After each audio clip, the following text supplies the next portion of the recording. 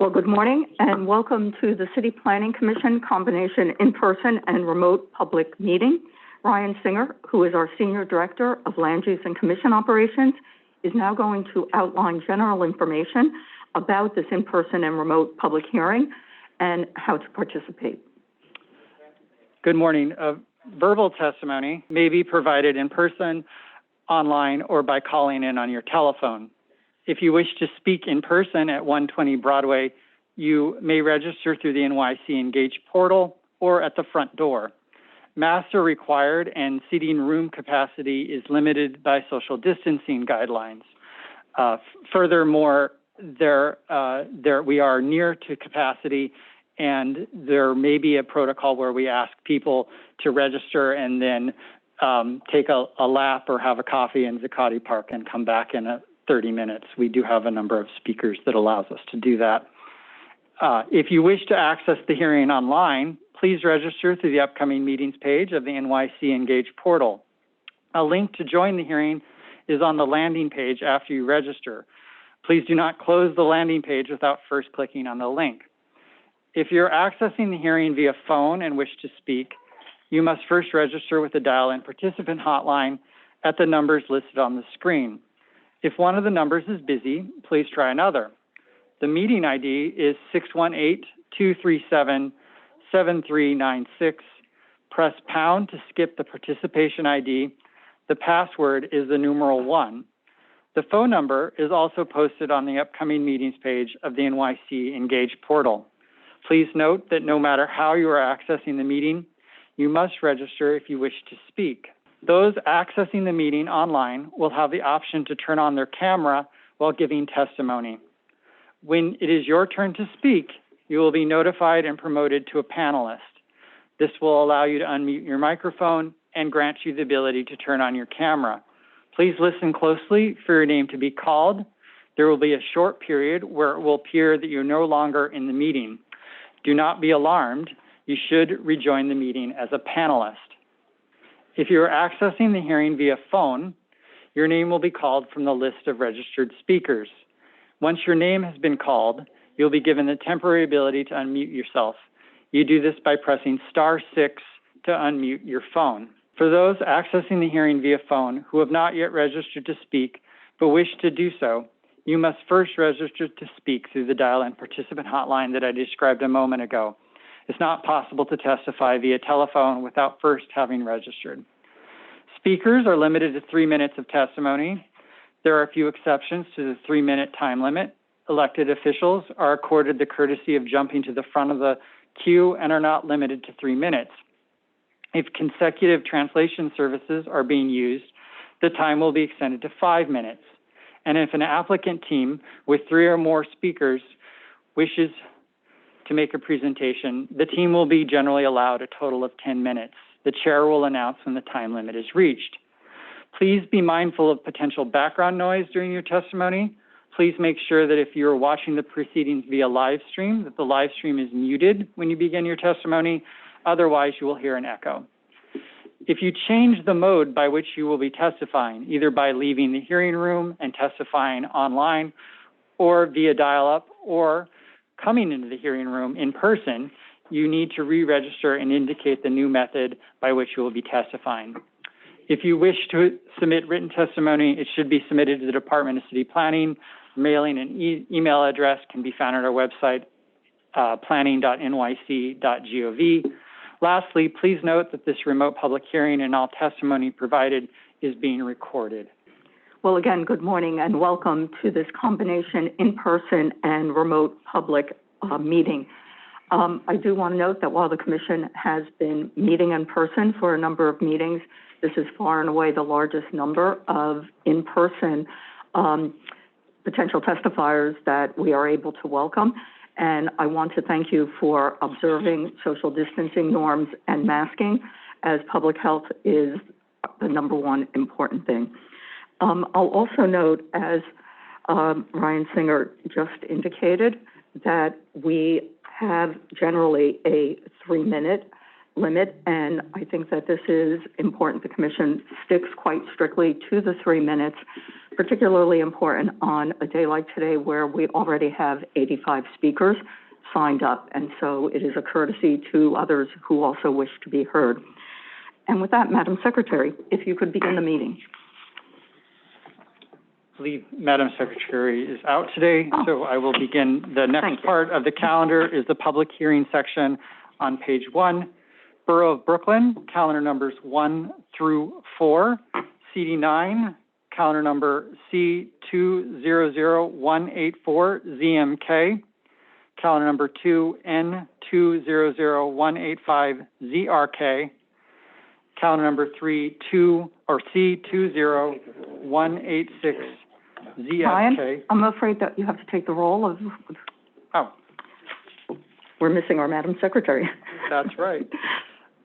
I'll now call the roll. Let's do that. Let's make sure we have a quorum. Thank you. Chair Lago. Here. Vice Chairman Knuckles. Here. Commissioner Burney. Absent. Commissioner Capelli. Here. Commissioner Cirillo. Here. Commissioner Dweck. Here. Commissioner Edie. Here. Commissioner Knight is absent. Commissioner Levin. Here. Commissioner Ortiz. Here. And Commissioner Rompashad. Here. A quorum is present, and I will now start the next part of the calendar. We've said Borough of Brooklyn, calendar numbers 1 through 4, CD9. Calendar number 1, C200184, ZMK. Calendar number 2, N200185, ZRK. Calendar number 3, C200186, ZSK. Calendar number 4, C200187, ZSK. Public hearing in the matter of applications for zoning map, zoning text amendments, and special permits concerning 960 Franklin Avenue rezoning. A public hearing is being held by the City Planning Commission in conjunction with the above ULURP hearings to receive comments related to the draft environmental impact statement. This hearing is being held pursuant to the State Environmental Quality Review Act and the City Environmental Quality Review Act. Before I call the applicant team, I would like to let the commission know that our general practice is to use our Monday review session to have the department inform the commission about the state of the public review, to give the commission updates on the recommendations from the community board and the borough president so that the commission is in a position to be well informed before the public hearing. We did that, the department staff did that on Monday. After the close of our Monday review session, we received new DEIS analysis.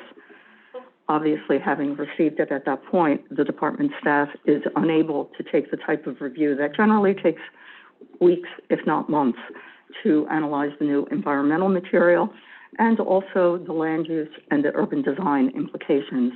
And so with apologies to the commission, the department staff will be seeing this new information along with the commission for the first time. With that, I call the applicant team. There will be a 10-minute presentation from an applicant team comprised of Christian Hilton, Ian Bruce Eichner, William Wallace IV, David West, and Jeff Rubin.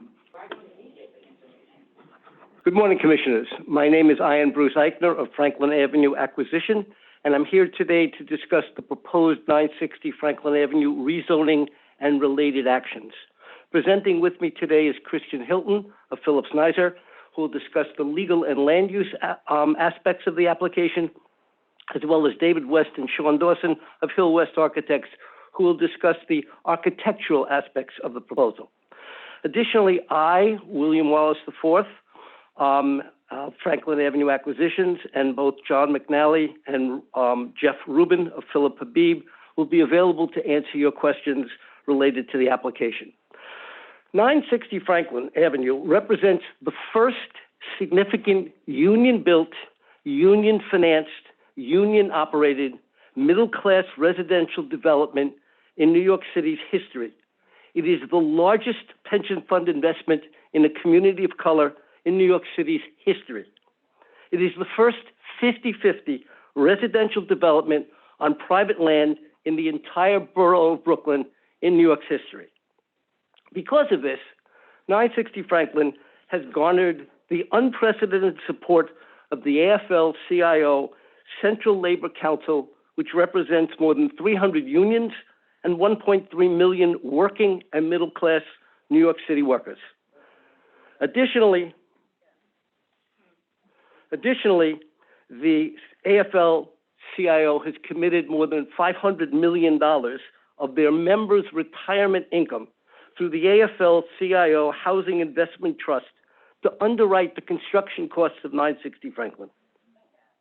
In addition to the aforementioned support of the AFL-CIO Central Labor Council, 960 Franklin has also received active support from 32BJ, the New York State, New York City Building and Construction Trades Council, and 100 Blacks in Construction. In order to achieve the level of affordability with spectrums of income reflecting the needs of New York City's working and middle-class residents, the project requires a density that would allow us to achieve that objective.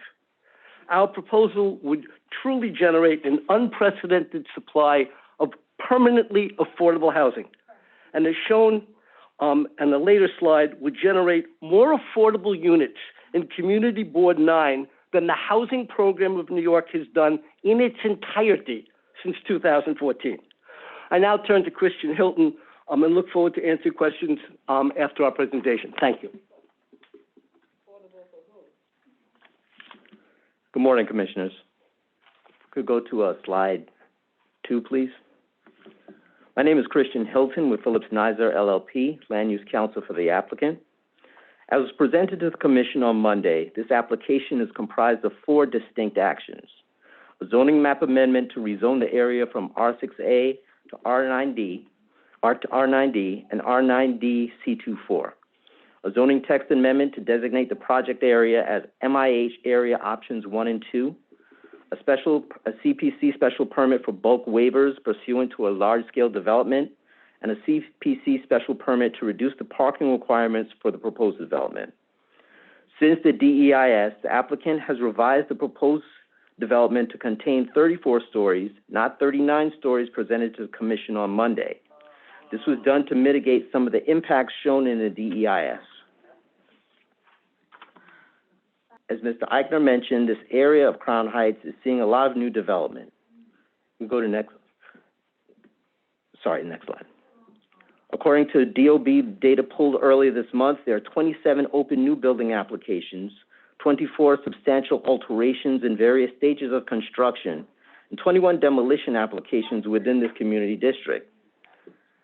The project area is uniquely situated to accommodate increased residential density. The site is well served by public transportation with the 2, 3, 4, and 5 subway lines, Franklin Avenue Shuttle to the Q, A, and C lines, and the B44 SBS bus line all nearby. The site is improved by a non-conforming manufacturing use that is terminating operations and does not require the direct displacement of longtime residents to make room for a new development. The project area is also bounded by higher density districts with R8A districts to the west and south, and an R8X district to the north approved by the Commission in the 2018 Franklin Avenue rezoning. The proposed actions therefore represent the best opportunity to generate new housing at the development site. That said, insofar as the Commission believes the greater residential density is appropriate here, but the proposed actions are inappropriate in the aggregate, the applicant will be presenting an alternative lower density scenario with R8X and R8X C24 zoning districts for the Commission's consideration. We are mindful of the comments made by the Chair at Monday's executive session about the Commission's ability to review alternate scenarios in light of the building-specific review given as part of the special permit applications. However, the lower density alternative being presented today, as will be expanded on as subsequent submission for the record, would not rely on any special permit, bulk waivers, or parking reductions.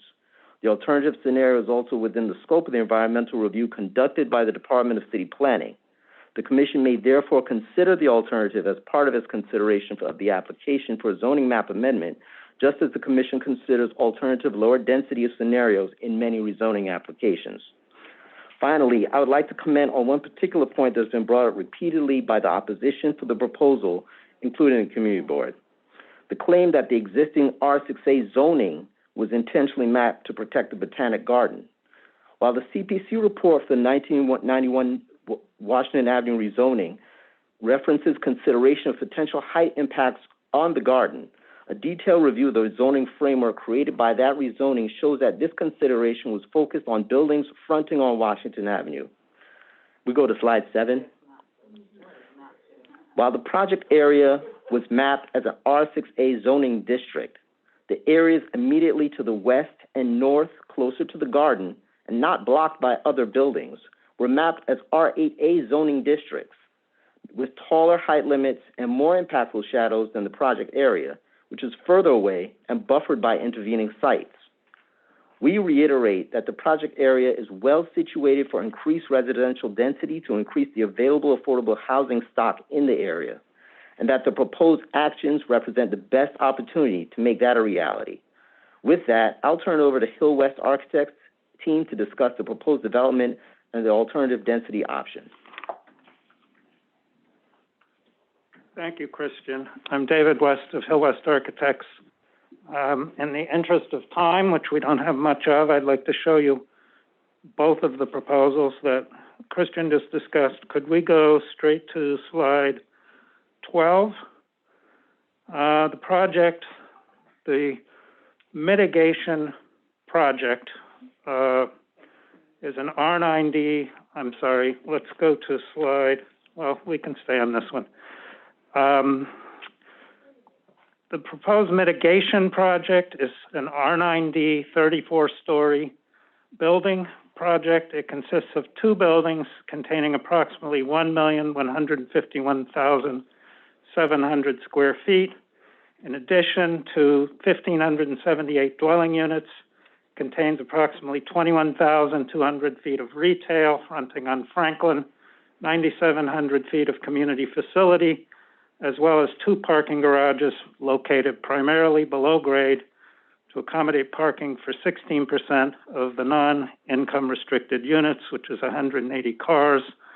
Of the 1,578 dwelling units, 784, which is 50%, are affordable for low and middle income families provided pursuant to the mandatory inclusionary housing program and Affordable New York.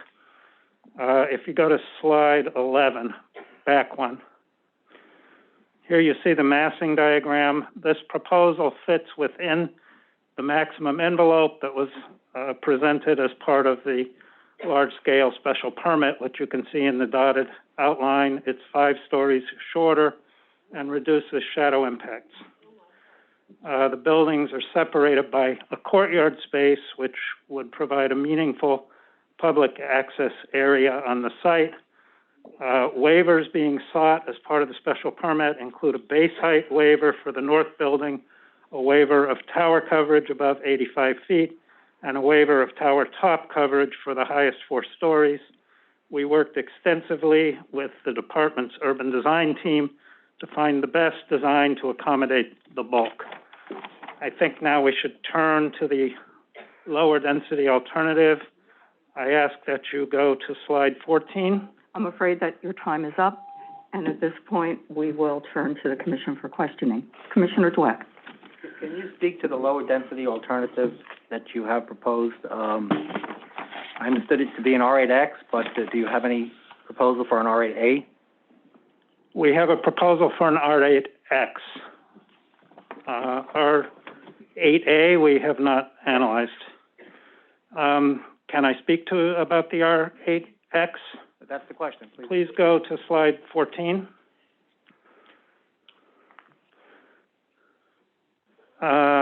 Slide 15.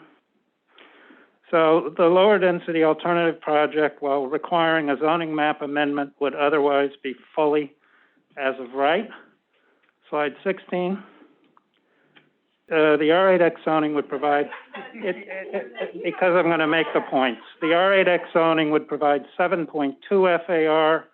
This yields approximately 855,000 square feet of zoning floor area, 1,170 dwelling units, of which 351, which is 30%, would be affordable under the MIH program.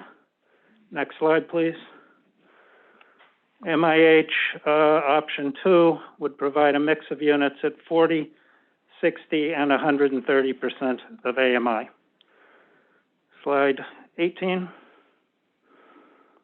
This shows the zoning mapping that would be required for this project.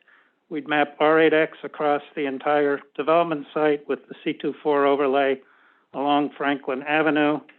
This zoning is consistent with the zoning that the Commission approved on the block directly to the north across Montgomery Street. Slide 19. Commissioner Black? Just more detail. Slide 20. Commissioner, excuse me. Sir, what would be the height on the proposed building under the R8X? The height would be 170 feet. If you go to slide 21, there's an image of 17, sir. So can I ask you, why have you chosen an R8X versus an R8A, which would give you the same density? And the height would be substantially less?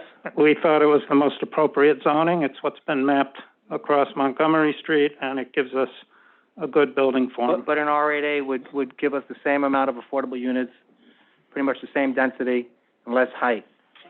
I'm not prepared to respond to that. Slide 21, which shows You've answered my questions. Thank you. I do need to correct a blatant misstatement. Something that requires a rezoning is not as of right. I said otherwise. Again, something that requires a rezoning is not as of right. Other questions from the Commission? Okay, then with that, we will thank the applicant team, and we will follow our standard process in which we start with 5 speakers in opposition, then turn to speakers in support, and go back and forth until all speakers have been heard. Our next speaker will be Farrah Forrest, to be followed by Elizabeth Peters.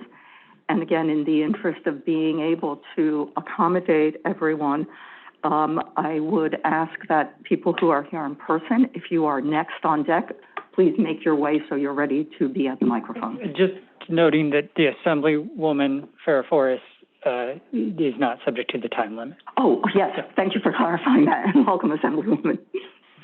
Good morning. Thank you so much, Council Planning Committee, for allowing me to speak today on 960 rezoning. Again, my name is Farrah Forrest. I am the sitting Assembly member for Assembly District 57, representing parts of Prospect Heights, Clinton Hill, Crown Heights, and bits of Bed-Stuy. I have been, and I want to be very frank, I have been at the job for only 6 months, 7 months, including July. However, I have been part of the community for the past 32 years. I have lived a block away from 960 Franklin Avenue for 31 years, and now I currently live at Ebbets Field, 1 block away, for the past 7 months. My parents still live at 12 Crown Street, which shares the same block as 960 Franklin Avenue. And my son was born 2 months ago, a block away from 960 Franklin Avenue. So in regards to the 960 Franklin Avenue rezoning, the community has spoken again and again. They have spoken, and they have been loud and clear. The council board and the community has rejected the proposal back in 2019. There has been little to no changes to the proposal since then.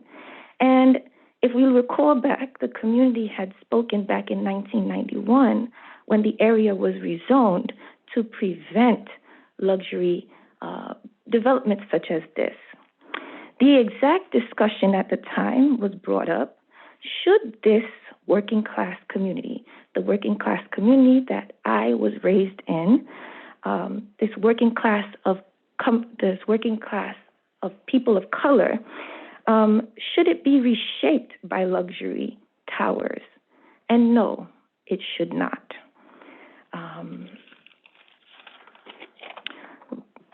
Residents have made their opinions clear through the process of democracy that it was afforded. Personally, I have seen the behaviors of landlords have changed at the prospect of significant rezonings. If I'm here today as the Assembly member, it's because I was activated by the prospect of being displaced in my building. My building, 12 Crown Street, in 2016 is a rent stabilized unit, a rent stabilized building, but we have been converted to condominiums. This is in anticipation of prospective or the anticipation of rezonings, right? What does that mean for us as residents in a rent stabilized unit? That means that every time a unit goes empty, that means now it is no longer affordable housing stock. It is now luxury condominium. So if you look in the neighborhood, there has been increased harassment, there has been increased evictions, and so many people have been displaced. So many community pillars are no longer there. All of the abuse of longtime residents stems from the anticipated development of more luxurious properties and luxurious units. Approving this development, approving this rezoning would be the premeditated murder of my community. The premeditated murder of Crown Heights. The Crown Heights that raised me to be a nurse, to be a working class woman, to be an assemblywoman today. This is the same community, Crown Heights, that I had hoped that I would raise my son in. But if this rezoning goes through and the affordability for the middle class, people like me, we would be kicked out and my son would not be able to enjoy Crown Heights, would not be able to enjoy Medgar Evers that have shaped my life, enjoy living across the street of the home of the Dodgers. That would be gone. So I think it behoves us today to take this rezoning quite seriously. The solution proposed today is not the solution that the community needs. What it needs is to be preserved. It needs to be protected and not given away to be annihilated by luxury developments. I am in opposition to the proposal. Thank you. Thank you, Assembly Member. If you wouldn't mind waiting, first, congratulations on the birth of your son. You've had quite the busy 7 months, Yes. And so we are pleased that you took the time during this time to come speak with us. Thank you. Are there any questions from the Commission? Okay, you are off the hook. Thank you so much, again. Chair. Thank you. Bye-bye. Our next speaker will be Elizabeth Peters, who will be followed by Diane Steinberg, and both will be testifying remotely. Hi, I'm Elizabeth Peters. Thank you so much for this opportunity. I really appreciate the Assemblywoman's comments. It's a hard statement to follow. Anyhow, I have lived in Brooklyn for close to 23 years and worked at Brooklyn Botanic Garden for 15 of those. I am not speaking so much as an employee of Brooklyn Botanic Garden as a citizen who's been watching this process and now knows more about ULURP probably than any civilian should. There is no question that constructing something this massive in this location will harm the garden, as others are going to testify. What I don't understand has been stated and demonstrated already by the gentleman bringing this proposal is why we're having this hearing today. The Franklin Avenue Acquisition Company knows full well what the area zoning is. This proposed 50% luxury housing project is speculative, hoping to realize a huge windfall if these exceptions are voted through. There is nothing that prevents them from building affordable or middle-class housing built and staffed by union labor as they, so appropriately would like to do at the as of right size. No public agency has gone on record to support this proposal. The commission made your feelings clear back in February, and the developer didn't have the professionalism to address these concerns or withdraw their application, and instead is trying to hijack the purpose of today's hearing to ram new information through without any review. The Community Board 9 spent 2 years with this proposal. They examined and discussed it at great length over this extended period of time and recommended that the proposal be rejected with no modification. I hope the commission will respect this request. In ULURP, the community board is the first to weigh in because they represent those most affected by local land use. Community Board 9 has asked that any alternative proposal for this site be submitted as a new project with a proper scoping studies and documentation, allowing the full opportunity for the community board to evaluate and provide their recommendation. I think I'm going to leave it at that. There were other recommendations that the community board made, but we are all aware of those. I thank you so much for the time that you are spending on this proposal. And absolutely perfect timing because the 3 minutes have just expired. We always enjoy welcoming new people to the wonderful world of ULURP. And with that, questions from the commission. Thank you, Ms. Peters. Our next speaker testifying remotely is Diane Steinberg, who will be followed by Pamela Pettyjohn, also remotely. Good morning. I'm not sure I'm on. Please continue. You're on. I'm on. Okay, thank you very much. Hi, as chair of the Brooklyn Botanic Gardens Board of Trustees, and on behalf of our trustees, I'm honored to address the commissioners today.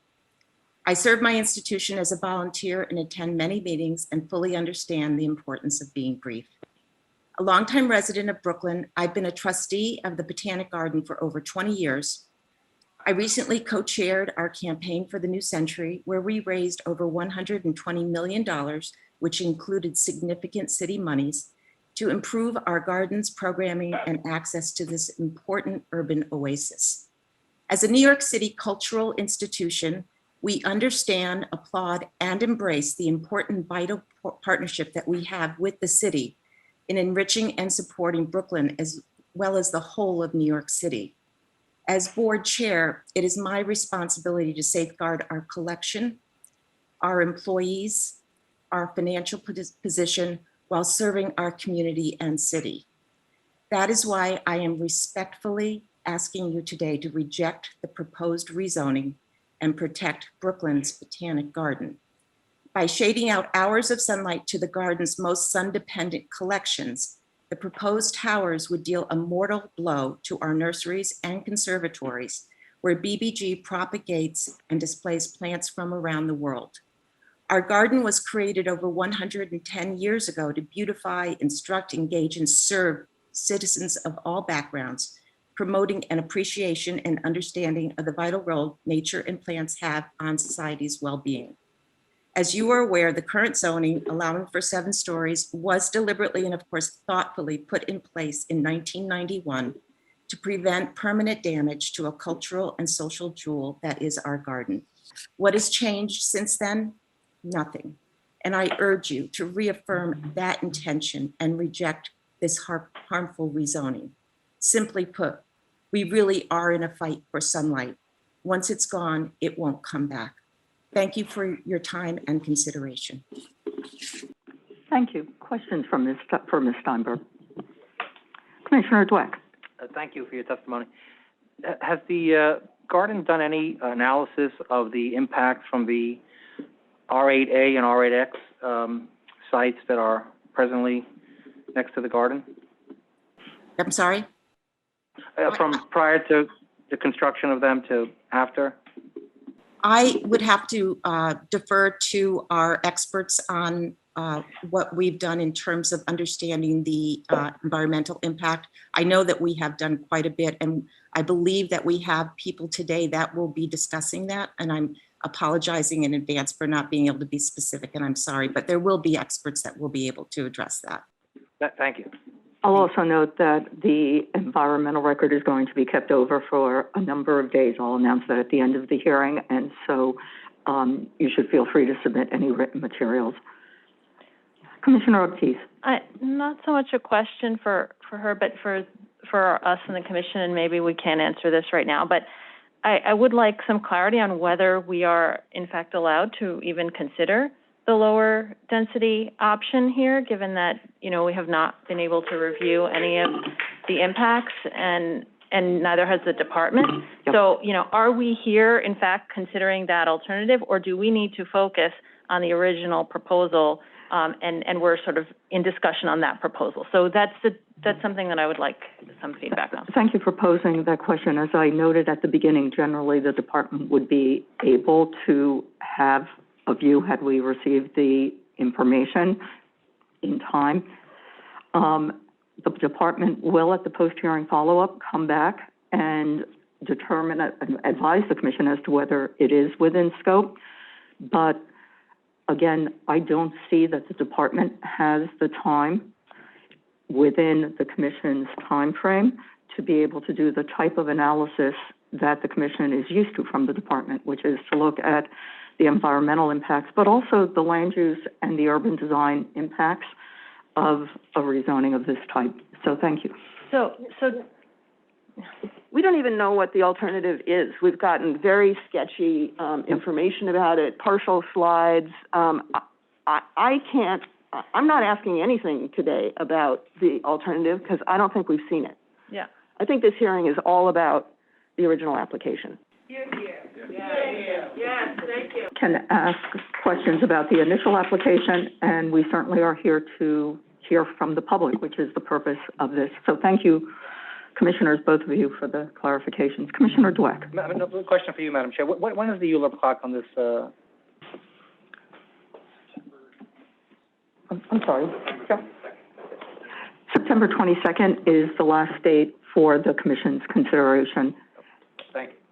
And again, I would note, as the commission is well aware, that with rezoning proposals of this magnitude, the department generally works in advance of certification with the applicant for a period that is measured not in weeks, but in months, to address environmental, land use, and urban design considerations, none of which we have seen here.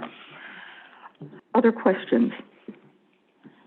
Then, well, thank you, Ms. Steinberg, and we will move on to Pamela Pettyjohn, who will be followed by Catherine Schneider. Good morning. I need to contribute to the conversation the fact that BBG casts broad sunlight across all of Brooklyn. Proof positive after the devastation of Superstorm Sandy, when the Coney Island community needed emotional uplifting, BBG rose to the challenge. The garden answered Coney Island beautification project's vaguely described call for assistance in beautifying our streets, tree beds, public spaces, community gardens, etc. BBG stepped forward, becoming a valuable resource between Coney Island Beautification Project and area youth and senior groups, churches, schools, merchants, tenant associations, homeowners, social and civic groups. Specifically, through BBG stewardship programs, our group of community members learned a wealth of information about the proper use of using native and flood-resistant plants. The members of Coney Island Beautification Project are part of over 70,000 Brooklyn residents that participate in BBG's community garden programs. Each year, such as Community Garden Alliance, Greenest Block in Brooklyn, Making Brooklyn Bloom. Our success is testimony to BBG and BBG. Brooklyn Botanic Garden blooms as a teaching hub for gardeners and educators across New York. BBG has helped us build horticultural knowledge to support our community in response to devastating effects of Superstorm Sandy. They have equipped us with tools to build community engagement through gardening. The greenhouse under threat by proposed 960 Franklin Avenue development grows plants that are displayed in BBG along with thousands of plants that are given away to schools and community groups such as ours every year. What starts out to be a small seedling in these greenhouses grows to make BPG's stunning, world-famous botanic garden that it is. They also go on to live in community gardens and streetscapes across the borough, greening Brooklyn and far beyond the garden gates. Brooklyn relies on BBG to help green its neighborhoods. Right now, BBG is relying on us to support its fight against harmful rezoning.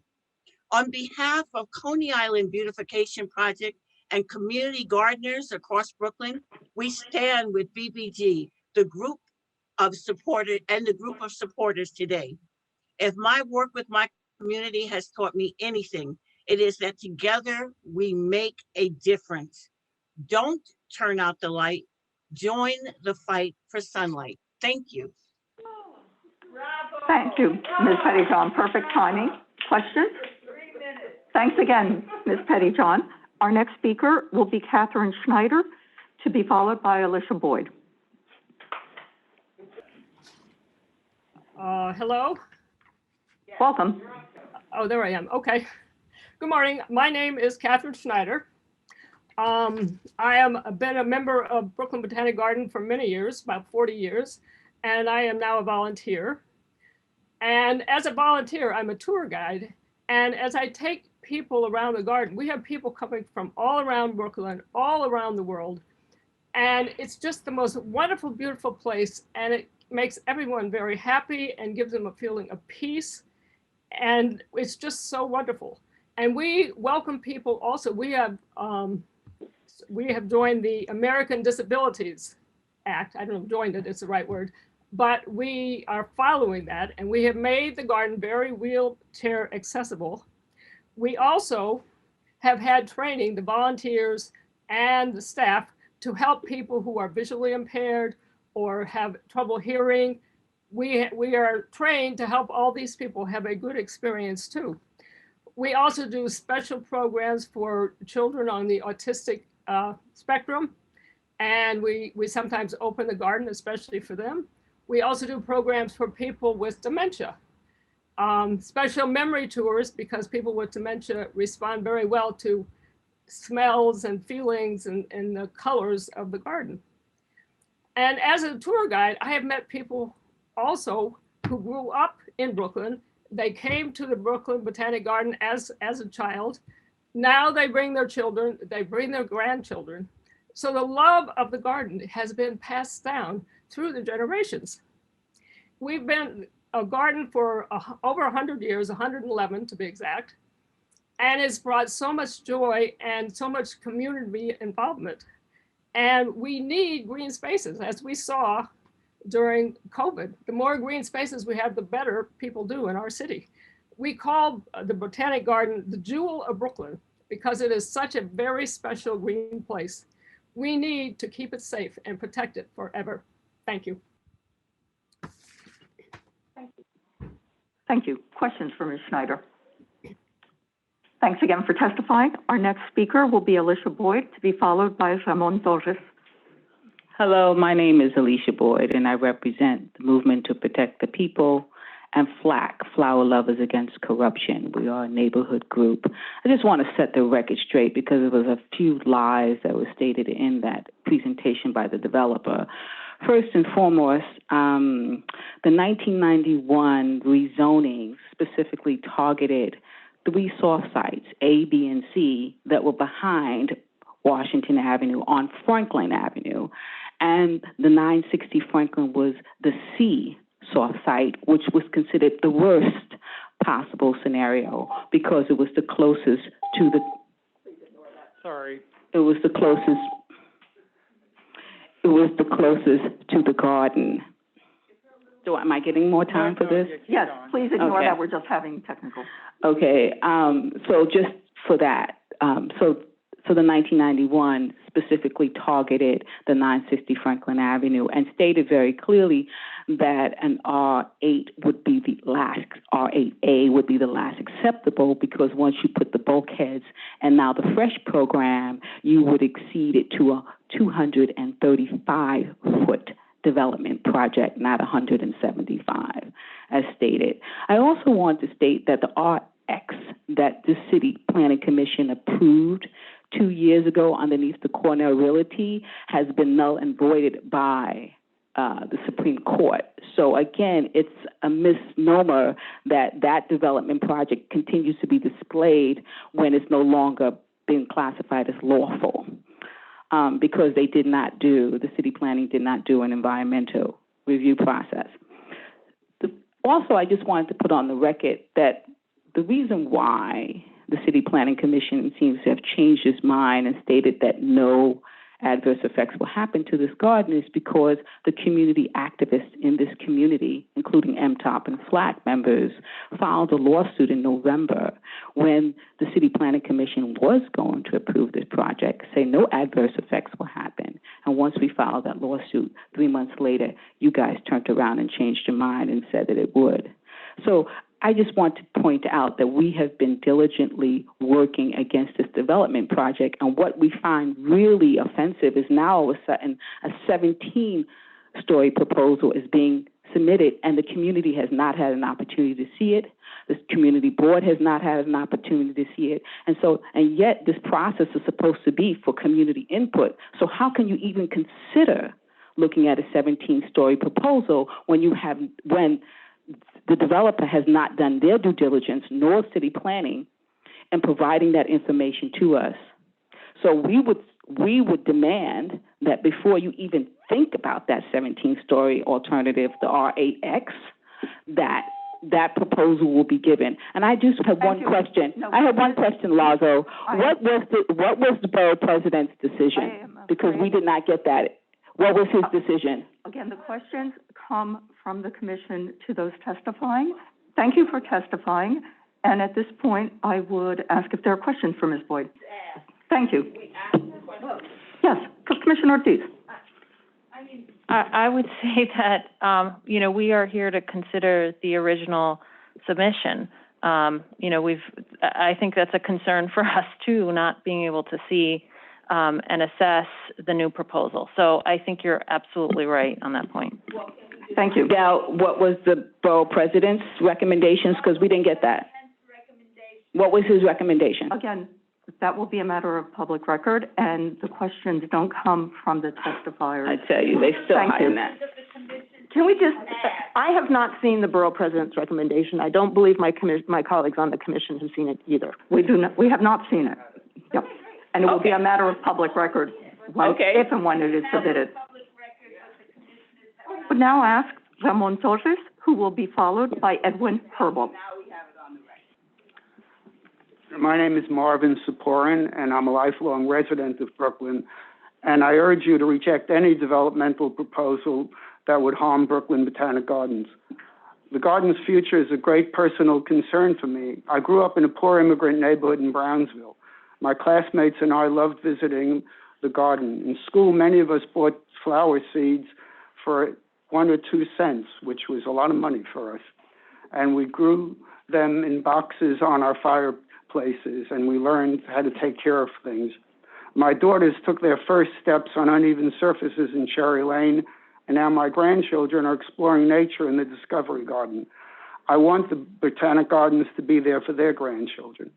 I realize that you're often called upon to weigh competing interests.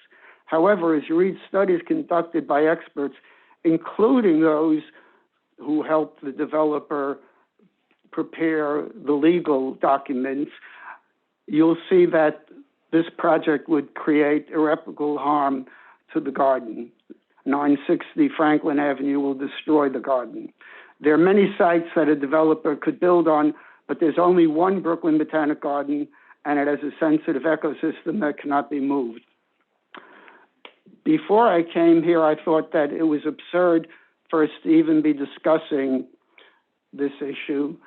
After hearing the organic fertilizer presentation by the developer, I'm outraged that he's taken up all of the time and resources of city entities and of the Botanic Gardens at this difficult time in our city's history, and has not had the decency or probably the capability of producing the needed information in a timely and appropriate fashion.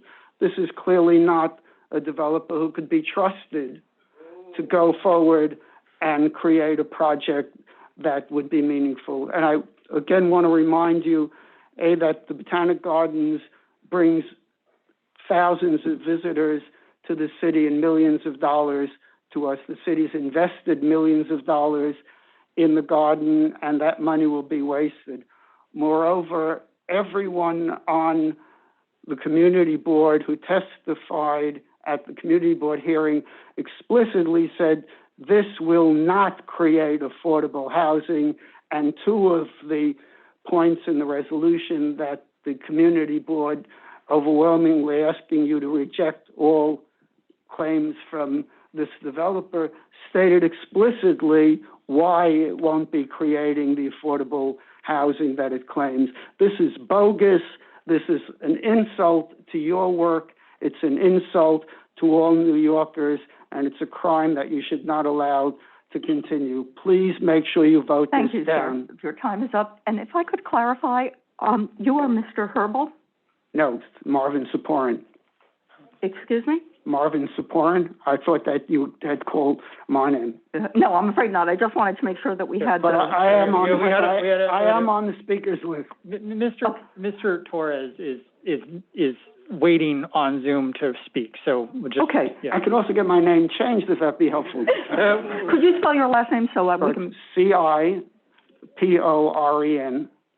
and first name is Marvin. And again, I thank you all for your... Thank you. Questions for Mr. Saporin? Okay, you're off the hook. And our next speaker will be Ramon Torres, who is testifying remotely, who will be followed by Edwin Herbal. Do you hear me? Yes, please. Welcome. Okay. Good morning, Chair Lago and members of the commission. My name is Ramon Torres, and I am a member of 32BJ. I'm here today on behalf of my union to express our support for the proposed project at 960 Franklin Avenue. 32BJ is the largest property services union in the country, representing 85,000 property service workers in New York City, including many who live in the Crown Heights neighborhood. 32BJ supports responsible developers who invest in the communities where they build. I'm happy to report that the developer, Bruce Eichner's Continuum Company and Lincoln Equities Group, has made a credible commitment to creating prevailing wage building service jobs and affordable housing at the site. This commitment is an investment in the community by providing wages and benefits that give working families the opportunity for upward mobility, security, and provide permanent affordable housing. This development will also offer new affordable housing units, with 50% of those units being given preference to current Community Board 9 residents. We know this development will continue to uphold the industry standard and provide opportunities for working families to thrive in Crown Heights. We need good paying jobs that can lift our neighbors up. We need access to housing that we can afford. On behalf of 32BJ, SEIU, I respectfully urge you to approve this project. Thank you very much. Thank you. Questions for Mr. Torres? Again, thank you. Our next speaker will be Edwin Herbal, who will be followed by Chase Ricketts. Hello. Sir, if you could keep your mask on in accordance with our protocols. No problem. My name is Edwin Hurdle. I'm from Brooklyn.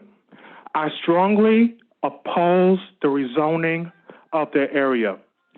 If the towers go up, then people's spirits will be let down. If the towers reaches 34 stories, then I will tell future generations a true story about how greedy and how cold-hearted these developers are, caring more about money than about nature. The towers will block the sunlight from entering the garden, destroying and killing thousands and thousands of plants. The garden is the heart and the soul of not only Crown Heights, but of Brooklyn. Since this project will block the sunlight, the whole community deserves this project to be blocked. Thank you. Thank you. Question for Mr. Herbal. Again, thank you. Our next speaker will be Chase Ricketts, to be followed by Adrian Benepe. Hello, I will be taking Chase Ricketts' place. Chase, is No, that okay? Thank you. I'm afraid that is not Well, I'm on the possible. list to speak, but I actually am on a time clock, so somebody's waiting for me. I'm afraid that we follow the order in which people testify. Chase is not going to go, so I'm going to take his place. Thank you. I'm afraid that we don't have that possibility, and so why we is will that? move on. Again, because out of consideration, we consider people in order, and we would be glad to hear from Mr. Ricketts and then to hear from you again. Chase? Yeah, Chase. Can I take your place, love?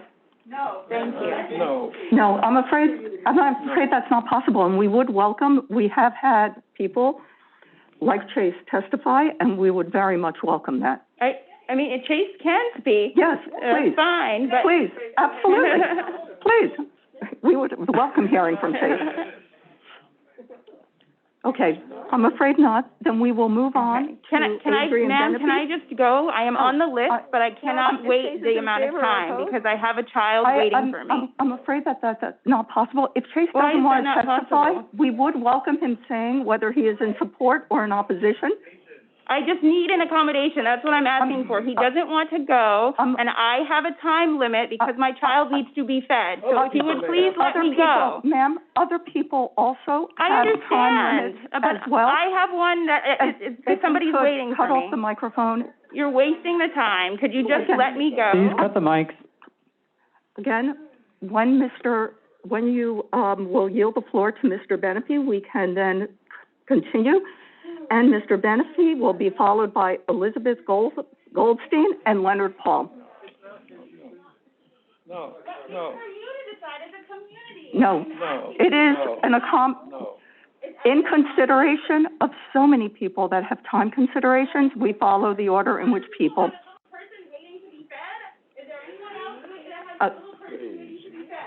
Yes, ma'am. Again, you are just delaying you're delaying the hearing.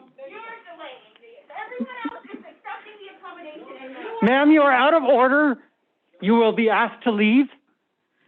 And again, you are holding up the testimony of others.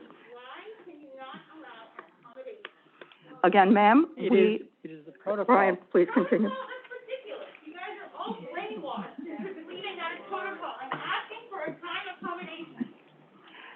If we could welcome Mr. Benepe to be followed by Elizabeth Goldstein.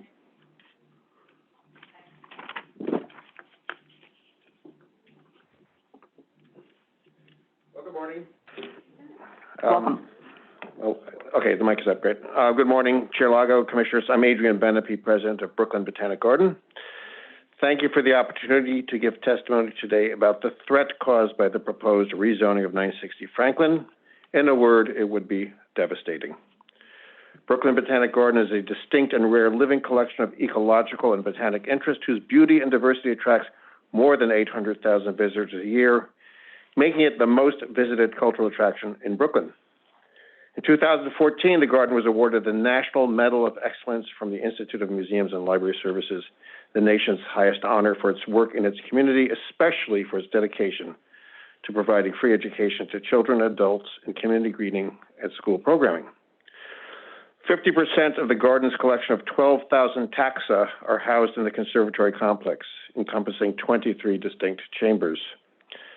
These chambers house collections of desert, tropical, and warm temperate plants, some rare and endangered, such as the Walemi pine, as well as world-class collections of orchids and the largest collection of bonsai in the Northeast, several more than 200 years old.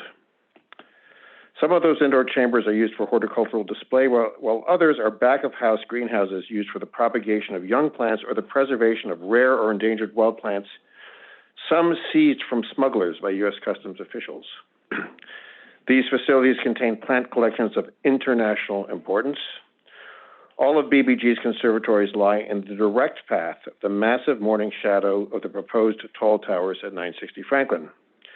Moreover, all of BBG's annual and perennial plants are produced in one of several nursery spaces of the conservatory for ventral outplanting in the garden. There is no other place to accomplish this work. Therefore, the direct shadows on BBG's propagation and growing facilities will have a dire potential impact on the entirety of the garden's living collections.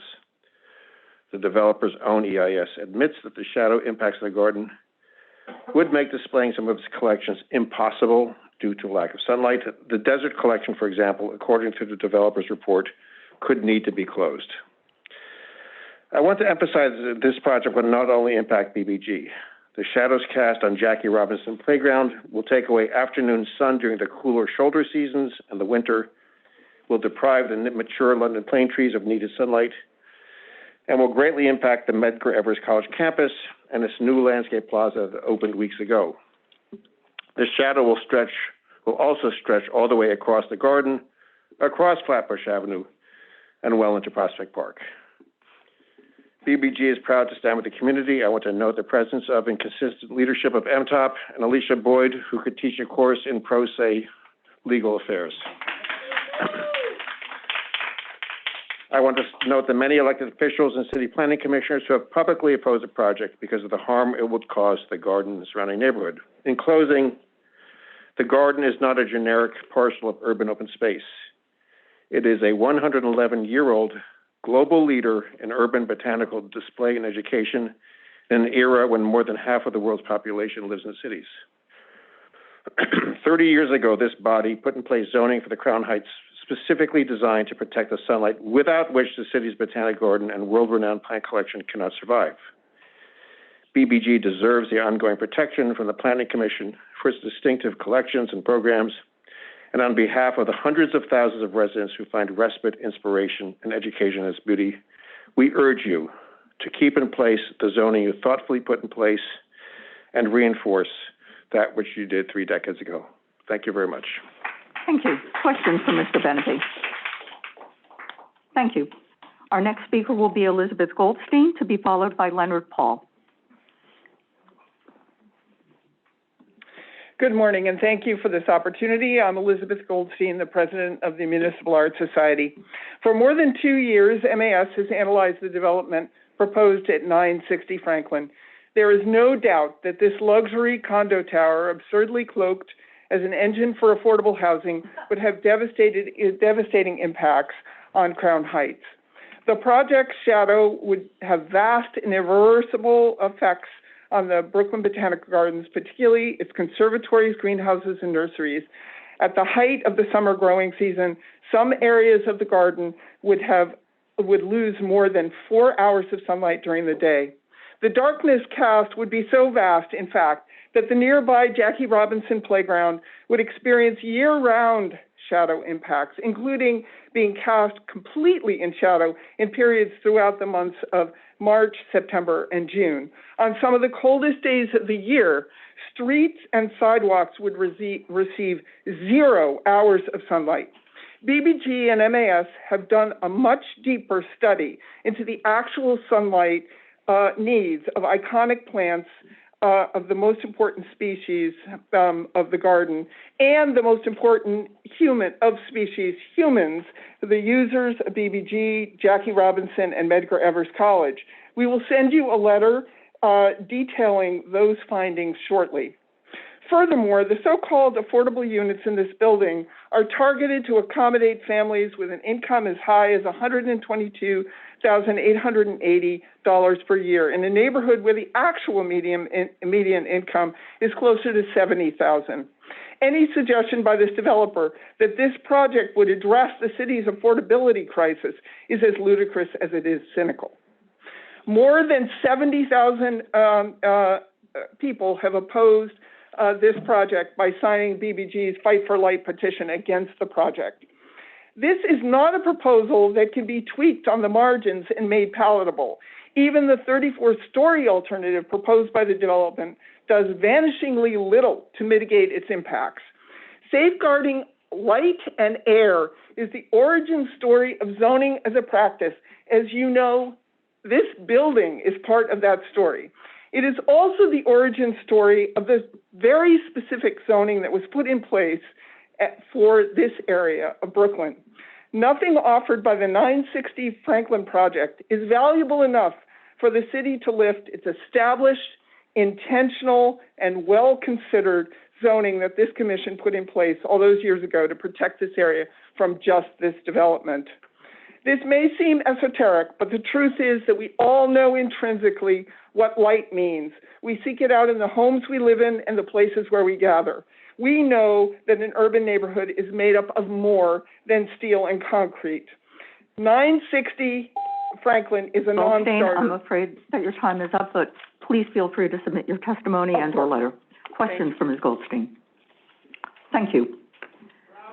Our next speaker is Leonard Paul, who will be followed by Grace Betts. Good morning, Commissioners. My name is Lenny Paul, and I'm the foreman of the Steinhardt Conservatory and Nursery at the Brooklyn Botanic Garden, the areas that's going to be mostly affected by 960. I'm also the president of Local 374 of District Council 37. Thank you for the opportunity to come before you today. BBG's conservatory is a year-round operation. We're open in the middle of winter when the temperature dives below 0 degrees, to the middle of summer when the temperature soars over 100 degrees. We're a special place to our visitors, displaying over 4,500 different taxa of plants ranging from as far away as Africa, Asia, Australia, North, South, and Central America. While you're in the conservatory, the tropical pavilion looks and feels like you're in an actual real rainforest. You're greeted by a towering 65-foot-tall mahogany tree. There are fruit trees such as bananas, papayas, mangoes, guavas, starfruit, jackfruit, soursop, cocoa, and coffee, literally with fruits hanging from them. In a warm temperate pavilion, a Wallamine pine tree welcomes you. This tree was once believed to be extinct by botanists. Our desert pavilion displays cacti from the Old and New World, including the Mojave and African desert. Our aquatic pavilion displays a vast collection of orchids, including the tiger orchid, one of the largest orchids in the world. We're also very proud to have one of the largest bonsai trees collection in the Northeast. Additionally, our nursery produces approximately 23,000 seedlings annually, which are all displayed all over the garden in spectacular beds, borders, and containers. The 960 Franklin Avenue project will have a catastrophic and devastating impact on these growing areas due to the shading. Without adequate sunlight, plant health will suffer, resulting in many species unable to produce flowers and fruits, thus making them susceptible to pests and diseases. Our nursery will not be able to produce the amount of seedlings we're going to need for our displays. In order to protect and maintain the health and longevity of BBG's world-class plant collection, we must keep the current zoning and firmly oppose any rezoning. I want to tell you a story of a personal interest. In doing my time at BBG, we've had a few accidents of my colleagues crossing Washington Avenue. I haven't heard any discussion about the traffic scenario on Washington Avenue so far. Most recently, one of my colleagues was crossing the Washington Avenue. He was hit by a car, thrown 6 feet up in the air, landed on the road, shattered his leg. Fortunately for him, he survived. Unfortunately, he had to retire early than he wanted to. The traffic congestion on Washington Avenue is a nightmare for those of us who live and work there right now. Think about putting up another building and the increase in density of the traffic.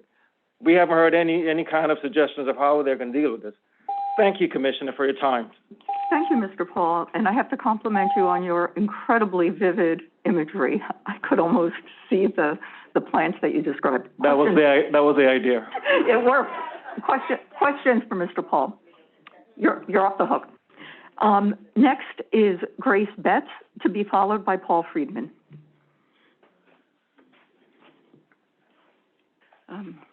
Good morning, Chairman Lego and Commissioners.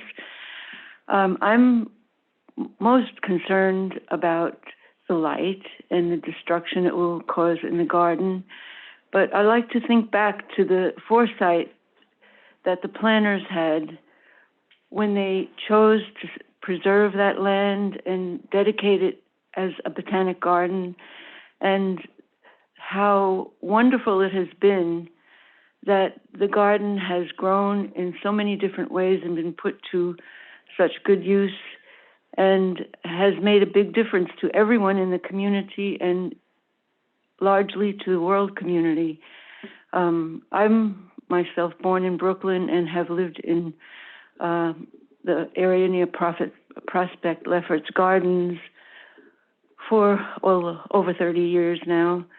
And the projects that have been supported by the garden and have educated and helped people learn to use plants in the whole community of Brooklyn is palpably seen. When I was first on my block on Lincoln Road, people didn't put out planters.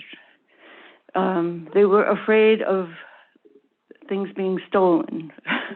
And now, with all the intervention of the Brooklyn Gardens, Brooklyn Botanic Gardens, classes, outreach, and other ways that they have of promoting gardening in the whole borough of Brooklyn and beyond, it's a whole different story. So come out and look at the neighborhoods. I think I remember also I worked as a social worker at Prospect High School. It's been a long time. Anyway, yeah, thank you.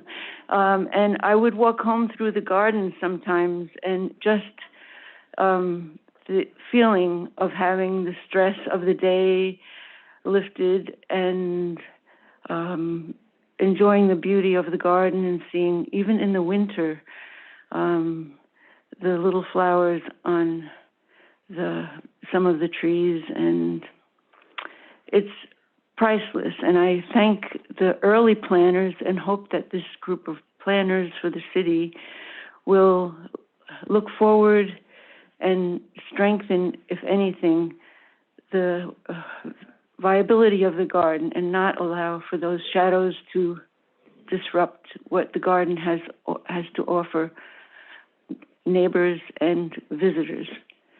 Okay, thank you. Thank you for your testimony. Questions? Thank you. Then our next speaker will be Paul Friedman, to be followed by Esteban Giron. Okay. I've lived in the neighborhood for 31 years.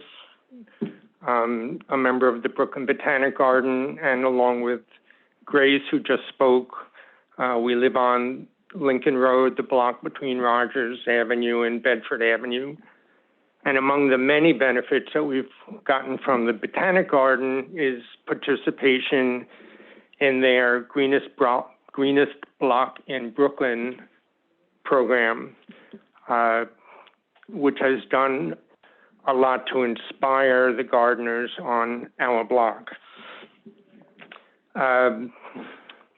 Many of the previous speakers have already testified about the importance of the Botanic Garden to the community, to Brooklyn at large, to the whole city, to visitors from around the world, and to the adverse effects on the garden and other aspects of the community that would be caused by this development.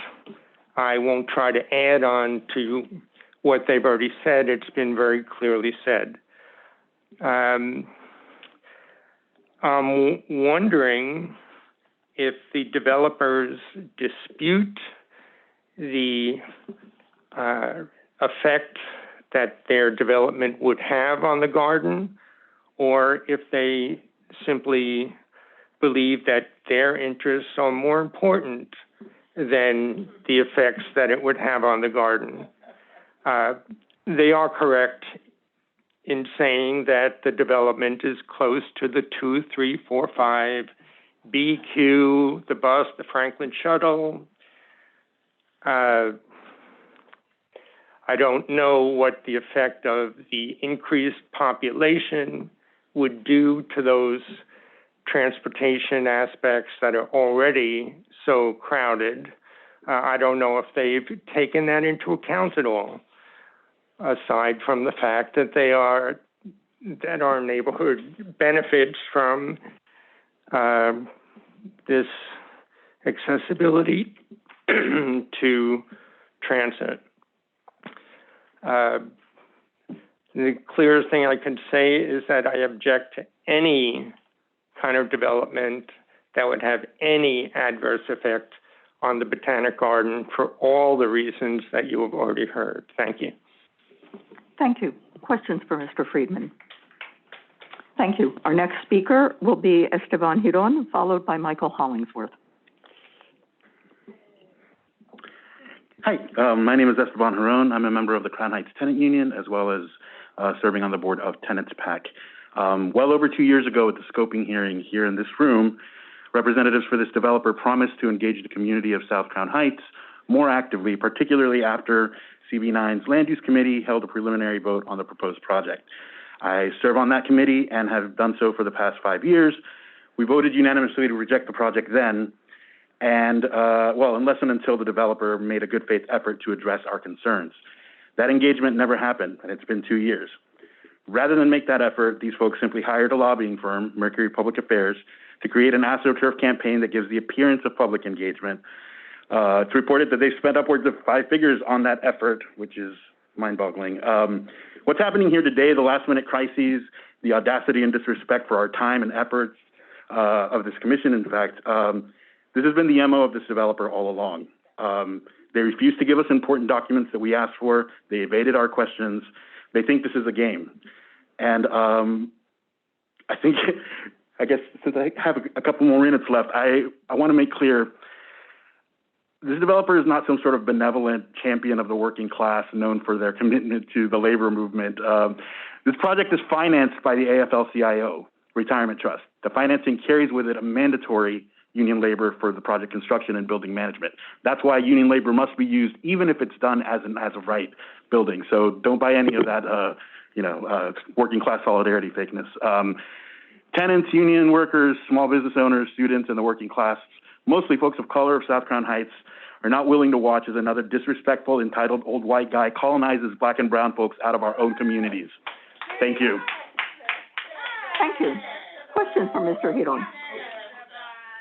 Okay, our next speaker then will be Michael Hollingsworth, who will be followed by William Antizu. Thank you. My name is Michael Hollingsworth. I'm a lifelong Brooklynite and resident of Crown Heights. And to be specific, I live in the southern portion of Crown Heights.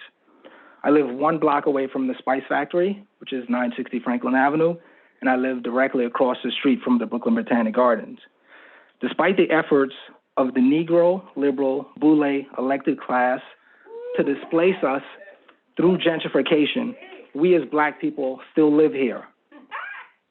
We're a poor to working class community. We're still a neighborhood in which we make on average between $35,000 to $40,000 a year. We're still a majority Black, American, and West Indian community, and we continue to be targeted for luxury development. Brooklyn Jewish Hospital, gone, replaced with market rate housing, with new luxury condos being developed across the street. Our Bedford Union Armory given away to private developers. A 50-year supermarket will be closed in 2 days to allow for more luxury housing. Along Bedford Avenue, a daycare center has been demolished to be replaced with a parking lot, and a bank across the street will also be closed. Rent-stabilized units and buildings are being illegally deregulated, Frankensteined, and emptied out to allow for more luxury housing.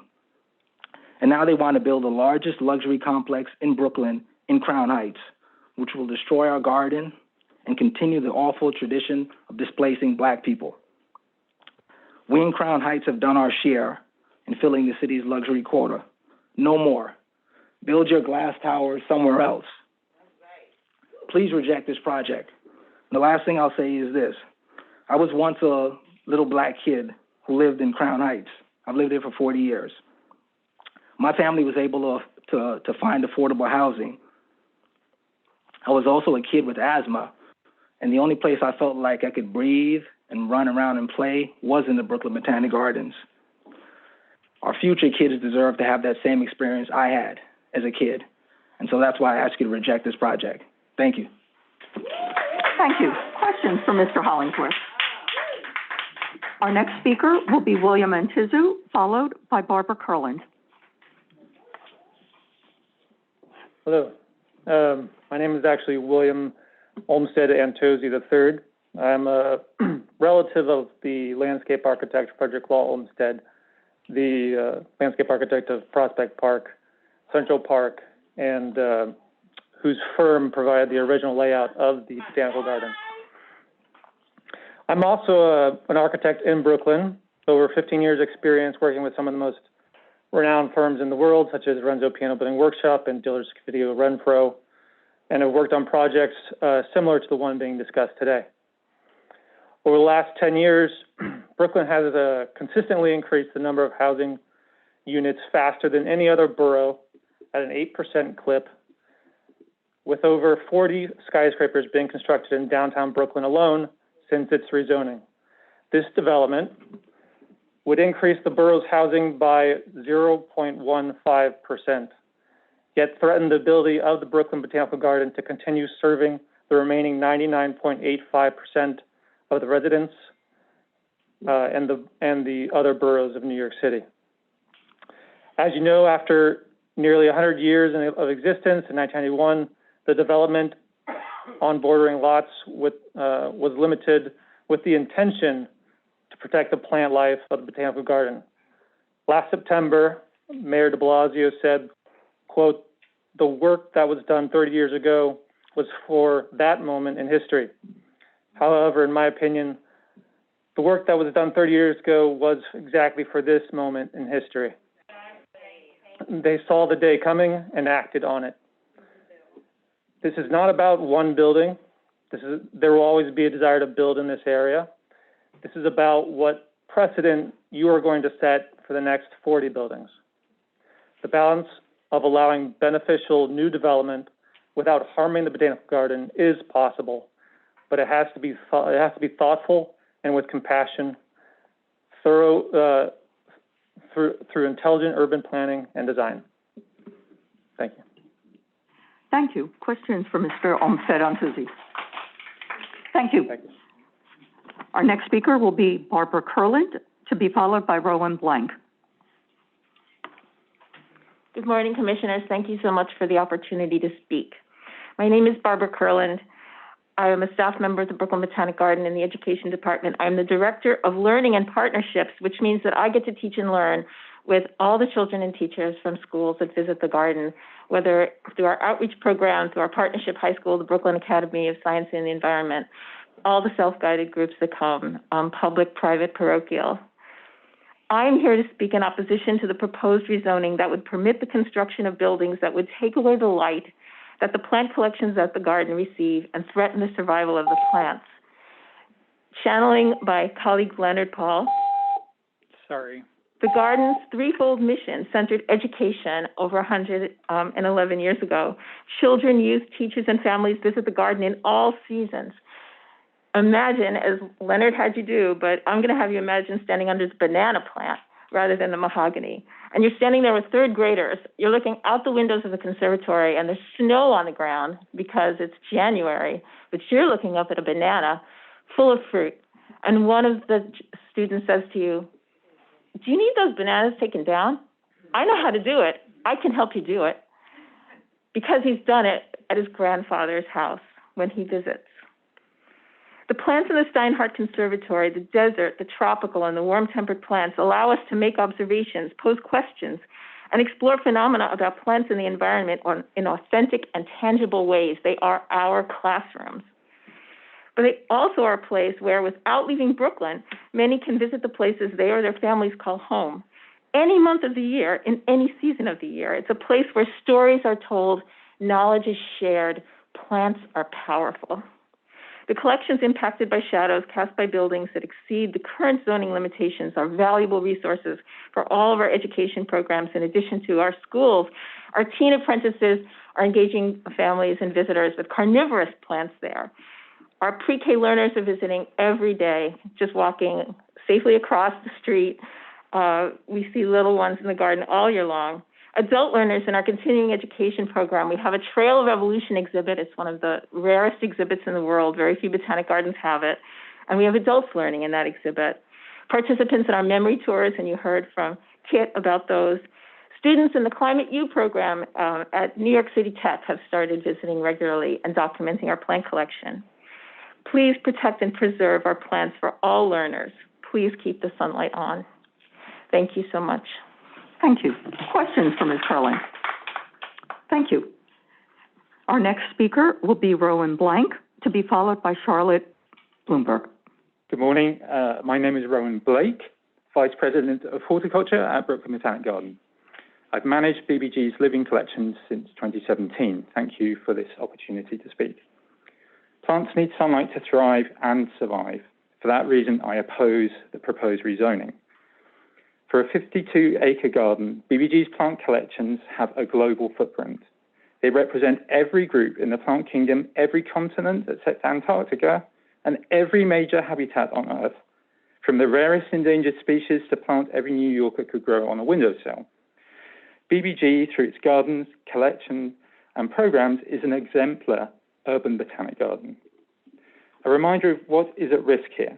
A fifth of our long-term plant collections, 7,000 taxa from more than 18,000 plants, are housed in our conservatories, and the rest of the garden, plus local schools and community gardens, rely on our propagation facilities, which colleagues have said propagate tens of thousands of plants a year. It's taken 111 years of continual care, community support, and investment of public funds to build up this collection. These plants have been acquired from thousands of sources, reciprocally from an international network of botanic gardens, plant conservation work in the wild, and many private donors. Analysis has shown that around 4 hours of direct sunlight would be lost from these intensive growing spaces. The damage to plant health, our facilities, and the diversity of our current collections would be year-round and irreversible. It would also hamper our ability to acquire and share plant material in the future and jeopardize our ability and accreditation to work with state and federal agencies on vital plant conservation projects. The audacity of this proposal is astounding. First, the developer said that only plants on the lots at 960 Franklin would be affected, even though it's 150 feet due east from the garden's most sunlight-sensitive facilities and plants. Then they said no significant adverse shadow impacts were to be expected. Then, begrudgingly, that irreversible, significant negative impacts would occur. A garden is possibly the ultimate sunlight-sensitive resource, with no viable alternative to natural sunlight. By every measure, including the developer's own consultants and assessments, the proposed development would be terrible for the garden and its collections. What the developers ask you to do here is to vote for an act of cultural and scientific vandalism. Please oppose any rezoning of 960 Franklin Avenue. Thank you for your time. Thank you, Mr. Blake. Questions? Thank you. Our next speaker will be Charlotte Bloomberg, to be followed by Ashley Goggany. Just to note, Ms. Bloomberg is via Zoom, so we'll... Great, thank you. Hello? Welcome. It appears that you have two pieces of equipment perhaps on. If you could mute or move to another room, one of them. Please feel free to begin. Sorry. My name is Charlotte Bloomberg, and I moved to Brooklyn 43 years ago to Prospect Lefferts Gardens and immediately joined the Brooklyn Botanic Garden. Today, one of the architect drew our attention to the space between his two towers. You'll notice there was a driveway running through it, and called that open community space. But he didn't mention that forever, he was changing the environment of the Brooklyn Botanic Garden, casting shadows on Medgar Evers College and the Jackie Robinson Playground. The zoning was created to protect and preserve the garden. It was thoughtful, respectful to the generations to come, a gift to all of us, a garden to treasure, Brooklyn's jewel. This non-green building will forever impact the garden and the surrounding areas. Years to come, if this zoning is changed to allow this monstrosity and the other buildings that will surely follow to take advantage of the changed zoning, our children, their children, will ask, how did this happen? What were they thinking? For what they will see is not what exists now, but they will know what it looked like because they will find it in their grandparents' photo albums. We cannot let this happen. Talks about affordable housing, previous speakers have addressed that, but this will not bring affordable housing to Crown Heights, to Prospect Lefferts Gardens, to Prospect Heights. This project does not check that box. I thank you for your time. I know you will make the right decision. 70,000 people have signed their names. Join them and reject this proposal. Thank you for your time. Thank you. Questions for Ms. Bloomberg? Thank you for testifying. Our next speaker is Ashley Gagani, followed by Elizabeth Ate. Hello, I'm Ashley Ganyai, coordinator for Project Greenreach, Brooklyn Botanic Gardens outreach program for kindergarten through 8th grade teachers and their classes from Brooklyn Title I schools. I'm also an alum of BBG's Garden Apprentice program, a program designed to expose teens to urban agriculture and their environment. Thank you for the opportunity to give testimony today about why protecting BBG's growing houses, conservatories, and the programs that use them are so important to nurturing young city-born environmentalists like myself. I became a garden apprentice at BBG in 2009. I never thought that the garden would become my second home and that 12 years later, I would still be part of the BBG community.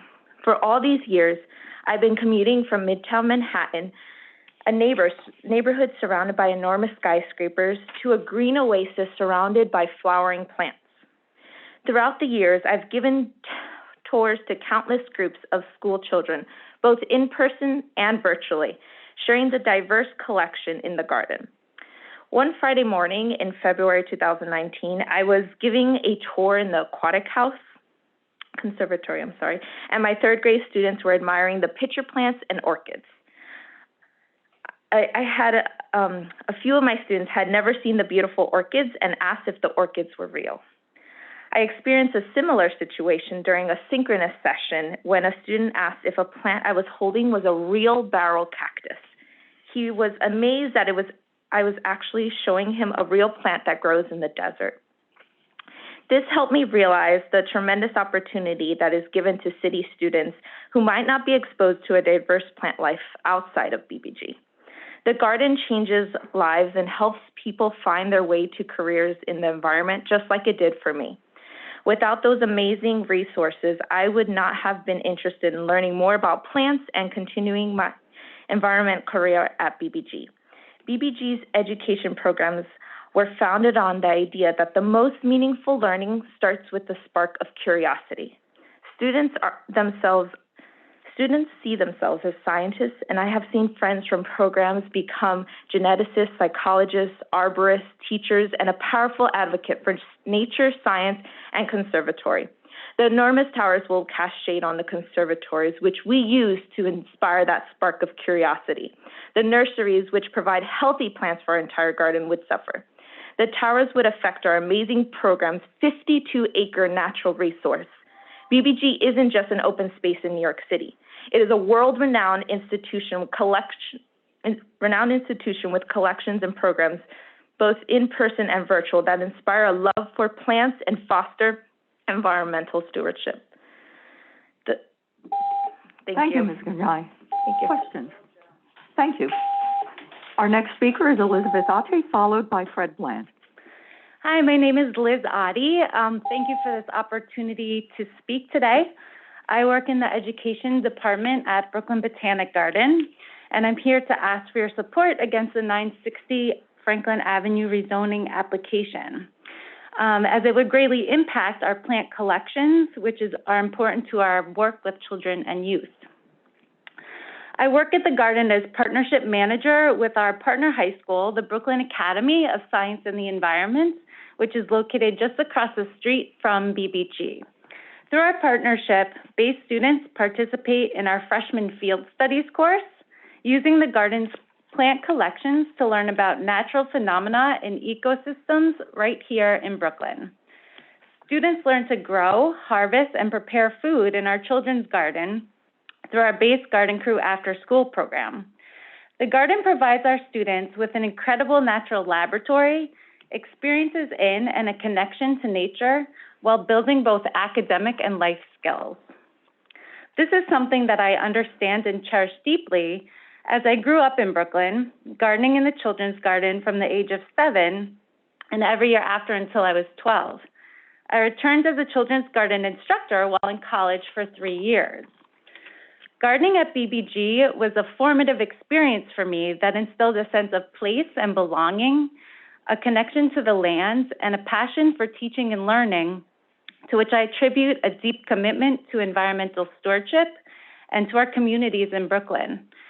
The zoning should not be changed as it would cause permanent damage to the garden's collections, which are vital to this work with our students. Thank you very much. Thank you, Ms. Ate. Questions? Our next speaker is Fred Bland, to be followed by Julia Bryant. Good morning. My name is Fred Bland. I have served on the board of the Brooklyn Botanic Garden for nearly 30 years, and for 10 years as the chair of the board. I currently serve as the chair of the garden's Land Use Committee. In my professional life, I am managing partner of Bayer Blinder Bell, just 20 floors up in this very building, and have led major projects in this city for nearly 50 years, including significant historic preservation projects, as well as the design of many contextual new buildings. At BBB, we pride ourselves in designing new buildings which fit in with their neighbors, not stick out. For all its 110-year history, BBG has been known throughout the world, perhaps uniquely, for its commitment to the diverse and ever-changing community which surrounds it. Its collections and programs educate and delight nearly 1 million visitors a year. Our associated high school, which you've just heard about, BASE, the Brooklyn Academy for Science and the Environment, right across Washington Avenue, uses our 52 acres and the growing houses as their labs. In the recent past, I led the board as chair through a series of site refinements, readying this venerable institution for a new century and a focus on environmental sustainability.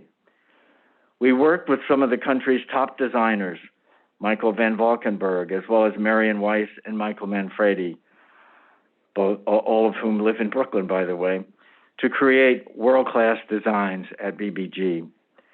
I am simply appalled by the audacity of the current proposal, which would put so much of what BBG has accomplished, much of it with public money, at risk. It would permanently damage the garden's conservatory complex and ability to propagate plants. The developer's own environmental impact statement admits that the garden would likely lose the ability to grow desert plants any longer. Growing and maintaining a diverse collection of plants from around the world allows the garden to fulfill its mission to educate adults and children and to engage them in a lifelong understanding of the rich and varied world of plants. I believe in a robust and growing city with new housing, affordable for its residents. However, this is simply the wrong project for this site, as it would bring permanent damage to a world-renowned botanic garden, and I urge you to reject it. Thank you. Thank you, Mr. Bland. Questions? Our next speaker? Oh, yes, I am sorry. Commissioner Levin. I don't so much have a question, but an observation to contrast with the powerful testimony of Mr. Bland and so many others here. I want to read from the executive summary of the draft environmental impact statement, where the applicant says this about the Brooklyn Botanic Garden. The Brooklyn Botanic Garden is an open space resource that is fenced off from the surrounding neighborhood with limited hours of access and requires a fee during most hours for admission. As such, although it is an important public facility, it is not integrated into the urban fabric of the neighborhood or a defining feature of neighborhood character. I believe the testimony we're hearing today demonstrates that that statement is absolutely wrong and calls into question much of the other information in the EIS. Thank you.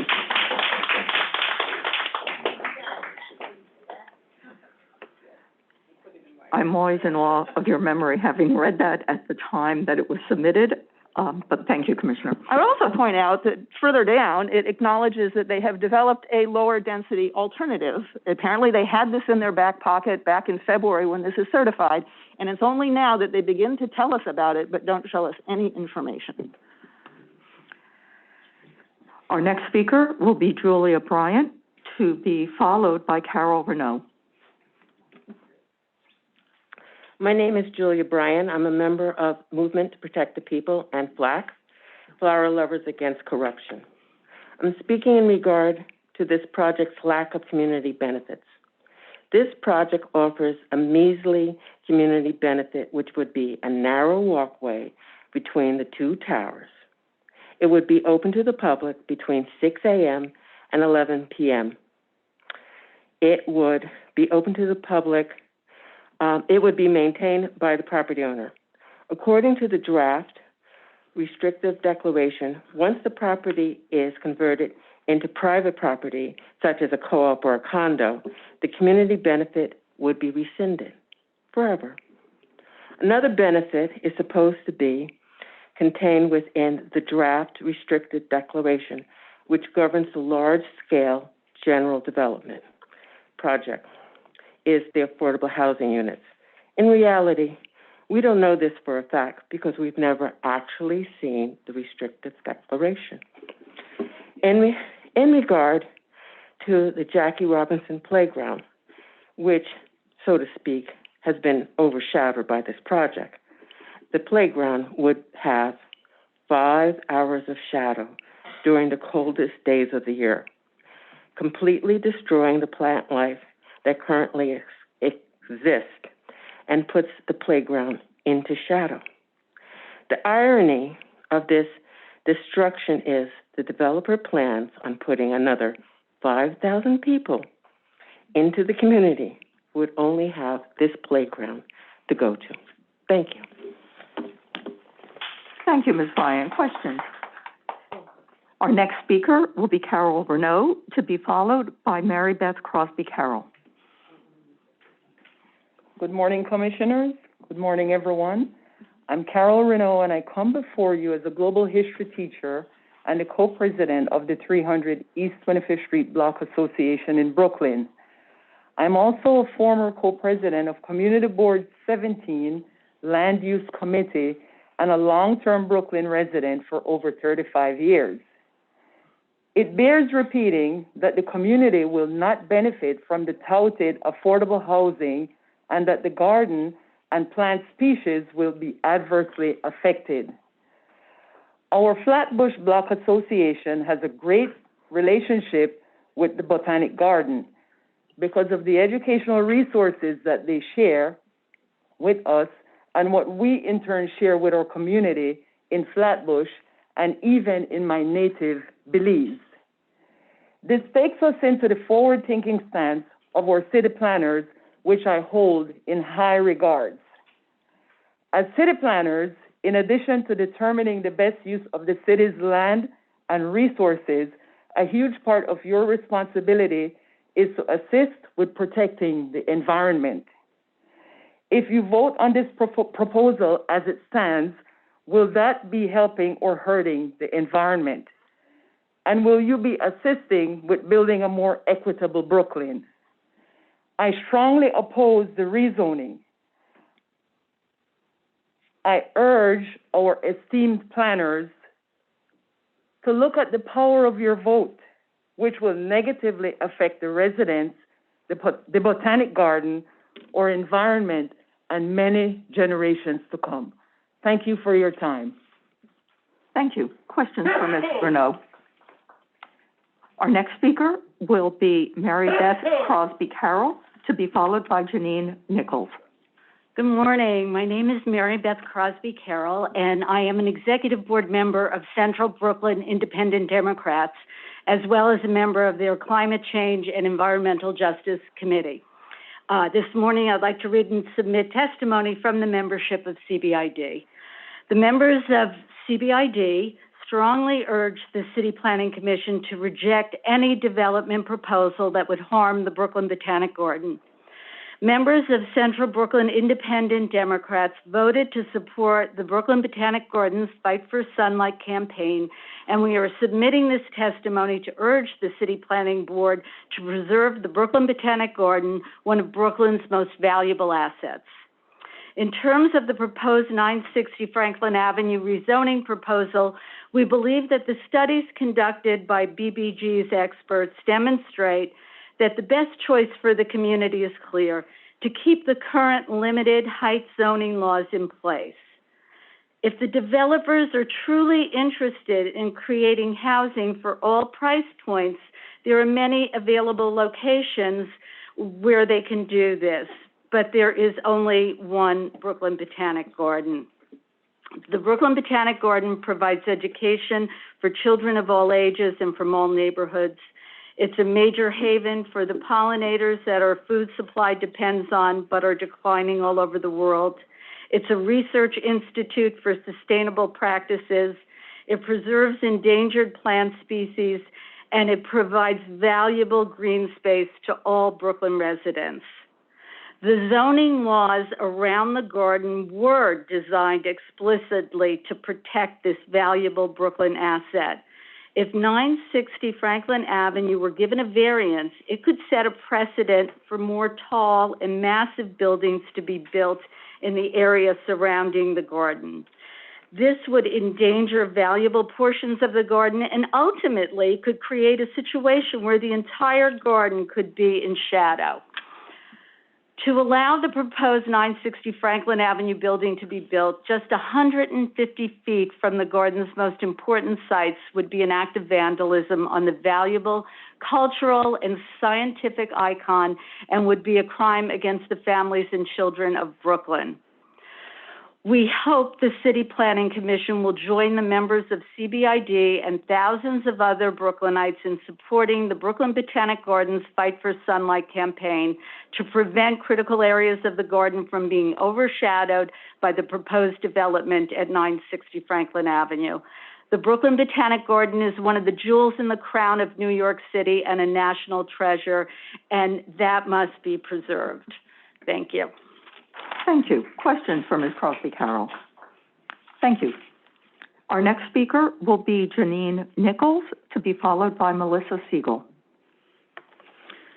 Good morning. My name is Janine Nichols. I'm the secretary of the Sullivan Ludlam Stoddard Neighborhood Association in Crown Heights and a proud member of MTOP and FLAC. I'd like to start by pointing out, as has been previously observed, that we have never seen the draft restrictive declaration on this project, despite multiple FOIL requests, legal actions, and over 2 years, and a new mandate added to the city charter. No one has seen these plans, and yet here we are. I urge the board to take umbrage at the disrespect shown by this developer for your jobs. Continuum is seeking a large-scale general development designation, which means a manufacturing and industrial designation that conveniently carries no height limits, few parking requirements, or pesky building residential requirements regarding sufficient light and air for people in sensitive ecosystems, for instance, the Botanic Gardens. It has thus far been reserved for shopping centers and light manufacturing, most recently the Nassau Brewery West on Bergen Street, a project now stalled for financial reasons, but located in a commercial district, unlike here.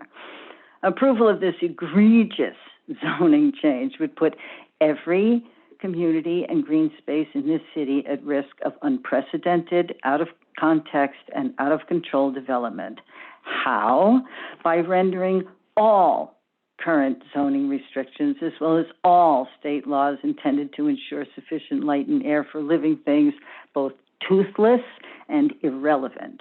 It is an outrageous proposal that should never have made it off the back of the envelope. It must be summarily dismissed and sent back to the drawing board. Let them build market rate apartments as of right, as they threaten to do.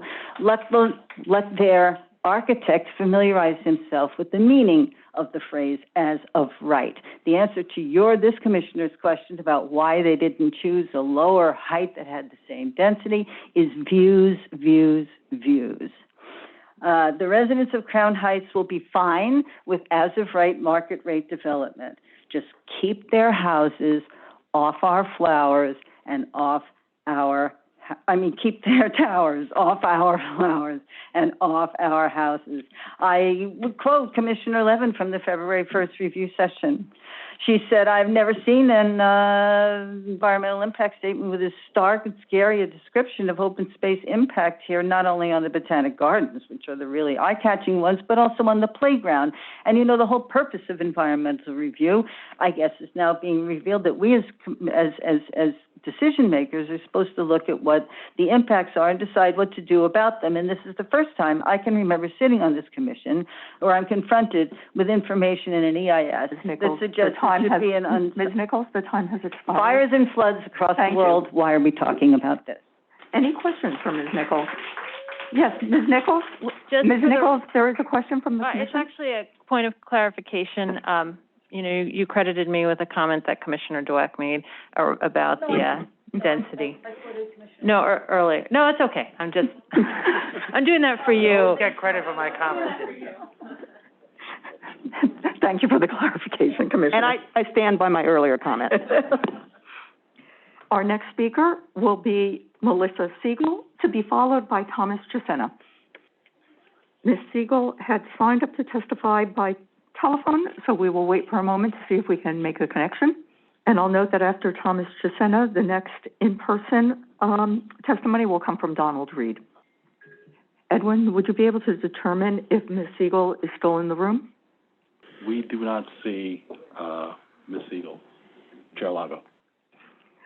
Okay, then we have next up Thomas Chisena, who will be testifying remotely as well.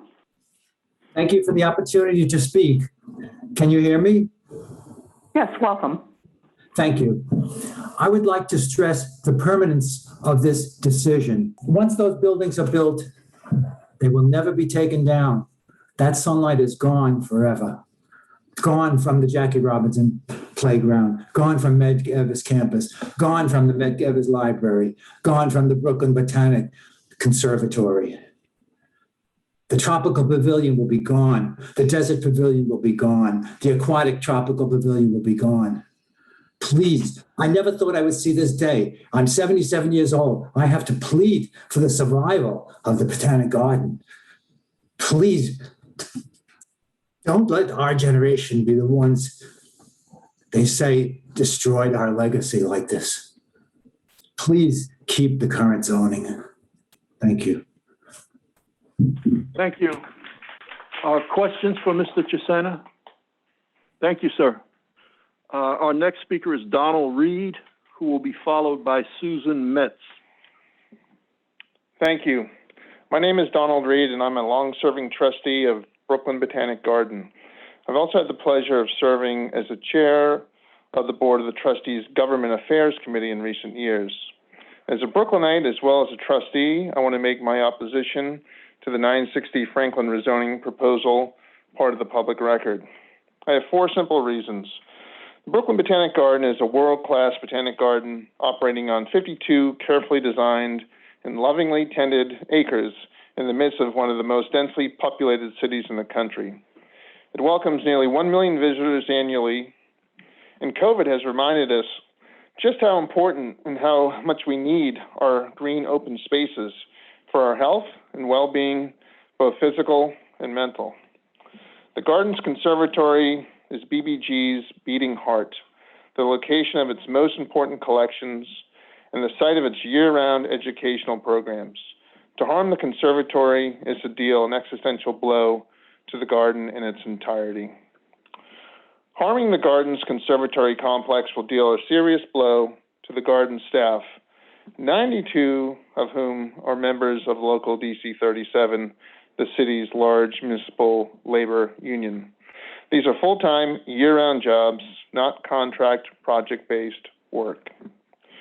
Together with private citizens, the city has invested millions of dollars in creating and operating this institution.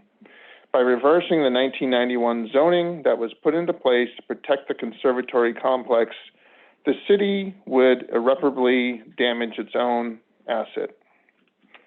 I urge the members of this panel to honor the intent of the 1991 zoning that was intended to protect Brooklyn Botanic Gardens conservatories from aggressive overreach by developers in order to maximize their profit. Thank you very much. Thank you. Questions? Thank you. Susan Metz? Not here. She left. Maureen O'Brien, to be followed by Chantal House. Maureen O'Brien. Good morning, New York City Planning Commissioner, Chair Marissa Lango, Vice Chair Kenneth Knuckles, Esquire, and members of the New York City Planning Commission. Thank you for this opportunity to testify. My name is Maureen O'Brien. I'm the Community Field Manager at Brooklyn Botanic Garden. I work with the people of Brooklyn in community gardens, block associations, urban farms, and tree beds. I'm a longtime Brooklyn resident and homeowner. Like Mayor Bill de Blasio, I strongly oppose the 960 Franklin Avenue development. This project would negatively affect the Brooklyn Botanic Garden and surrounding neighborhood with the disorderly growth and inappropriate development. It must be denied with no modifications. BBG is the people's garden, a treasured, necessary resource that belongs to the people of Brooklyn, New York City, and beyond. The existing zoning protects and preserves sunlight, as many horticultural experts and people from the greening community have already attested. This would also greatly damage the community greening plant propagation and nursery area. We grow and donate thousands of units of plant material every year to community gardens, urban farms, mutual aid growers, and block associations all over Brooklyn, including the neighborhoods like Canarsie, Bedford-Stuyvesant, Brownsville, and East New York. BBG is part of the heart and soul of the people of Brooklyn. When I'm working in the field outside the garden gates, here's what I hear. I visited on a class trip. It was amazing. We took plants and pond water back to look at under microscopes. We learned where food comes from, that nature connects us all, how plants can heal, how trees make air. We went to BBG and got engaged, got married, went on a first date, took graduation photos, brought children as infants, had family outings, wheeled grandma around the Cranford Rose Garden. We held a memorial for Mom, prayed and mourned the loss of a friend, sought solace during 9/11, visited to stay sane during the pandemic. These milestone memories are from the heart and soul and did not happen in shadow or darkness. The importance of sunlight for a thriving botanic garden cannot be underestimated and must not be diminished. As an employee of New York City and a horticultural and community manager, I offer my expert advice that this proposed project must be stopped immediately. Thank you very much. Thank you. Questions for Ms. O'Brien? Thank you. Chantal House, to be followed by Irene Van Syke.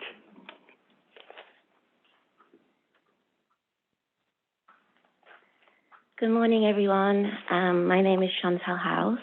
I'm just really emotional about all of this. I didn't plan to be here this morning. I'm a BBG member, so I went on the website and to put tickets, and I saw the alert that this is happening, and I just had to be here. So I've got a 5-year-old son called Noah and a 2-year-old daughter called Winnie. And Noah just completed 2 wonderful weeks of summer camp at BBG. And every day we have this habit at bedtime to ask him, you know, what's your favorite moment of the day? And he said, every night, harvesting my Swiss chard, pulling up the carrots, we cook those every night. And, you know, these are kids that we have to force to eat vegetables. And those 2 weeks, those kids ate their veg.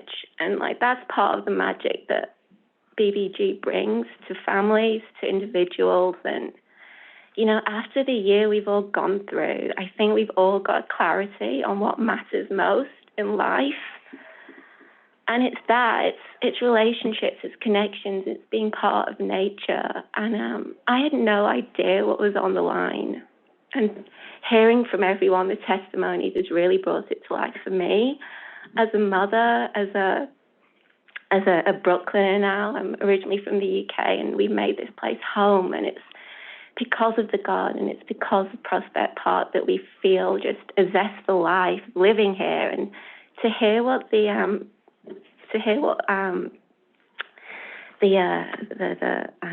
proponents of the building have said about how the garden just isn't integral to the fabric of this community is just abhorrent. I can't believe that those words were put down, because I'm here today to tell you what the garden means to us and families. And I just want it to be there for Winnie when it's her turn to take the classes. And the thought of the light being literally blocked out and preventing this rich place of learning and diversity from ever, like, being real, like, it just saddens me. So thank you all. I'm going to look you all in the eye and just tell you that this garden means a lot, and please make the right decision for our children.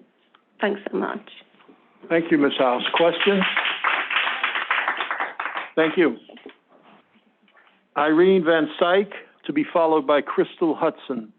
I am Irene Van Slyke, testifying on behalf of the Sierra Club, a national environmental advocacy group with a citywide membership of 15,000 people.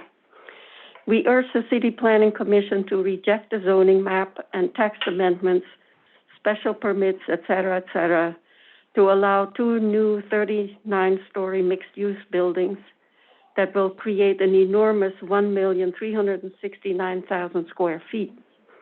It's ironic to stand here to make the case for the importance of sunlight, since in 1916, the first New York City zoning resolution was passed in protest over this very building, 125 Broadway, because it robbed people of air and sunlight.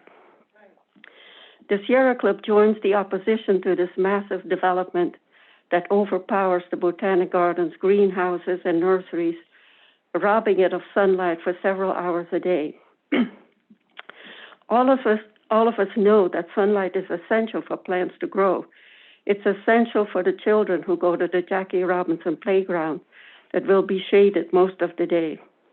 Sun exposure is needed to synthesize vitamin D that builds bones in children. People who are depressed are often told to spend time outside where there's bright light, or are treated with artificial light, because the sun boosts a chemical in our brain called serotonin that gives you energy, calms your mind, and keeps you focused.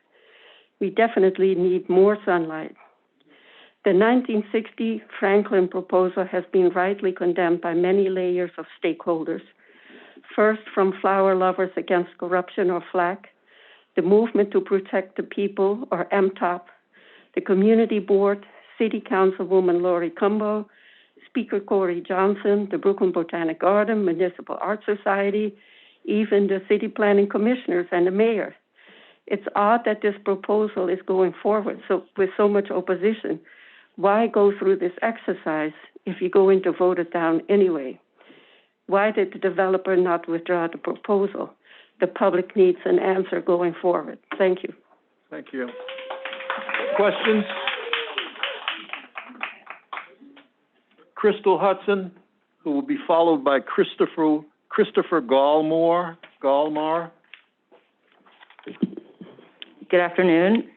My name is Crystal Hudson. I'm a third-generation Brooklynite. I'm the founder of Greater Prospect Heights Mutual Aid and Democratic nominee for New York City Council in Brooklyn's 35th District, which is where the 960 Franklin Avenue redevelopment project is located. Thank you to Chair Lago and the City Planning Commission for the opportunity to speak today. Foremost, this project fails the most basic requirement for an affordable housing project, affordability. This project would come as Crown Heights residents have seen rents jump 39% since 2010, and as more than half of residents report being severely rent burdened, meaning they pay more than 30% of their income on rent. Unfortunately, more residents are likely to become severely rent burdened as the COVID-19 pandemic has destroyed good paying jobs in the retail, food services, and accommodation sectors that previously employed thousands of local residents, even while many of those jobs return as our city reopens. The 960 Franklin project will only exacerbate the effects of gentrification and push rents up higher, while longtime residents in nearby buildings are left to wonder why they can no longer afford to rent the apartment they've lived in for decades. As such, it's abundantly clear this project is not affordable for our community. The request to lift the height restrictions for this project threatens to fundamentally change the character of the neighborhood. The proposed towers also pose a threat to one of our borough's biggest cultural institutions, the Brooklyn Botanic Garden. The very garden my mother took me to as a kid, and the same one I brought her to when she was living with Alzheimer's disease. The garden's programming for folks of all ages with all health challenges cannot be understated. Further, the shadows cast by the new development will hamstring the garden's ability to breed new plants and could result in the elimination of half its collection within a decade. In turn, this could result in the loss of millions of dollars in economic activity a year, much of which supports the small businesses around the garden like restaurants and retail stores. The development would also severely hamstring our local infrastructure, everything from our sewage systems to subways, to schools, to streets. By adding units for a few thousand more residents, we risk overloading systems that were never meant to accommodate that many people, something Community Board 9 voiced concern about when urging the council to oppose the passage of the mandatory inclusionary housing guidelines. Above all, this project has been forced through for approval with absolutely no substantial community input. This project could have dire impacts on our community, ranging from the displacement of residents of color to the closure of Black and Brown-owned small businesses that new residents decide against patronizing. Developers need to hold a meaningful dialogue with the communities in which they want to build before any plans are drawn up to understand what we need and want. We need to fundamentally overhaul how rezonings and new developments happen in our city. 960 Franklin could have been a model for community-centered development. Instead, it represents just a continuation of a status quo that favors wealthy developers. That status quo is best epitomized by the developer's threat to build an as-of-right development with 518 condominiums and no affordable housing when the city decides against approving this project.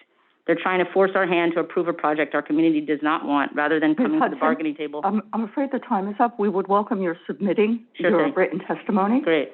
Thank you. And questions. Thank you for coming, Ms. Hudson. Thank you. Our next speaker is Christopher Golmar, to be followed by Fred Batiste. Please begin. My name is Chris Golmar. I'm a teacher, a resident of Crown Heights, and a frequent visitor to the Brooklyn Botanic Garden. I'm here to testify in opposition to the rezoning of 960 Franklin. Many others have already spoken in opposition, so I will keep my statements brief.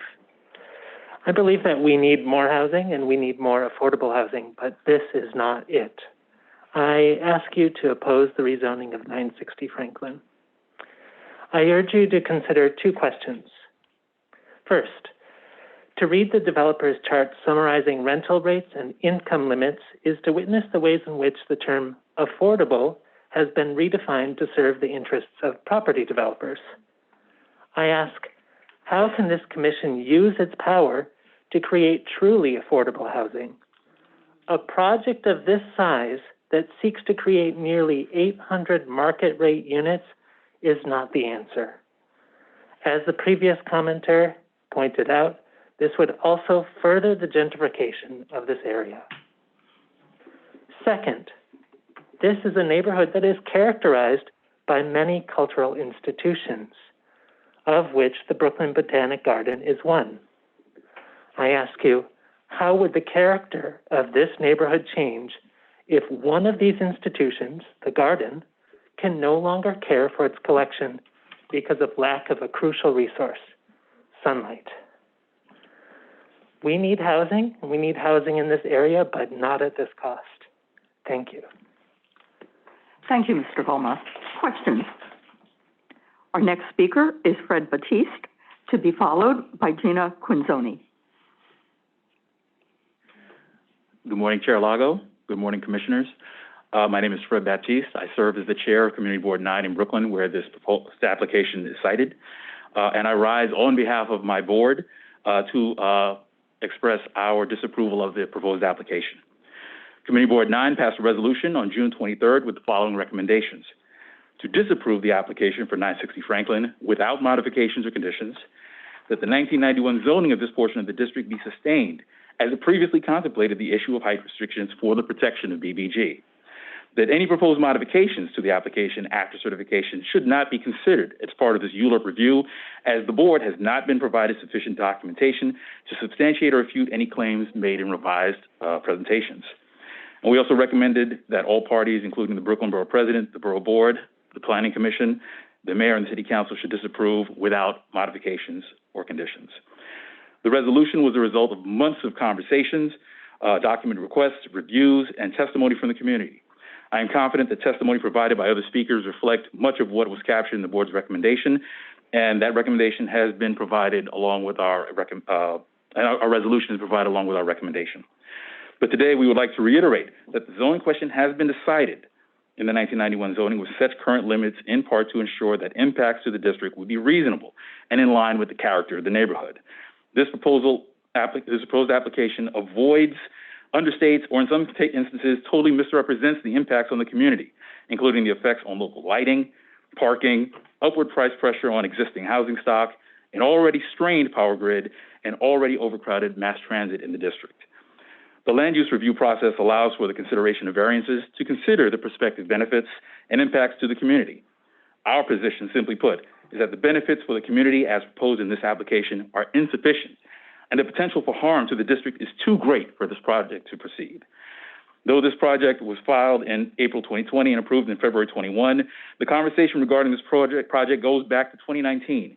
Concerns raised now were present and stated then, and yet the application was refiled and substantially unchanged until alternative proposals were proposed in late February of this year without any notice. This did not allow for any substantive review at the district level and deprived the district and the community board of the ability to conduct the requisite due diligence. In the interest of fairness and the transparency, any modifications to this should not be considered as part of this process. In conclusion, the people have spoken loud and clear, and Community Board 9 calls on the Borough President, the Planning Commission, the City Council, and the Mayor to disapprove the application without modifications or conditions. The costs simply outweigh any proposed benefits. Thank you. Thank you, Mr. Baptiste. I wanted to thank you on behalf of the Commission. The community boards are such an essential part of the ULURP process, so very much appreciate your service, the service of the board. And I also want to make absolutely clear that the application has not been amended, and so the application that is the subject of this hearing is the application as it was when it was certified. So thank you for clarifying it. Thank you, Madam Chair. Other questions? Commissioner Levin. I just want to reinforce what the chair just said. It's really important to us to hear directly from community boards. We read your recommendations, but it really helps us when community board leaders come to our hearings so that we can have a conversation about what's gone down in the community. I think here the community has made its point of view perfectly clear, but we really appreciate your being here, and we welcome you back anytime there's a big application in front of CB9. Thank you, Commissioner. Other questions? Thank you again, Mr. Baptiste. Thank you. Our next speaker will be Gina Quinzoni, to be followed by Laura Holbert.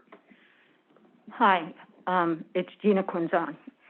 So I'm here as a public servant. I'm a retired New York City public school teacher of 26 years, and it was a great honor to be a teacher.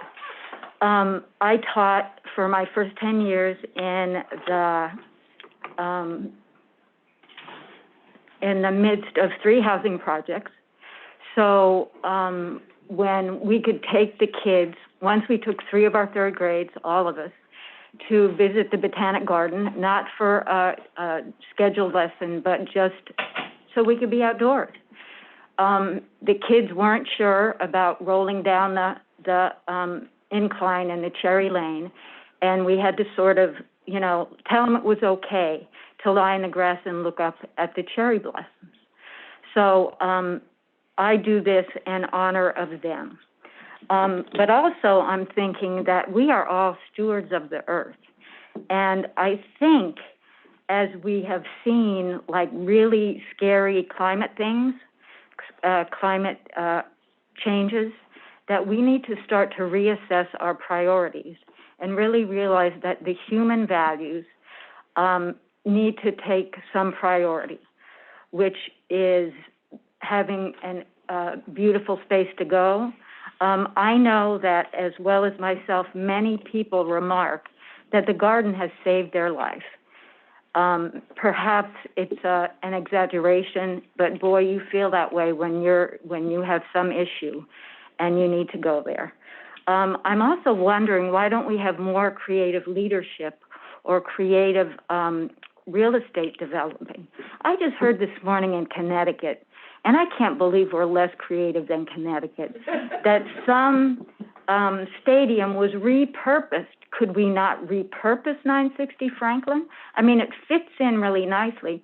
Repurposing is done all over the world with buildings much, much, much older than ours. But we are not thinking about quality of life. We're slowly turning it into Hong Kong, which nothing against them, but, you know, Brooklyn has a different character. Also, years ago, I did read that this area of Brooklyn was considered the real estate opportunity of a lifetime, and they're targeting green and open spaces. Now, I think for many of us who don't have a rooftop garden, that the access to green space is really important. So most of us, you go to the garden because it's the people's garden. Thank you. Thank you, Ms. Quinzon, and also for your service as a teacher. Questions? Our next speaker will be Laura Holbert, to be followed by LaShawn Ellis. Hello. Good morning. It's afternoon by now. Afternoon, actually.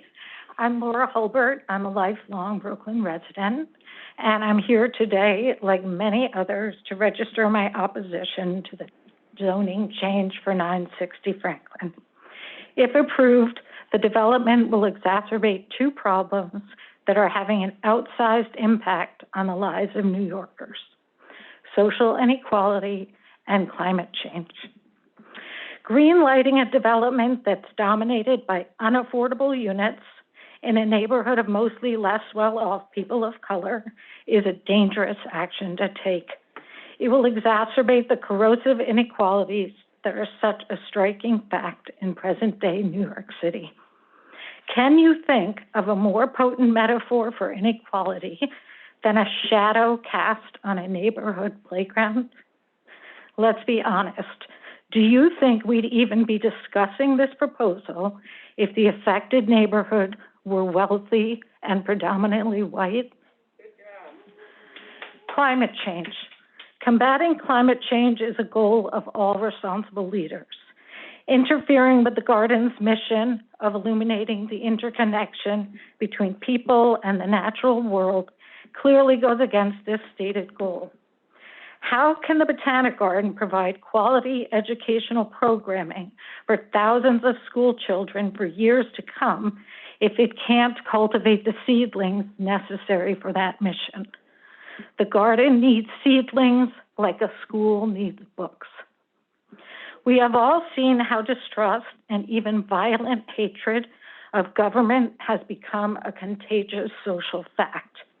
This moment is a personal opportunity for you, the members of the City Planning Commission, to demonstrate that the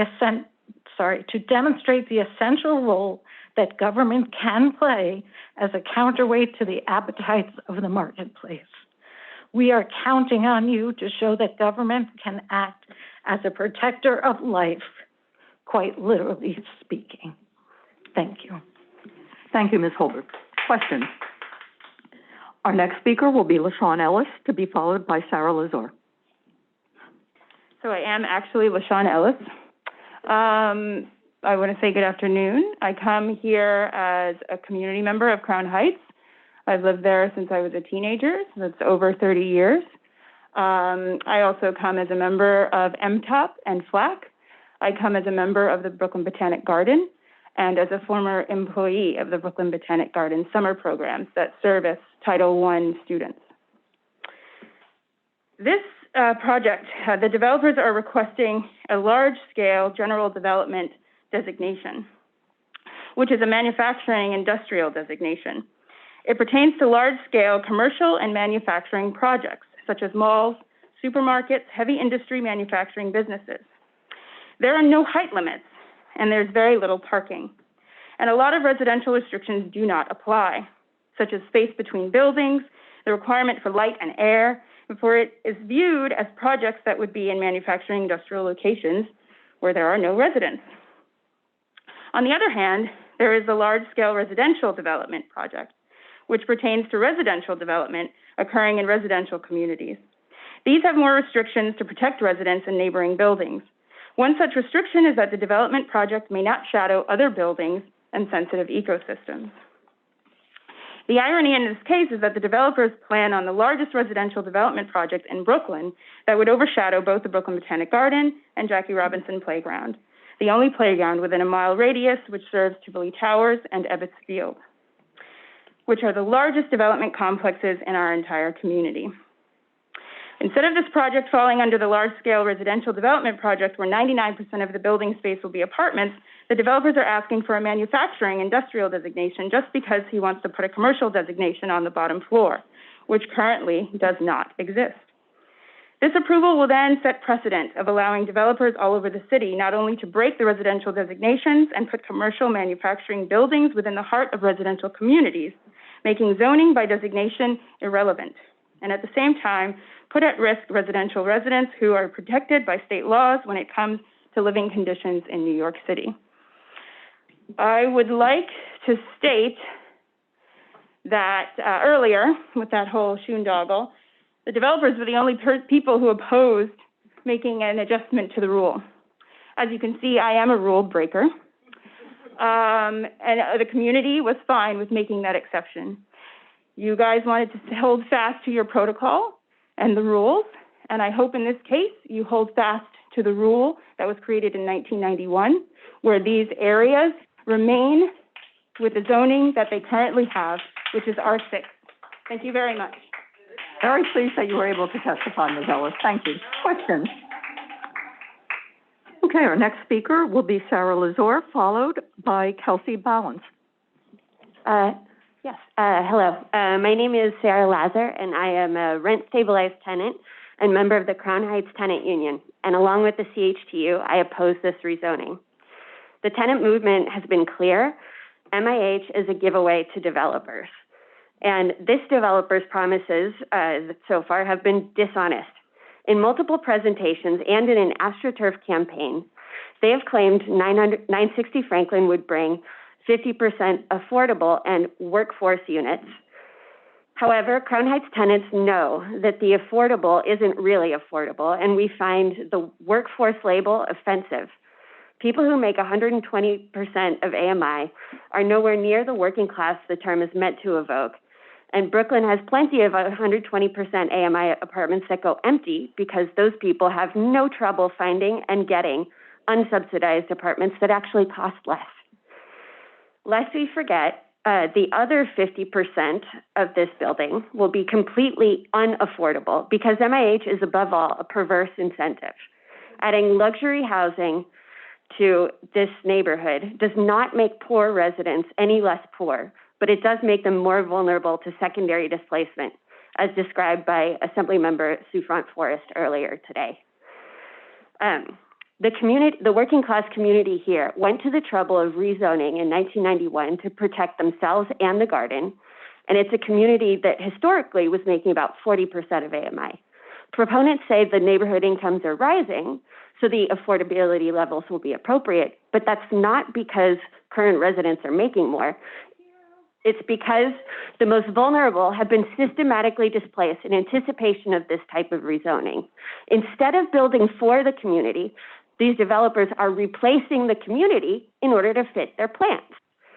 We should also remember that this developer is going to apply for 421A property tax abatement. So essentially, working class New Yorkers are going to be subsidizing the construction of housing for rich people and subsidizing the very developers who are displacing them. Lastly, the community knows that private ULURP applications bring zero in infrastructure improvements to help the neighborhood deal with the increased population. No extra trains coming, no extra green space, no extra schools or buses. For all these reasons, I hope the Commission will remember that your mission is not to ensure maximum profitability for developers. Your mission is to plan for the future of this community. And if you approve this application, you are denying this community any future in the place they themselves have made valuable. Thank you. Thank you, Ms. Lazar. Questions? Our next speaker will be Kelsey Balance, followed by River Fields. Good morning, good afternoon to the Commission. Thank you for the opportunity to speak. My name is Kelsey Balance, and I am asking you to unequivocally oppose this project without modification. You know, we've heard so many different reasons why this is a terrible idea. Of course, there's no infrastructure in the community to deal with this problem. But I want to speak a little bit more to the health benefits, which Ms. Catherine Snyder testified to secondhand earlier. Which is that this quiet space is a sanctuary for myself and other people who suffer from neurodivergent conditions. So 4 years ago, I suffered a traumatic brain injury. I was unable to work for many years. And among many symptoms I had, I was incredibly sensitive to stimuli such as sound, such as motion in the surrounding environment. I would get excruciating headaches and overwhelming dizziness. If you have difficulty processing stimuli, New York City is a very, very difficult and physically painful place to live. Even in my own apartment, I would be wearing earplugs, and over the earplugs, the hearing protecting muffs that people wear when they shoot guns. I would still be in pain. One of the few places in the city I could go was the Brooklyn Botanic Garden. That was a place that was always quiet. It was always calm. It was a place that was a refuge, which my apartment on a busy street was not, which Prospect Park, which is, you know, also a public resource, wasn't even always a calm place.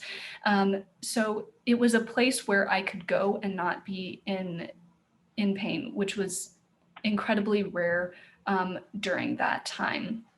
I celebrated my 30th birthday there because it was a place I knew that would be calm and quiet, and I would be able to mark that occasion in that way.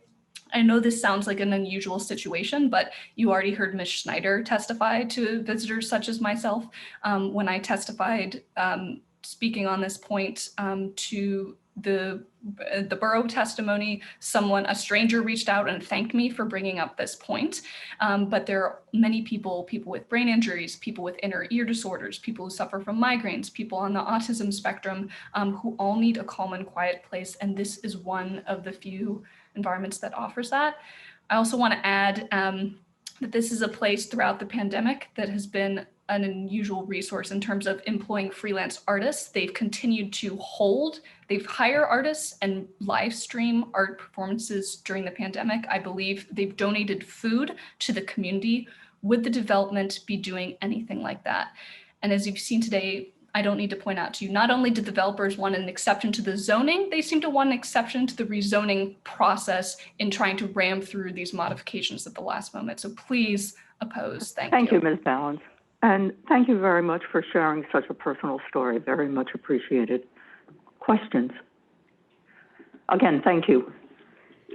Our next speaker will be River Fields, to be followed by Susan Donlin. Hello, everyone. My name is River Fields. I'm president of the 400 Bainbridge Street Block Association in Bed-Stuy, Brooklyn. I stand here today in support of BBG's Fight for Sunlight campaign. The proposed rezoning and construction of 2 colossal towers at 960 Franklin Avenue will devastate the Brooklyn Botanic Garden and in turn negatively affect surrounding communities and New York City, and ultimately New York City as a whole. Thus, it is paramount that this proposal is voted down.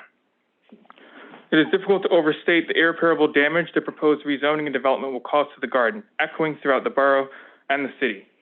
As a community leader and urban gardener, I've hosted numerous community beautification projects where I've directly experienced the impact greening initiatives have on urban areas, including building meaningful relationships, promoting community safety, and fostering community pride.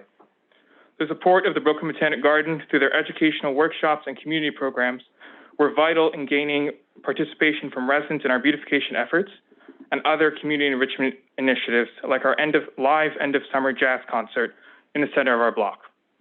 A relatively new, created about 5 years ago, but now rooted tradition of my block association is our annual spring and summer beautification project. This event brings together multi-generational, multiracial, and multicultural groups of people to beautify our neighborhood, cultivating meaningful relationships while collectively engaging in purposeful work. The proposed construction of a massive building complex only 150 feet away from BBG will devastate many of their community programs that have been so vital to building and maintaining grassroots efforts like mine. The Brooklyn Botanic Garden is a symbol of environmental stewardship, community collaboration, and lifelong learning. It is in the interest of students, families, friends, gardeners, community leaders, and all lovers of the BBG that the proposed rezoning of the 960 Franklin Development Project is disapproved. The Brooklyn Botanic Garden is our garden. It belongs to all of us, and thus it is our responsibility to ensure it not only survives, but thrives. Thank you so much for your time and consideration. I really hope that you make the right decision, vote down on this proposal. Thank you. Thank you, Mr. Fields. Questions? Thank you. Our next speaker will be Susan Donlin, to be followed by Ann Gillespie. And I'll note that Ms. Donlin has signed up to testify remotely. Susan Donlin is not in the Zoom room. Okay. Then before asking Ms. Gillespie to testify, I want to note that we are getting near the end of the public hearing on this matter. And if you have not registered to speak but have decided during the course of this hearing that you would like to, now would be the time to register. And if you would like to testify remotely, you can find instructions on how to register, whether online or via phone, at www.nyc.gov/NYC-engage. And with that, I will welcome Ann Gillespie. Okay, it appears that she is not in the room, so we will next call on Roger Manning, followed by Virginia Shoup. We might have Susan's great. Here. Welcome. I was taking my hair down. Welcome. Now that you've let your hair down, you're ready to testify. Please. Thank you for the opportunity to speak on this issue today. During quarantine, I've been sheltering in place and working from home in my apartment in Prospect Lefferts Gardens. And two incredible beacons I've had during this time are my proximity to Prospect Park and the warmth, generosity, and interconnectedness of my neighbors. Both have been lifelines for me.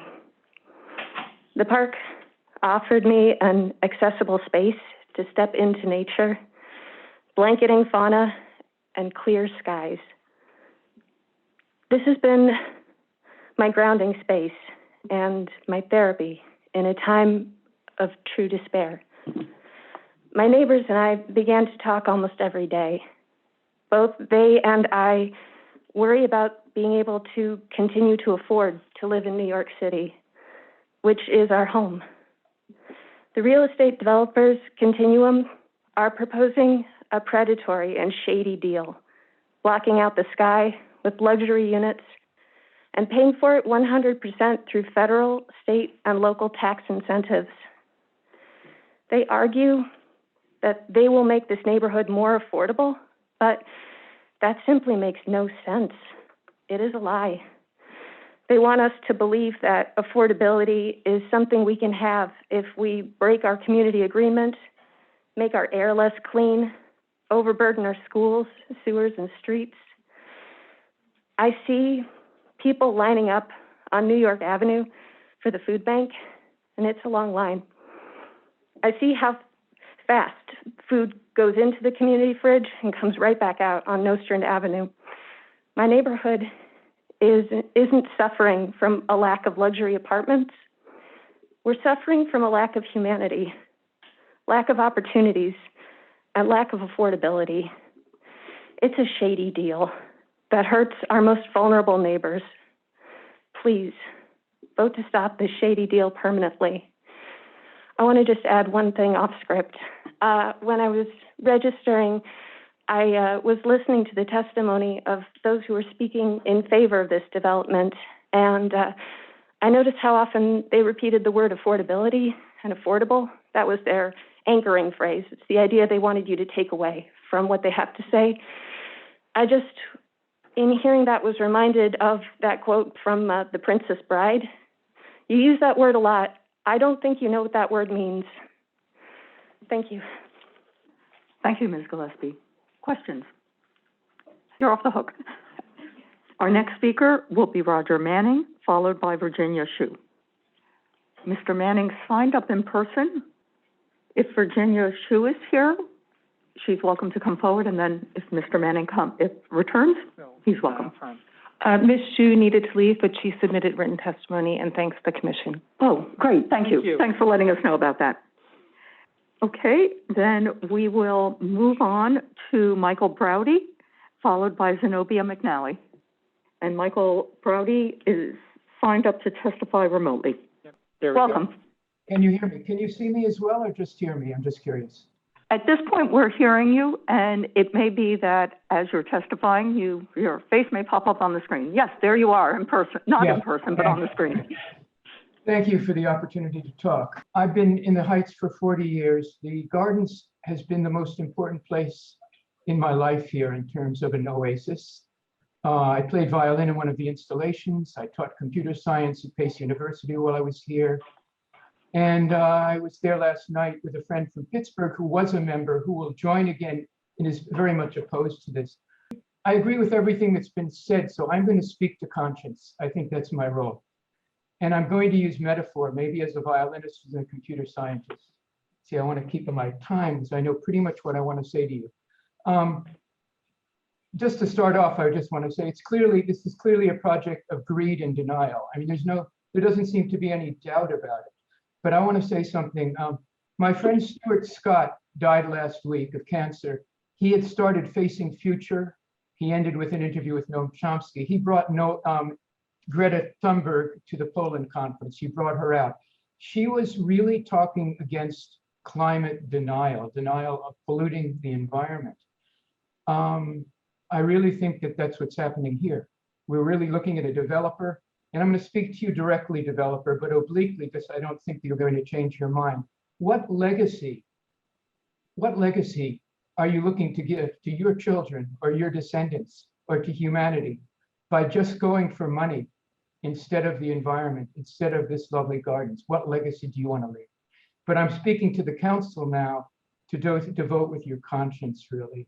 Because the garden, it's clear what the garden means to all of us, and listening to the environmental statements, I don't need to be involved in the facts to really hear it clearly. What I remember really dearly was in Al Gore's movie, The Inconvenient Truth, he used a metaphor at the end of the movie. He said, is it money, or do we want to save the environment? Do we want to stop coal, work towards environmental change? And he held a balance in his hand of the scales with the earth in one hand and dollars in the other. And he looked up and said, which will it be? Hard decision, huh? So I'm going to leave you with that. And perhaps if I can use the last 28 seconds with about 15 minutes of silence to just let the conscience elements sink in. And I'm directing this to the council members. I work with you as a consultant. I really think highly of you. And I just want to leave that with you for a moment.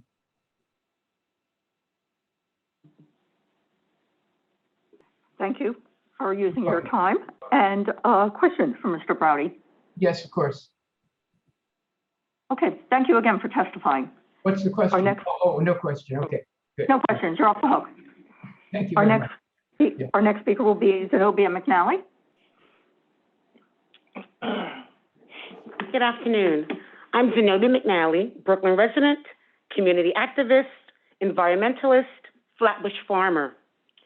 The Brooklyn Botanic Garden is a beacon of light that must not be overshadowed. And although it's located in Brooklyn, BBG has worldwide reach. Just look at some of the numbers of those who support BBG. You all see this? When you look at the annual visitors to BBG, 800,000. Annual visitors to its website, 1.8. BBG members, 20,000. BBG community program participants, 50,000. Children in BBG programs, 250,000. The Fight for Sunlight community petitioners, 56,000, and that number is higher now. The FLAG supporter signatures, 15,000. MTOP community protectors, 12 or more. CB9 community supporters, 500 signed on. New York City supporters, some here on the commission. Brooklyn Borough President, still a question mark. I bring this to you because numbers are important. And we all work with numbers, okay? But let's look and see what we're really talking about here. I love Brooklyn, okay? I lived there for over 50 years. And I know why everyone would want to live in Brooklyn. However, there is a valid reason why the height restriction of 1991 was put in place. Yes, as many speakers spoke before, to protect the plants, but it's about all biodiversity, the plants, the air, the animals with wings, those who crawl, those who swim in the streams, those with 4 legs, and yes, those with 2. The ecosystem must be maintained for the health of all living things. We cannot dangle the carrot of good jobs, which would last for what? 3 years, 4 years, 5 years, maybe 8 or 10. But the negative repercussions could be what? 50 years, 75 years, 100 years? No, forever. This project cannot, should not move forward. Let's keep the current 1991 zoning as is. And please, never let us create a situation like this where we all have to come out to protect BBG. Brooklyn Botanic Garden is a lifeline for all of us, so I urge all of you, to keep sunlight for all of us. Thank you, and do the right thing. Thank you, Ms. McNally. Ms. McNally, if you wanted to take a photograph of your numbers and then submit them, Great idea. Enter them into the record. Thank you. Questions? Okay, Ms. McNally is the last person who has signed up to speak. I'm going to, again, call the names of the 3 people who had signed up but didn't testify to check if they are available at this point. Melissa Siegel, Susan Donlin, and Roger Manning. Okay, at this point, I will ask if there is anyone in the room who has not yet spoken but would now like to sign up to speak. Please come forward at this time. Not seeing any, I will note that the record on the application will remain open through Monday, August 9th, 2021, to receive written comments on the draft environmental impact statement. And before closing this public hearing, I want to thank the members of the public for your testimony and for being here throughout the pendency of the hearing. We so benefit from public input. Thank you. The public hearing is closed. If I could ask that we take a short break and return at 1 o'clock to commence the next hearing. Thank you.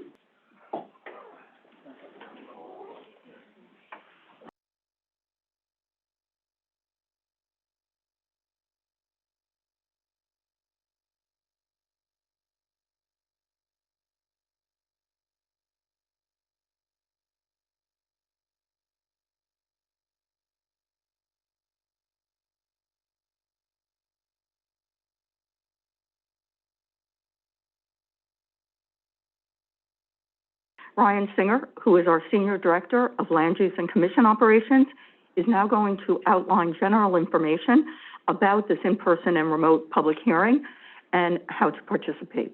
Verbal testimony may be provided in person online, or by calling in on your telephone. If you wish to speak in person at 120 Broadway, you may register through the NYC Engage portal or at the front door. Masks are required and seating room capacity is limited by social distancing guidelines. If you wish to access the hearing online, please register through the upcoming meetings page of the NYC Engage portal. A link to join the hearing is on the landing page after you register. Please do not close the landing page without first clicking on the link. If you're accessing the hearing via phone and wish to speak, you must first register with the dial-in participant hotline at the numbers listed on the screen. If one of the numbers is busy, please try another. The meeting ID is 618-237-7396. Press pound to skip the participation ID. The password is the numeral 1. The phone number is also posted on the upcoming meetings page of the NYC Engage portal. Please note that no matter how you are accessing the meeting, you must register if you wish to speak. Those accessing the meeting online will have the option to turn on their camera while giving testimony. When it is your turn to speak, you will be notified and promoted to a panelist. This will allow you to unmute your microphone and grant you the ability to turn on your camera. Please listen closely for your name to be called. There will be a short period where it will appear that you're no longer in the meeting. Do not be alarmed. You should rejoin the meeting as a panelist. If you are accessing the hearing via phone, your name will be called from the list of registered speakers. Once your name has been called, you'll be given the temporary ability to unmute yourself. You do this by pressing *6 to unmute your phone. For those accessing the hearing via phone who have not yet registered to speak but wish to do so, you must first register to speak through the dial-in participant hotline that I described a moment ago. It's not possible to testify via telephone without first having registered. Speakers are limited to 3 minutes of testimony. There are a few exceptions to the 3-minute time limit. Elected officials are accorded the courtesy of jumping to the front of the queue and are not limited to 3 minutes. If consecutive translation services are being used, the time will be extended to 5 minutes. And if an applicant team with 3 or more speakers wishes to make a presentation, the team will be generally allowed a total of 10 minutes. The chair will announce when the time limit is reached. Please be mindful of potential background noise during your testimony. Please make sure that if you're watching the proceedings via live stream, that the live stream is muted when you begin your testimony. Otherwise, you will hear an echo. If you change the mode by which you will be testifying, either by leaving the hearing room and testifying online, or via dial-up, or coming into the hearing room in person, you need to re-register and indicate the new method by which you will be testifying. CPC will accept written testimony. It will be sent to the Department of City Planning. The mailing and address can be found on our website, planningnyc.gov. Lastly, please note that the remote public hearing and all testimony provided is being recorded. Thank you for doing that again, and I do want to emphasize that we will have a number of elected officials who will be speaking first. They don't have time limits. However, others do, and I'll note that we have over 50 speakers, which means that with the 3-minute time limit, it will be over 2.5 hours. And so I would just ask that you respect when we do call time, because there are others of folks who are waiting to speak as well. With that, we will have a 10-minute presentation by an applicant team that is comprised of Paul Selver, Lisa Gould, Barry Green, Melissa Satko, Betsy Jett, Ann Locke, and Anthony Montiel.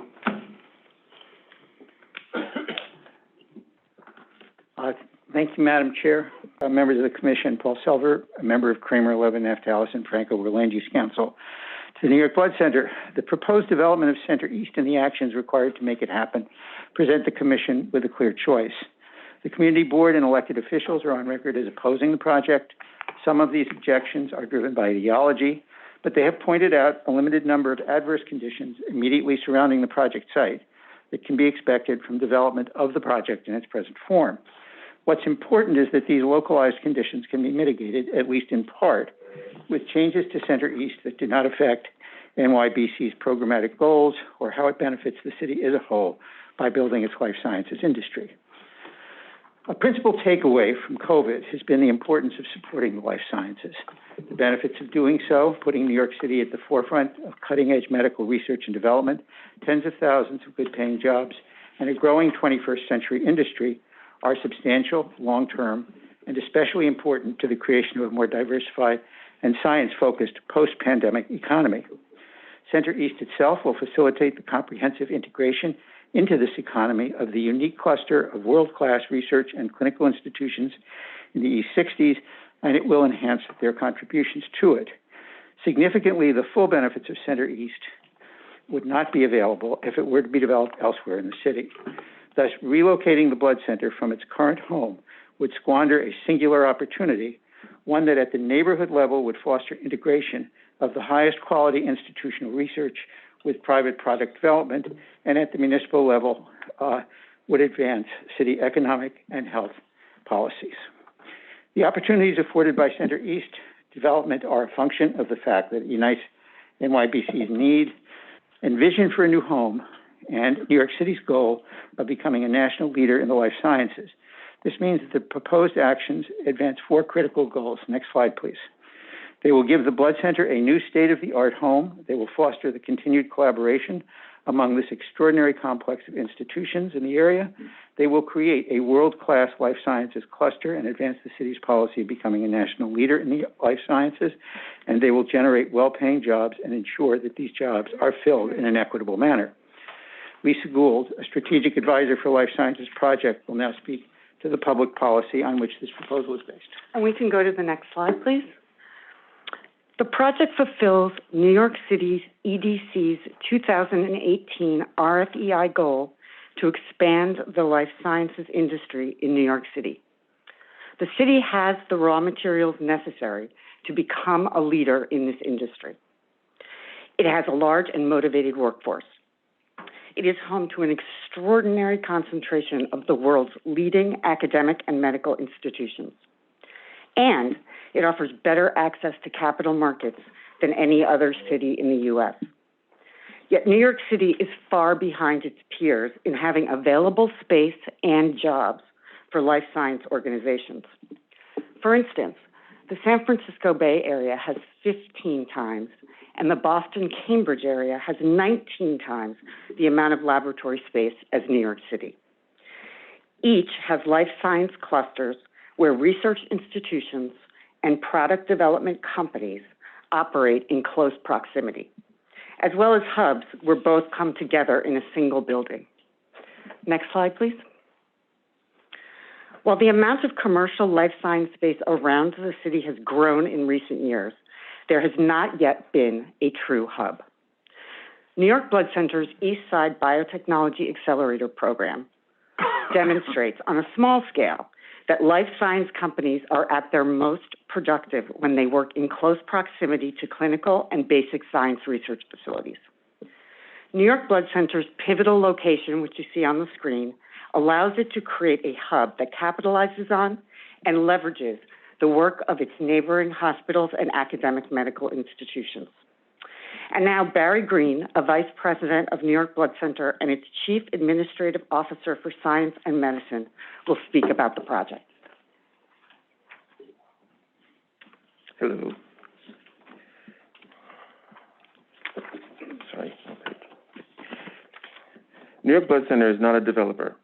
Its mission ensures a safe blood supply for New York City and elsewhere, and engineering research that can lead to treatments and cures for a wide range of diseases. To build a new home, and especially one that includes space for commercial life sciences companies, New York Blood Center needs to partner with a developer. Next slide. New York Blood Center chose Longfellow. New York Blood Center chose Longfellow as a partner, a leading nationwide life science developer, because it has the necessary expertise in building and operating laboratory buildings and in fostering life science communities. Next slide, please. The current slide illustrates in dollars and cents the significant economic benefits that are expected to flow directly from the development of Center East.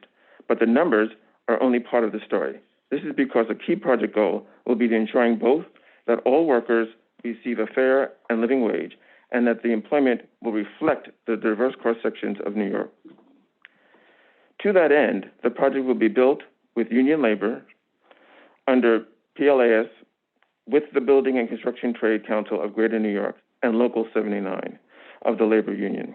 It will establish and meet MWBE goals during construction, and it will be a non-traditional employment for women signature project, where 15% of the work hours, our goals during the construction will be reserved for women.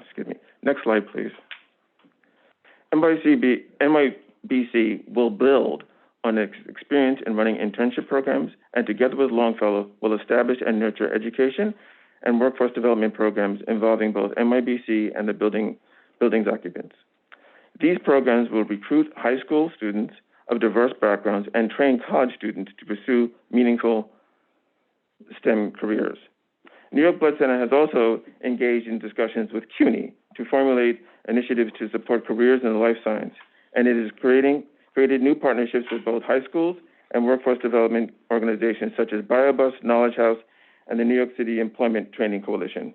And now finally, a few words from Paul Silver on land use. Thank you, Barry. Next slide, please. It's been claimed, and you'll hear it again today, that this rezoning will somehow spell the death of R8B mid-block zoning as we know it. It's a claim that has no evidentiary basis whatsoever, and it disregards completely the thoughtful approach to zoning action that has been the hallmark of this commission and the legacy of its predecessors. The simple fact is that a single rezoning, especially one that is supported by compelling citywide economic and health policies, will not cause the sky to fall on the Upper East Side mid-blocks. This is because each rezoning stands on its own merits. Here, there is a singular confluence of important city policies with a site that is immediately available, that has uniquely appropriate physical characteristics, and that has a long history of non-residential use. Specifically, the NYBC site is part of a complex of world-class medical and academic institutions engaged in advanced research and clinical work, is about a 5-minute walk from 3 subway lines that connect it to Midtown and Lower Manhattan, Queens, the Bronx, and Brooklyn, is especially well-suited to redevelopment with a life sciences hub by reason of its size, its shape, and its history of non-residential use. Next slide, please. Is not on a typical... I'll point out to you that 3 speakers are required, and there are under 2 minutes left. Okay, we had, we're 3. Oh, you were the 3rd. I'm sorry. I lost count. Here's the wrap-up. Yeah. It's not on a typical R8B block. Half of the mid-block is not occupied by the Blood Center. It's developed with 12-story buildings at an FAR of about 8, and it's in an area with numerous tall mid-block buildings ranging from 12 to 30 stories. Indeed, within 1,000 feet, 2 of these buildings are about as tall or taller than Center East as proposed. We think there's not another site on the Upper East Side or anywhere in the city, frankly, that has this combination of factors. Moreover, the proposed land use actions are, and if adopted, will be the product of both careful study and extended and thoughtful consideration. A key study, and the one that recommended the rezoning as proposed, was memorialized in a report prepared by HRNA and urbanism advisors and supervised by Carl Weisbrod and Purnima Kapoor that is part of the record of this application. The actions and the planning on which they are based were also considered by the Department of City Planning during a 2-year pre-certification process, and by the time this ULURP is over, they will have been further reviewed publicly by the Community Board, by our President, by you, the City Planning Commission, and the City Council. Finally, we want the City Planning Commission to know that we've heard the Community Boards and the Borough President's issues clearly. We are exploring ways to reduce or avoid the impacts that they have addressed without compromising either the programmatic goals of Center East or the benefits of the project to the city. We're happy to answer your questions. Thank you, and apologies. Okay. It's been a long morning. We made the 10 minutes. Well done. At this point, questions from the Commission for the applicant team. Commissioner Levin. Could you elaborate on those alternatives that you are exploring? They're not alternatives. We are exploring ways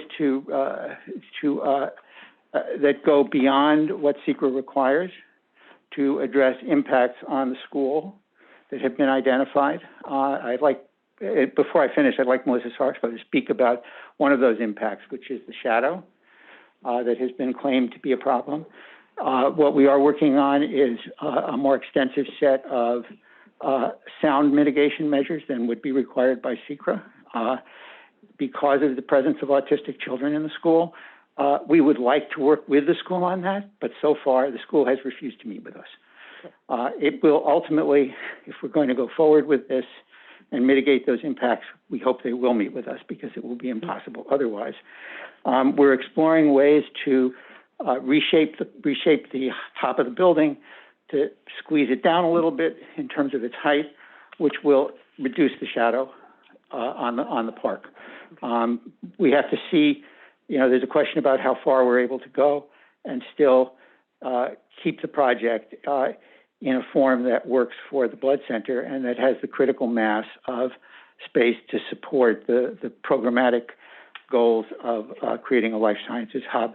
And Melissa, can you speak briefly? That answer your question, Commissioner? Yeah, close enough, thank you. Okay, thank you. I had an unrelated separate question before we let. Do you want to put it forward? Go. Well, no, I think. Melissa, can you speak briefly on the shadow issue? Sure.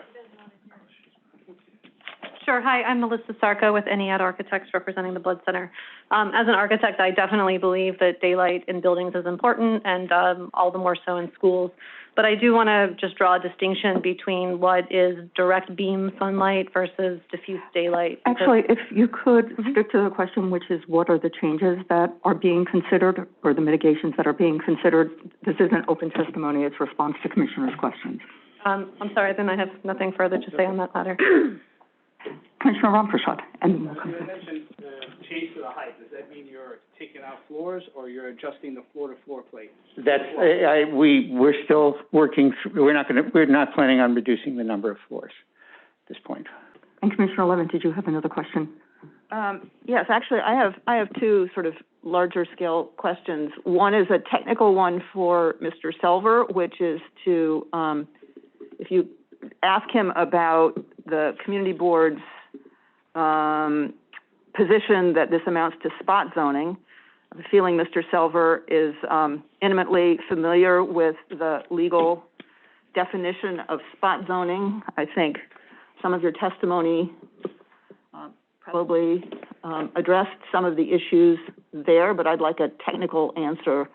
I can give you. I can spend a little bit. And then let me just put out my other bigger question for the development team.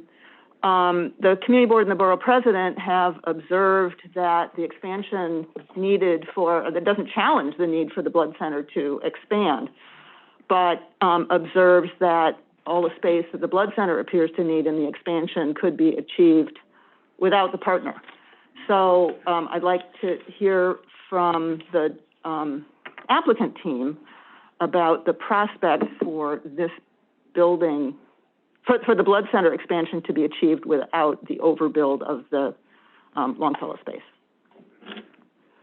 Well, let me talk about spot zoning briefly. Okay, I'm sure the commission knows, your council will tell you that spot zoning does not depend upon the size of the area rezoned or the nature of the rezoning. What the Court of Appeals has said is that rezoning is not invalid because it involves a single parcel or two parcels. The test is whether it's in accordance with a well-considered plan for the general welfare of the city. And just to give you some examples, in 2019, in Preserve Our Brooklyn Neighborhoods v. New York City, a 12,000 square foot rezoning of a single parcel, and it was a single parcel sort of out here, from R7A to R8A to facilitate affordable housing and supportive services was upheld by the Supreme Court in Kings County. And not too far from this location, in Residence for Reasonable Developments in New York City in 2015, the appellate division upheld a C19 rezoning of 46,000 square feet of the mid-block on 73rd Street between York Avenue and the FDR Drive because the rezoning would benefit medical and educational economies of New York. So there's a history of supporting rezonings that have a reasonable basis in public policy and that are well considered. And part of this process has been, for us, thinking through what the appropriate way of approaching the blood center's challenge was, which is to create a new home and to provide a life sciences hub that would take advantage of this very special cluster of institutions on the east side. You have not just the blood center, you have Memorial Sloan Kettering, you have Weill Cornell, you have Rockefeller University, and all of them are absolutely world-class research institutions and medical institutions. Putting them together with a life sciences hub would be an immensely valuable benefit to the city of New York and to its life sciences economy. So there's your sort of the public policy behind it. The site happens to be a very unique site in terms of its size and its history. So the site is an appropriate one for a life sciences hub. We don't think this is spot zoning. I mean, that's sort of the view from 20,000 feet. In terms of what happens if how the blood center got to this point, there were I would like to say a couple of things. Barry, do you want to take this before, rather than have you hear it from the blood center rather than from me? Sure, no problem. Okay. New York Blood Center needs to replace and modernize our facility, as well as expand our commercial and academic collaborations. But we cannot do it alone. We rely on our endowment to fund operations and carry out our dual missions of supplying transfusion products and conducting scientific research. Longfellow provides the necessary expertise in life science and laboratory development to build the project and realize our vision, to transform the site into a vibrant hub of life sciences and a catalyst for biotech. This vision of Center East will bring together the Blood Center as an anchor with other bioscience research partners, including startups, graduate companies, and mature biotechs, creating a collaborative ecosystem that furthers basic research, drug commercialization, and scientific community, and build a more robust life science community in New York City, fueling economic growth. You might want to elaborate. I think the question was the viability of the project under the as of right scenario. I think the reason we are going through this exercise is that the project under the as of right scenario is not a project which the Blood Center believes is viable from its point of view at this time. Yes, Commissioner Levin. And is that partly the result of, no, wait, let me frame this question a little bit differently. We have been told at the same time that this application is making its way that the city has pursued, recognizing the importance of the life sciences to the city, has offered up a number of sites elsewhere around the city and substantial economic support to allow those projects to happen. It baffles me that the Blood Center is not part of that package, but were there to be city support for this, perhaps the support that is achieved with the additional density might not be necessary. It's an interesting question, but it's at this point it's hypothetical, I think, because we don't know whether there is no city support, which I think is a shame. City support from in a financial sense, I should say. Other questions? And thank you to the applicant team. And wait. Oh, I'm sorry. Nobody has spoken about the rezoning of the block fronts on 2nd Avenue. Why do we have to include those parcels? They don't have anything to do with Blood Center. Okay, well, first of all, when we had a long discussion with the people who drafted the planning report, they said HRNA and urbanism advisors. That's about whether that was something that should be done, needed to be done, could be done. I think the short answer is that they looked at it, they thought it was the right thing to do, because it would bring the theaters that are on the west side of 2nd Avenue into conformity with the zoning. And that otherwise there was very little difference, because they're otherwise both neighborhood retail zones. It's, I think, the entertainment, the movie theaters is the big difference. We think that the reason that the C28 stopped at went up as far as 66th Street was because in 1961 there was a movie theater, the Beekman Theater, between 65th and 66th, and so that was why it was stopped there. There's no other sort of grand reason for having the line one block further north or south. This seemed like a logical thing to do. Is it something that you have to do? No. Is it something that the Blood Center needs? No. Is it something that we believe somehow leverages us into a situation where we're not spot zoning? We're not spot zoning. So even just ourselves. So that's the answer. Thank you. Other questions? Then thank you to the applicant team. And our next speaker will be Manhattan Borough President Gail Brewer. Welcome.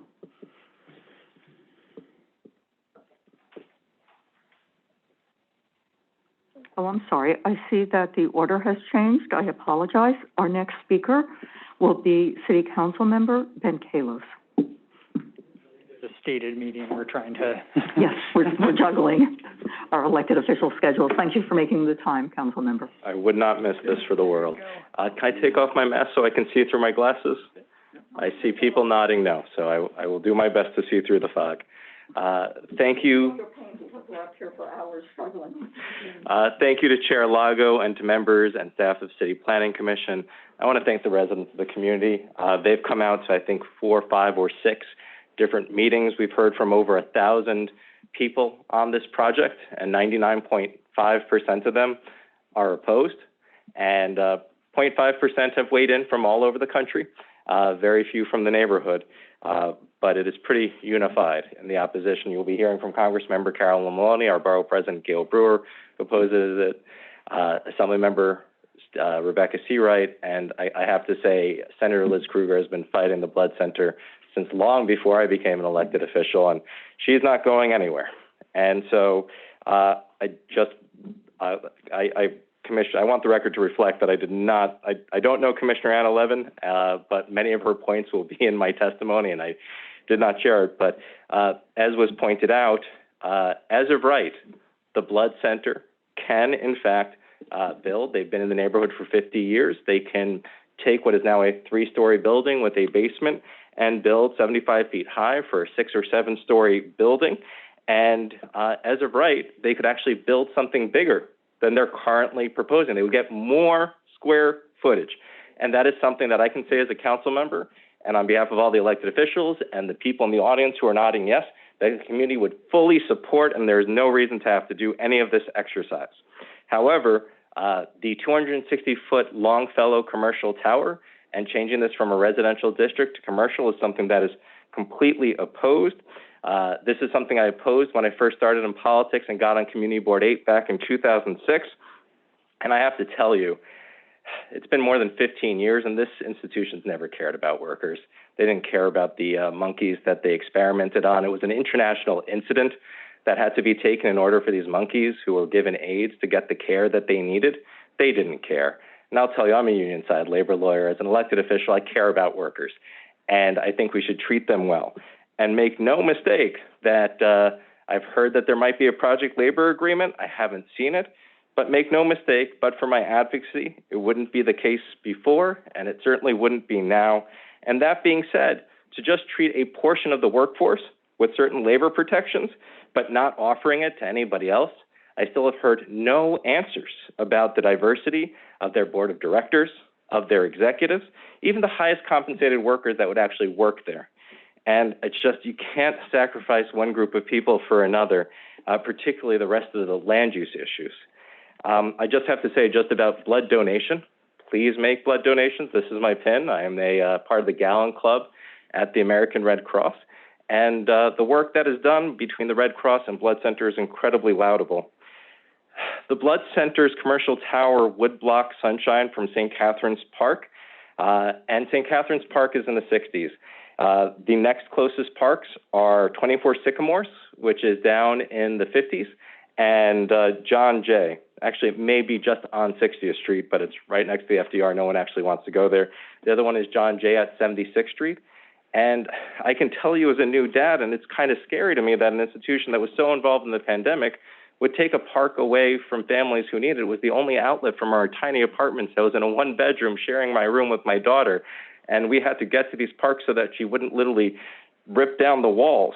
And under the light study, what they shared is starting at 1:30 p.m. in May before Memorial Day, extending throughout the summer. So we're talking about today, sunsets at 8:14 p.m. That would be 7 hours of lost light. If you've got kids, you know that when it's dark out, when there's a shadow on the park is when it's time to go home. And so I just couldn't in good conscience support a project that would mean that, quite honestly, every parent in the neighborhood would just take turns punching me in the face because I took away their only project while the kids kicked me in the shins. I've been there, and they've said, oh, it's not a bug, it's a feature. And they've said, oh, the shadow will make it much nicer in it. And immediately after the last protest, I actually went to the park and asked people, hey, wouldn't it be great if there was a giant tower and you would be in the shade on this day that's about 100 degrees? And to a person, everyone said no.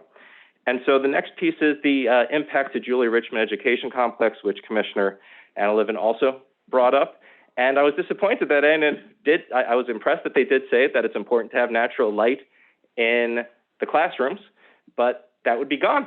And they didn't offer any way of mitigation, which you correctly asked for. Tall towers are this tower is actually illegal under the zoning at 23-65C. You're not allowed to use height factor towers, which this would be without any setbacks, across the street from a 1-acre park. It's actually 100 feet. It's in the zoning. And I've worked with this planning commission to close loopholes. And you'd be creating a new loophole that if you want to put up a tower across the street from a park, since this section only applies to residential towers, you just need to say, oh, it's commercial.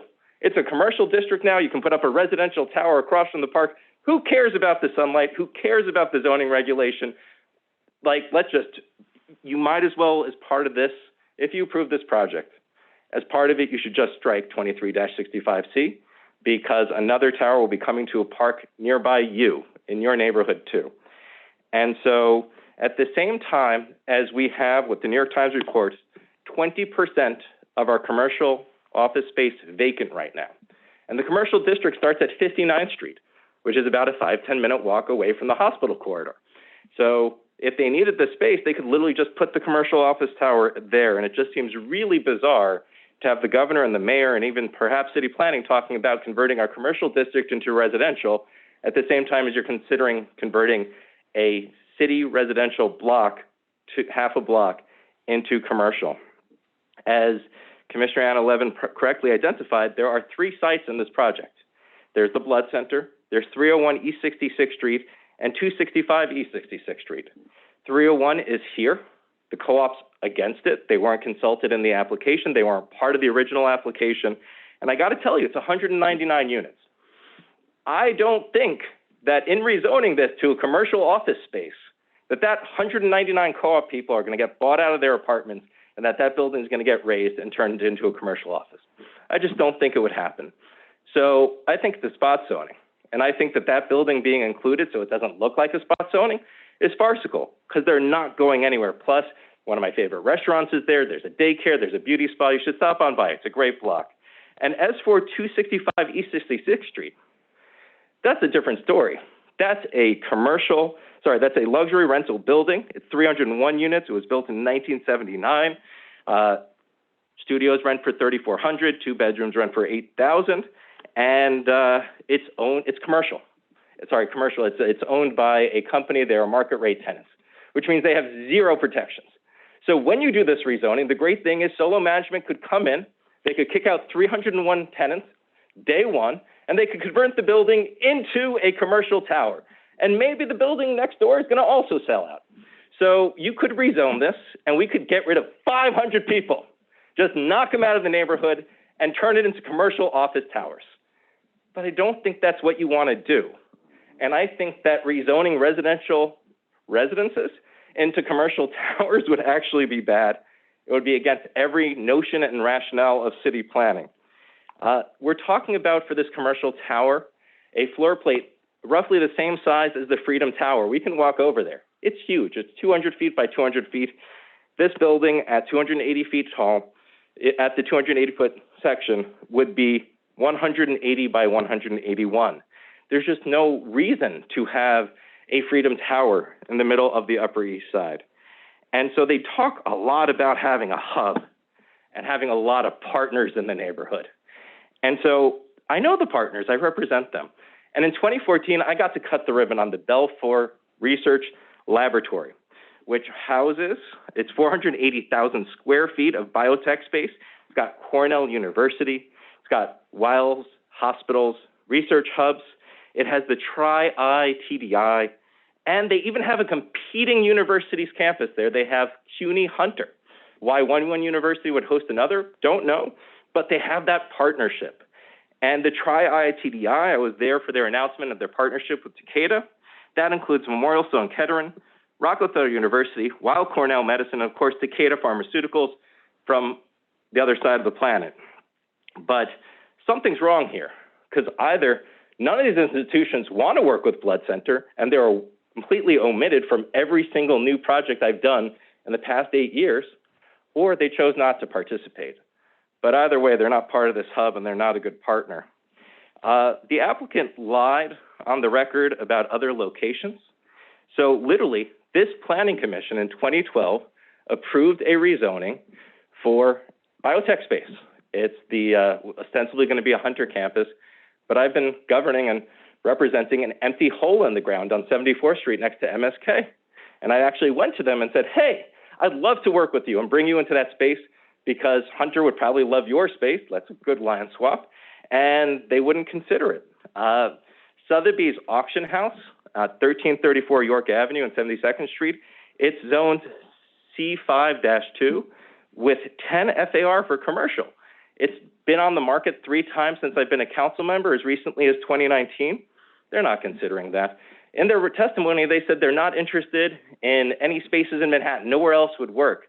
As Commissioner Anna Levin properly pointed out, the city's actually looking for partners.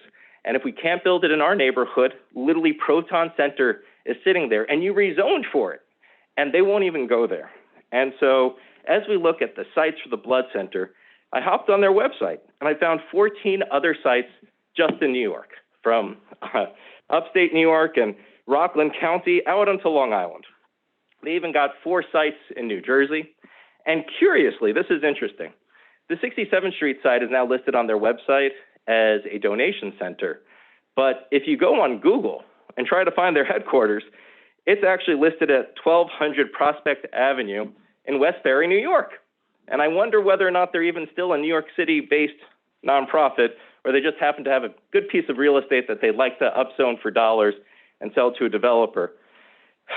Over the past 5 years of tax filings, they've spent $31 million, all cash, on acquiring Community Blood Center of Greater Kansas. That is in 2015. In 2016, they started acquiring Innovative Blood Resources for $20.2 million. Don't let the name fool you. Innovative Blood Resources actually covers the states of Nebraska and Minnesota. And just in terms of proximity to Blood Center, it would be a 1,200-mile drive, and they cover about 86,000 square miles. In 2017, the Blood Center, New York Blood Center, bought the Rhode Island Blood Center. So far, they've paid out $22.8 million. They could still be paying out. I haven't seen the 2020 filing. And in 2018, for $1 million, they got a steal on the blood bank of Delmarva in Delaware. So they now have presence in... Member, with respect in trying to get a sense of how we're going to be managing the time, to get a sense of how long before we will be able to get to members of the public. Of course, we are. I am skimming through about 15 pages of testimony, which will be submitted in person. In print, I have about 4 left, so if I could have about 2 to 3 minutes. All yours. Thank you.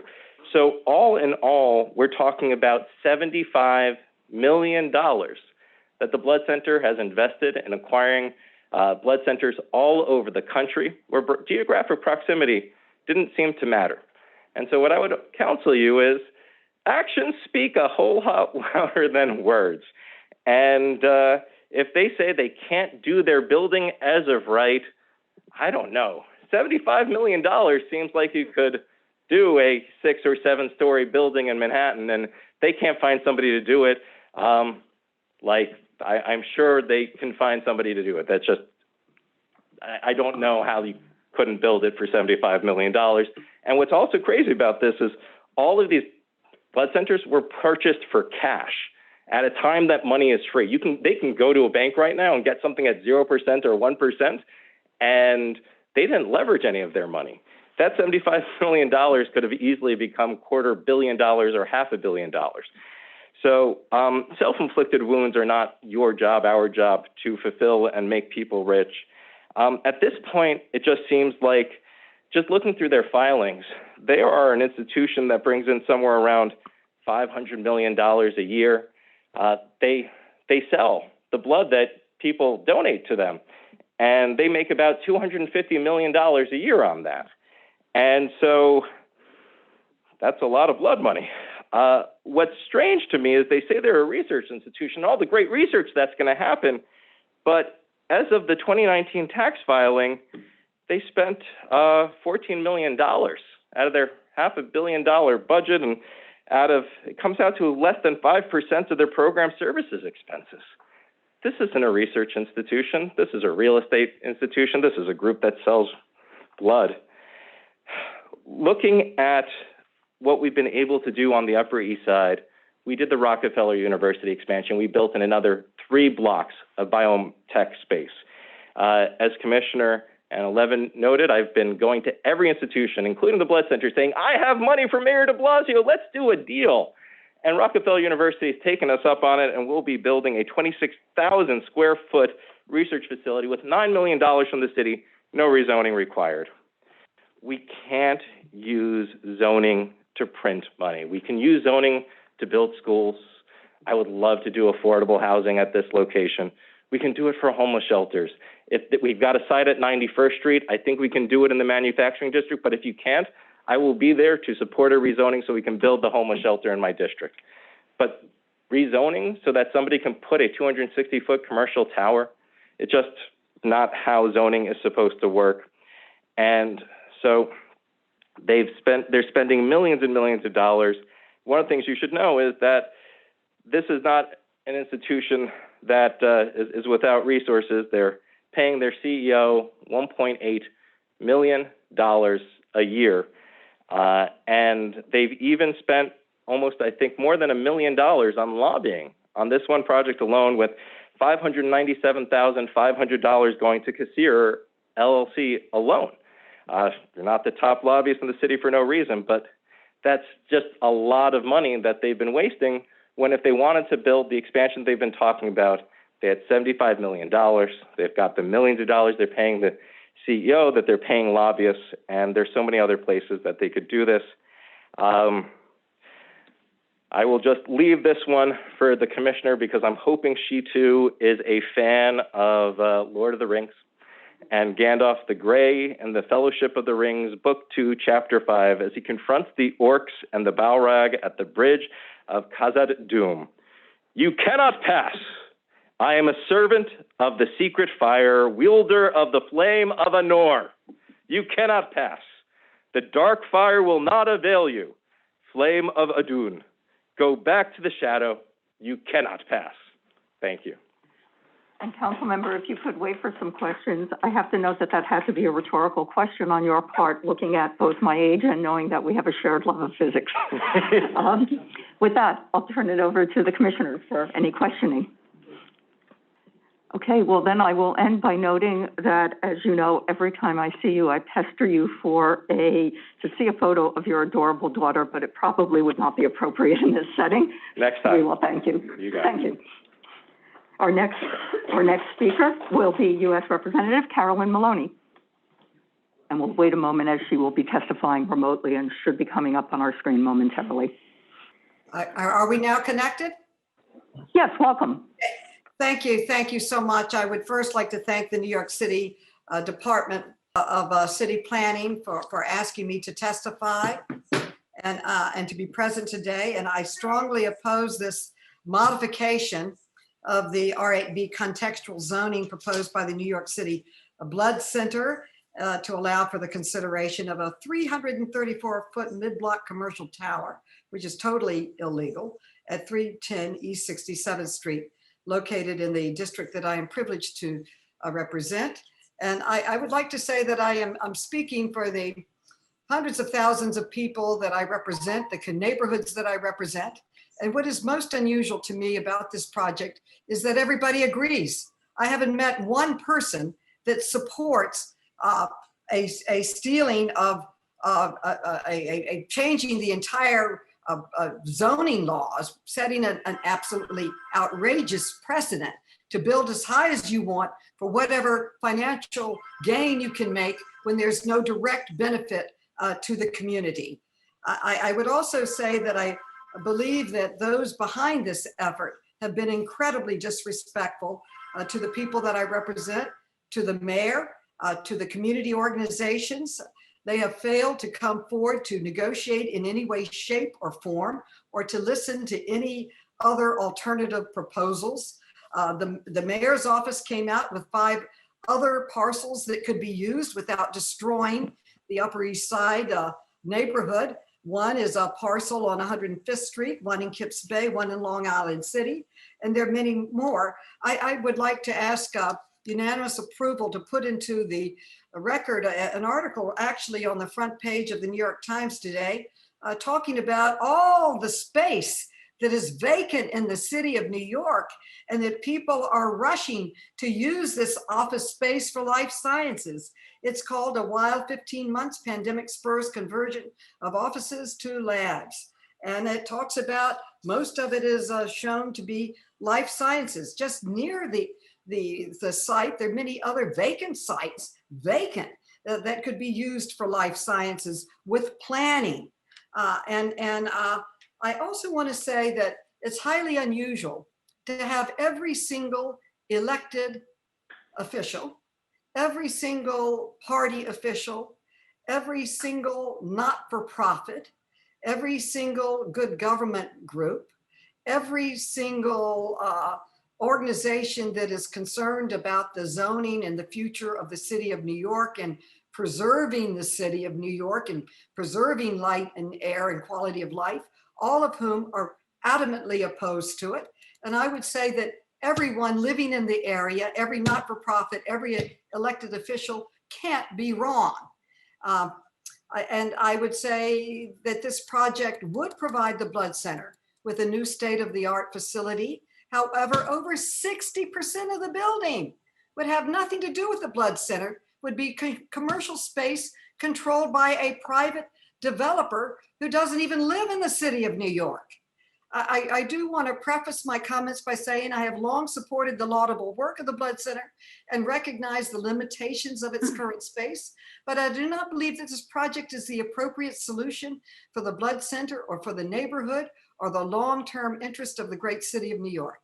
I'm particularly concerned that the rezoning actions necessary for this project would inappropriately increase density, traffic in a neighborhood that is already one of the most densely populated in the entire city, in the entire world. The proposed zoning change would allow for out-of-context mid-block high rises, reducing light and quality of life. The modification of the current R8B contextual zoning threatens the character of the neighborhood and represents a dangerous precedent for the entire Upper East Side. I would say the entire city. If you have the money and you want to make more money, you can build as high as you want without consideration to anyone or anything else. Alarmingly, this rezoning and the anticipated increase in traffic poses a risk to the thousands of young people, children, who use St. Catherine's Park or attend school in the Julia Richmond Education Complex. The Julia Richmond Education Complex houses 6 citywide public schools that teach a majority of our Black and independent BIPOC innovative students of color, hailing from all 5 boroughs and indeed 50 of the 51 city councilmanic districts. And one of these schools is the city's international school for students of recent immigrants where English is not spoken at home. I think it's very important to protect these students and the schools at Julia Richmond. They are part of and jewels in the city's educational system. And this community and its elected officials have consistently worked to protect Julia Richmond, including when we, along with Reverend Al Sharpton, opposed the city's plan to move the Julia Richmond 10 years ago to make room for a City University of New York Hunter building. Additionally, in regards to traffic, the M666 crosstown bus, which runs along E66 and E67 streets, has been rated the slowest bus route in Manhattan, and increasing traffic will only make this worse. I would like to briefly address the claims that my opposition is anti-union and that the community is anti-union. Nothing could be further from the truth. I have always supported union labor and projects in my district. I have fought hard to bring federal funding for major infrastructure projects, providing tens of thousands of union jobs. At one time, the two largest construction projects in the entire country, not in New York City, not in New York State, but the entire country, were in the district that I am privileged to represent. The 2nd Avenue subway, we're going to build it up to 125th Street. For 10 years, it disrupted the entire community with noise, anti-quality of life conditions to build a world-class subway to improve the city. The East Side Connector connecting Long Island through Queens to Grand Central. Again, these are the two largest union employing projects in the entire country. And I could throw in also the Kosciuszko Bridge and the modernization of the L train. These were mega projects, and the community supported them. And they also supported the minority communities that benefit from Julia Richmond High School. They have fought for them. They have fought to keep them there. And we would like to continue to keep them there and to have some sunlight in the park that they play. I think it's important. It's an important health quality. And I have, since my days on the city council, I have worked diligently with my neighbors to preserve our historic residential community. When you look at, advertisements, go to New York, oftentimes you see historic districts throughout our great city that have been preserved. Building this would violate all of the efforts of everyone who has worked in the preservation community to try to preserve our great history and to allow for building. We've supported building. The largest building complexes, just look at around my district, they're building absolutely everywhere. No one's protesting them. They're living within the zoning rights. They're violating every single zoning rule. For what? To have some more space for life sciences, when the New York Times tells us that 20% of the city's vacant, when we look at other reports from the city saying there's other places they can go. Why can't they go there? That's what's called cooperation, thinking about others, thinking about our community at large. And I am very hurt by their failure to try to work with our borough president, with our city planning division, with our mayor on alternative sites that would work for everyone, but not destroy, break the precedent. If this goes through, then we're the Wild West. Build anywhere you want. You don't have to have a public purpose. You don't have to sign any papers that say that this is actually going to happen. And you can't look at alternatives that would be better for all of our populations, our school populations, and everyone else. This is a selfish, disrespectful project that has not looked at the goal of the community at large. I am on my knees begging our Department of City Planning, to listen to the thousands of people who live here, to the thousands of students who come in and out to learn here, to the thousands of tourists who want to come here and see a livable city. And I would like to say that every elected official, every not-for-profit, every organization, everyone that I've talked to about this community are all opposed to it. And I would say the entire city of New York cannot be wrong. We should listen to them respectfully, and I yield back. Thank you, Representative.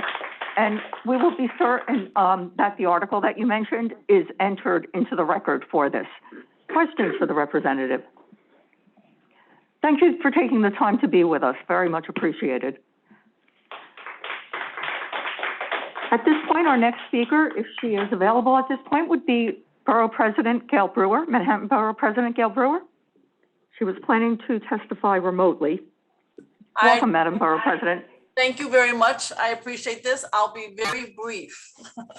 So I am Gail Brewer, Manhattan Borough President, and I am here to talk about the Blood Center.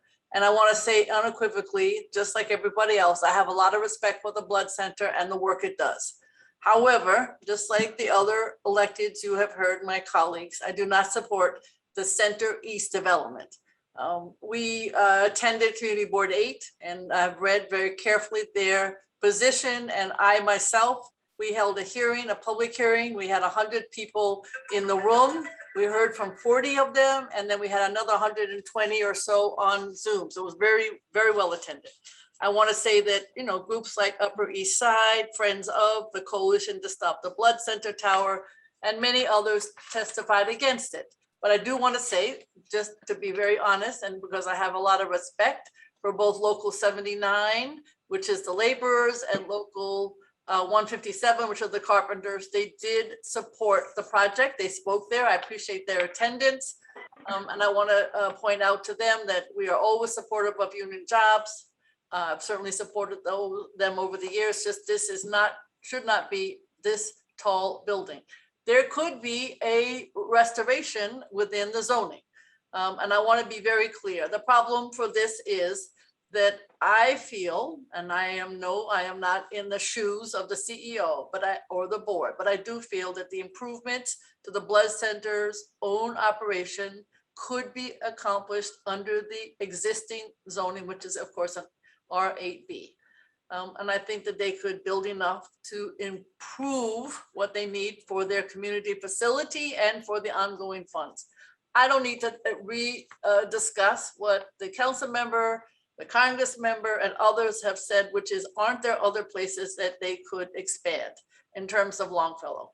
I know that this is a difficult issue. I assume they've already looked at what I call the Hunter College site. They've already looked at Janus, I understand, at 126 and in Amsterdam, an area that I know well. Apparently it was too small, but we all want to have life sciences. We all want to have groups like Longfellow participating and beating Boston and other places. We want to beat 128, but we don't think that this is the right place to build.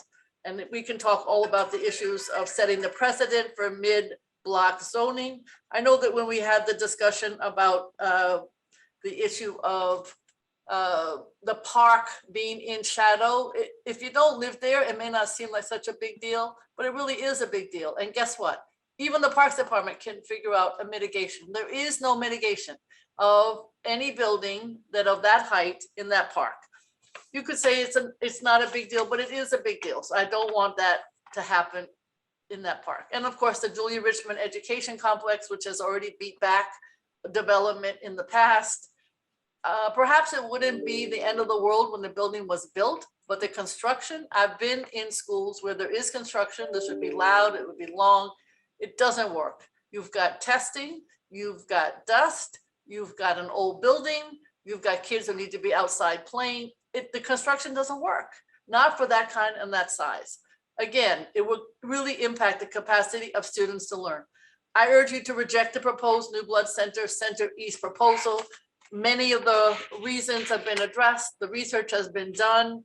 I try to be supportive of many projects that are up for development. This is just not one of them. So thank you very much, Madam Chair, and the entire City Planning Commission. I know you'll take these testimonies very seriously. Thank you. Thank you, Madam Borough President. We always welcome your participation. You're such an active participant in the land use process. Questions?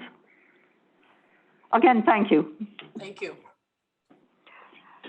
So now we will follow our standard practice of starting with 5 speakers in opposition, then 5 in support, and go back and forth until all 52 remaining speakers have been heard, along with any others who may choose to sign up along the way. I will be calling out both the person who speaks and who is next up. If you're in the room and you're next up, if you could make your way to stand behind the podium just to try to move the proceedings along. Our first speaker will be Russell Squire, followed by Margaret Lehman. And both of them are due to testify remotely. Yes, welcome. Thank you.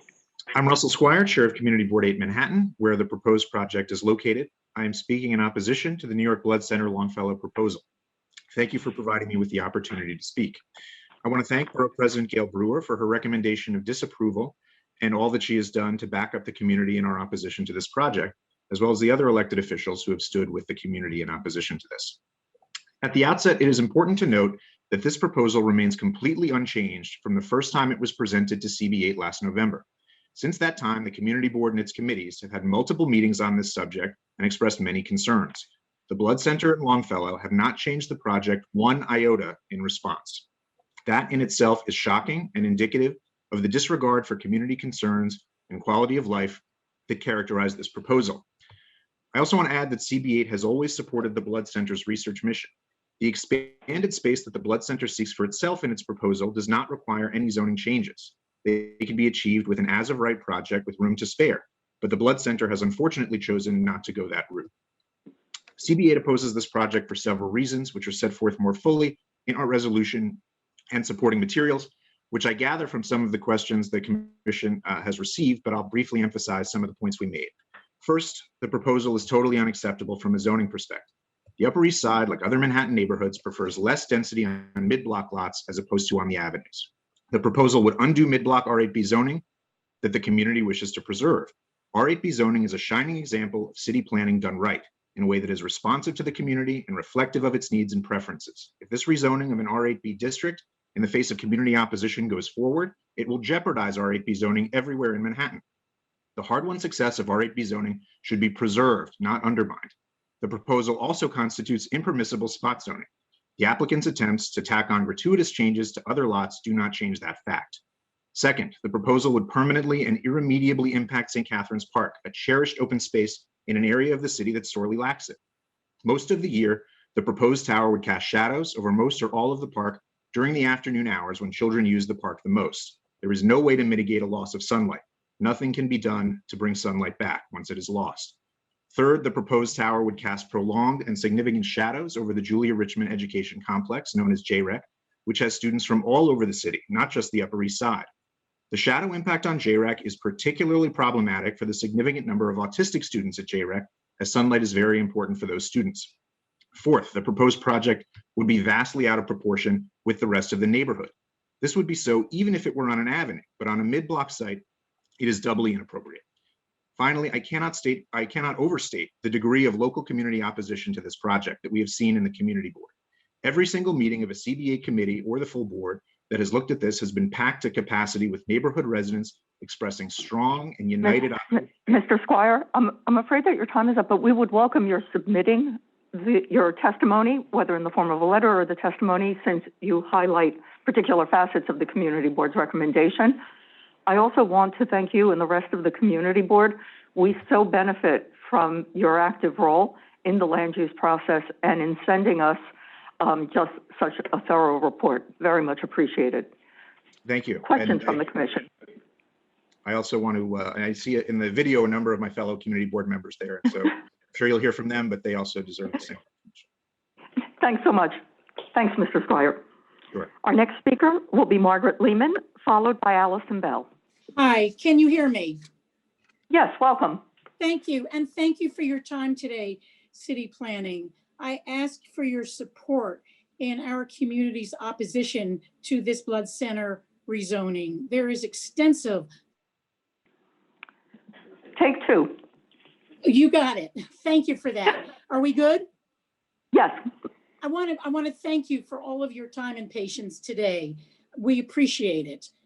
I'm asking for your support, City Planning support, in opposing the blood center rezoning. There is extensive life science development all over the city in appropriate life science locations. New York City itself, on its own website and in its own reports, of which there are many, including its own budget language, describe existing life science locations, identify addresses currently under construction, those many projects in the pipeline, and where New York City envisions where it wants life science construction of towers to be.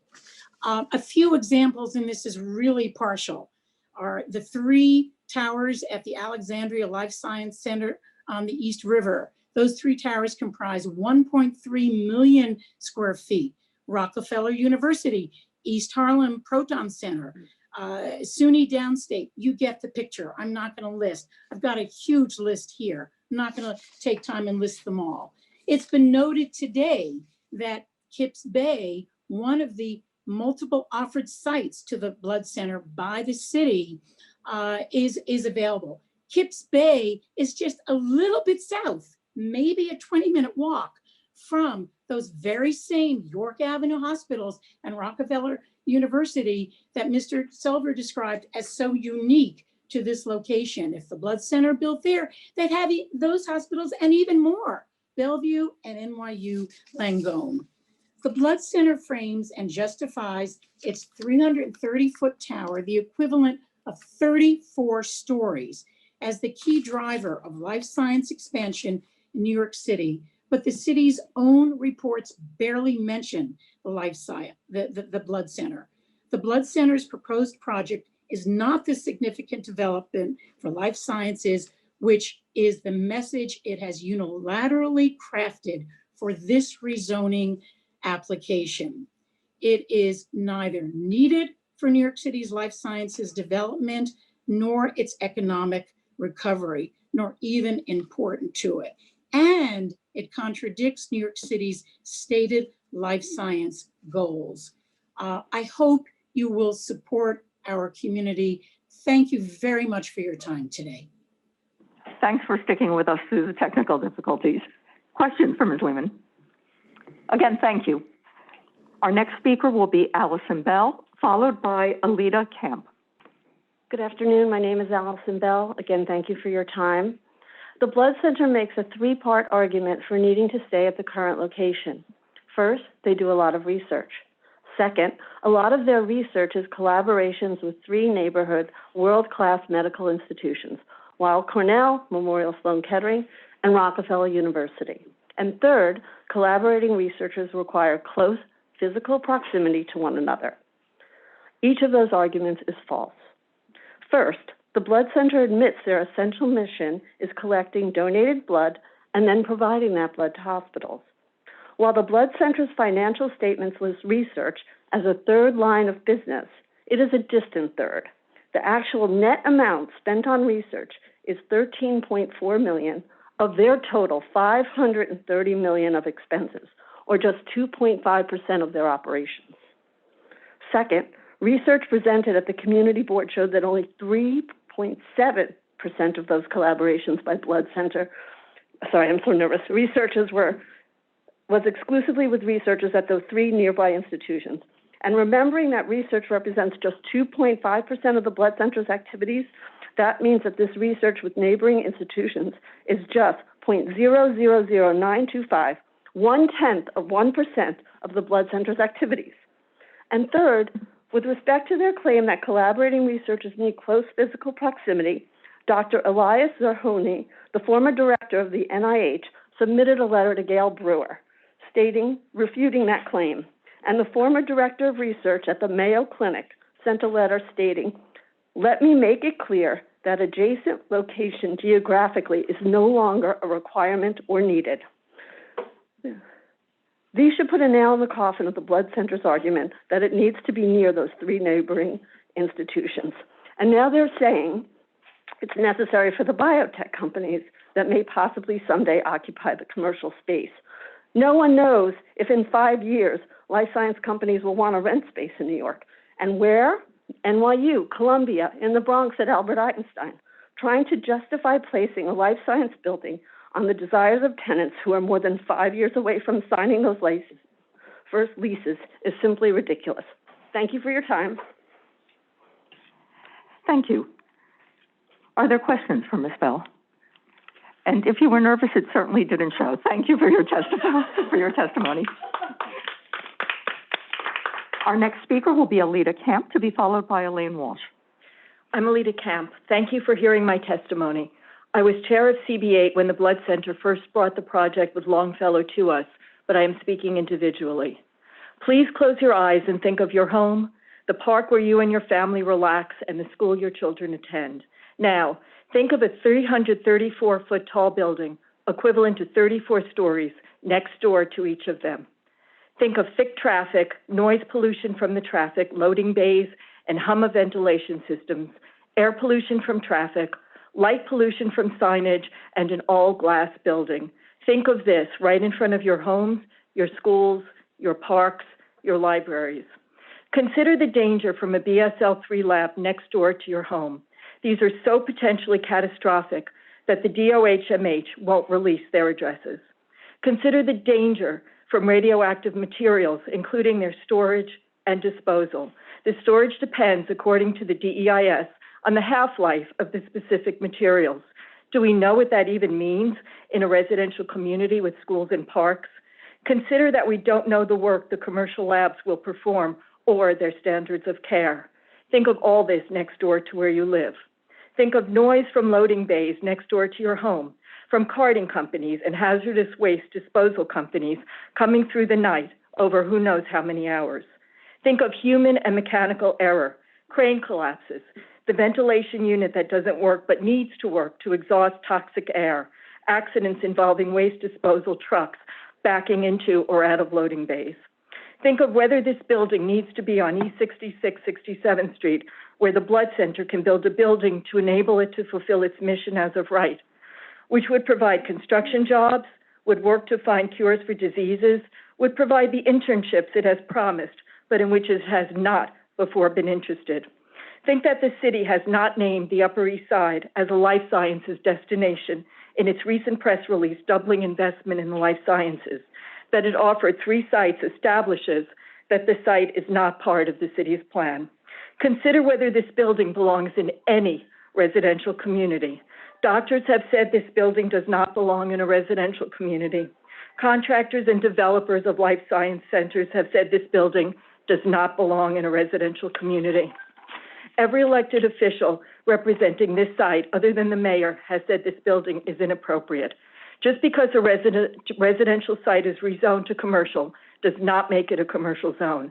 That includes allowing evasion of the rule regarding the permissible relationships between towers in residential zones and parks. Think of zoning where you and your family live. What would you think if you found out that you would have a rezoning that would be an intrusion of this magnitude where you live? I urge you, no, implore you to deny this application. Thank you. Thank you, Ms. Camp, for your testimony and for your prior service on the community board. Questions? Then our next speaker will be Elaine Walsh, followed by Charlie Femboy.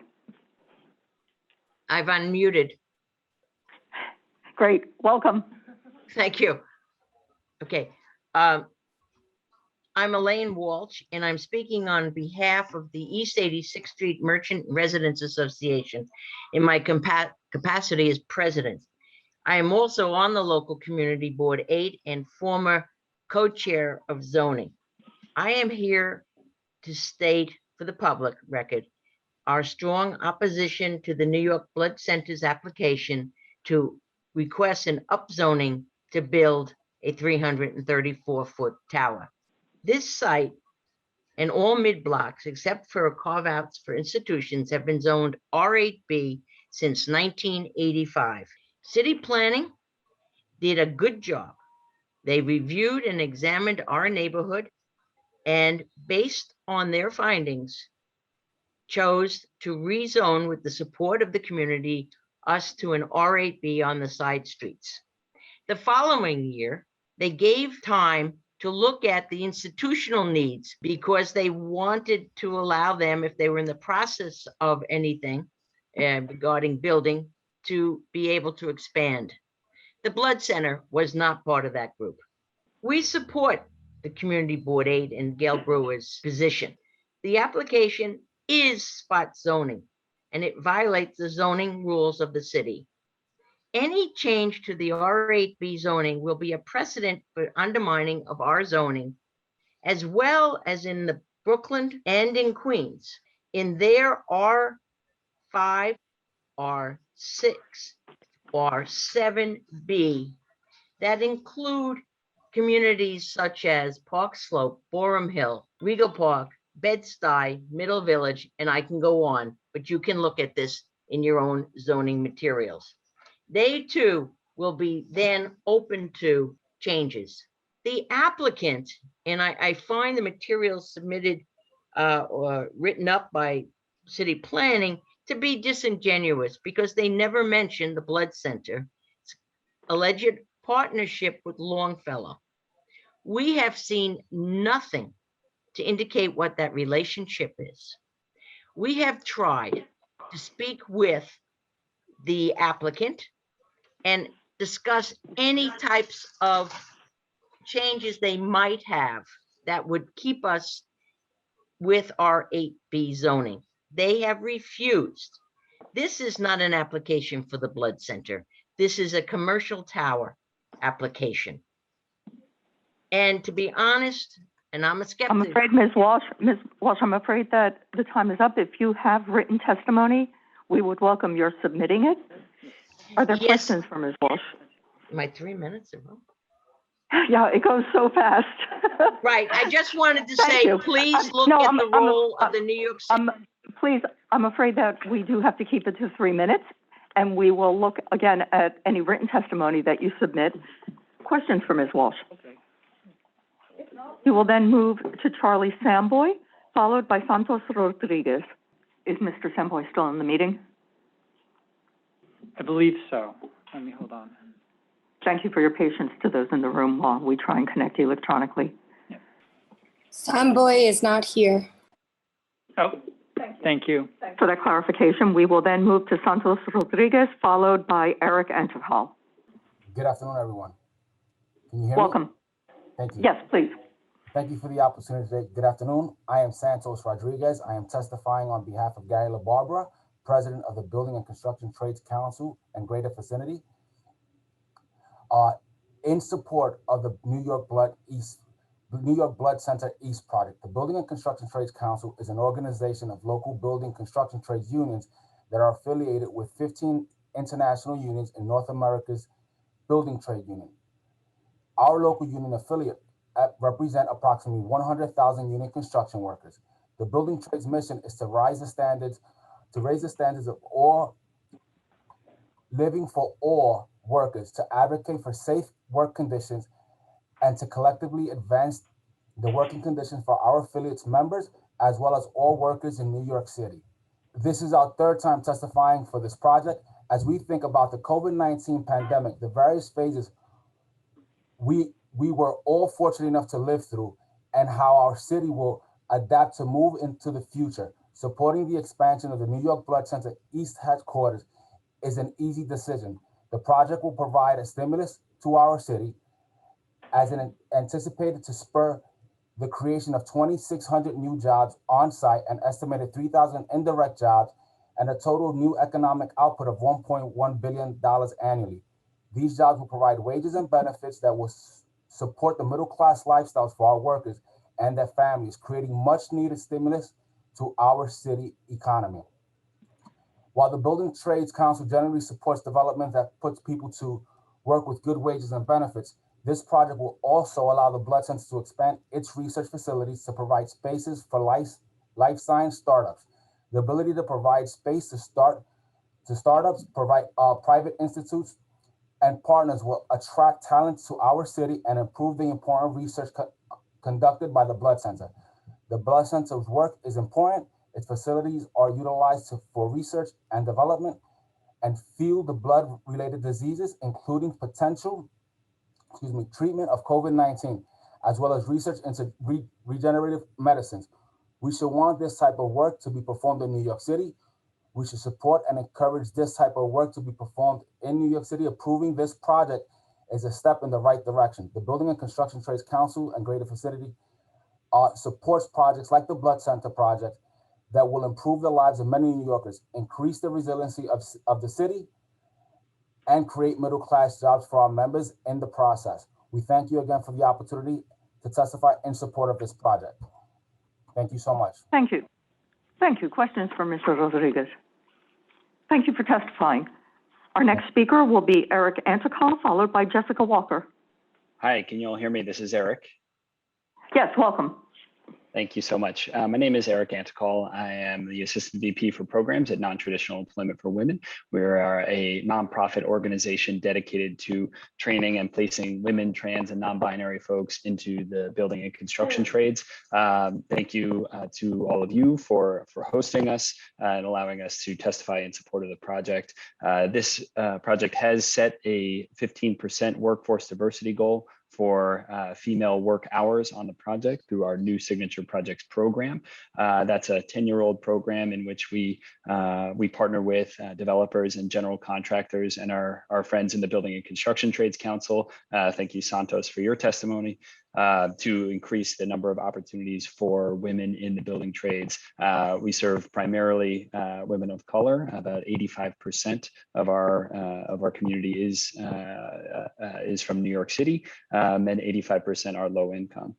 So projects like the Blood Center, setting a workforce diversity goal is critically important to advancing our work of gender and racial equity in the building and construction trades.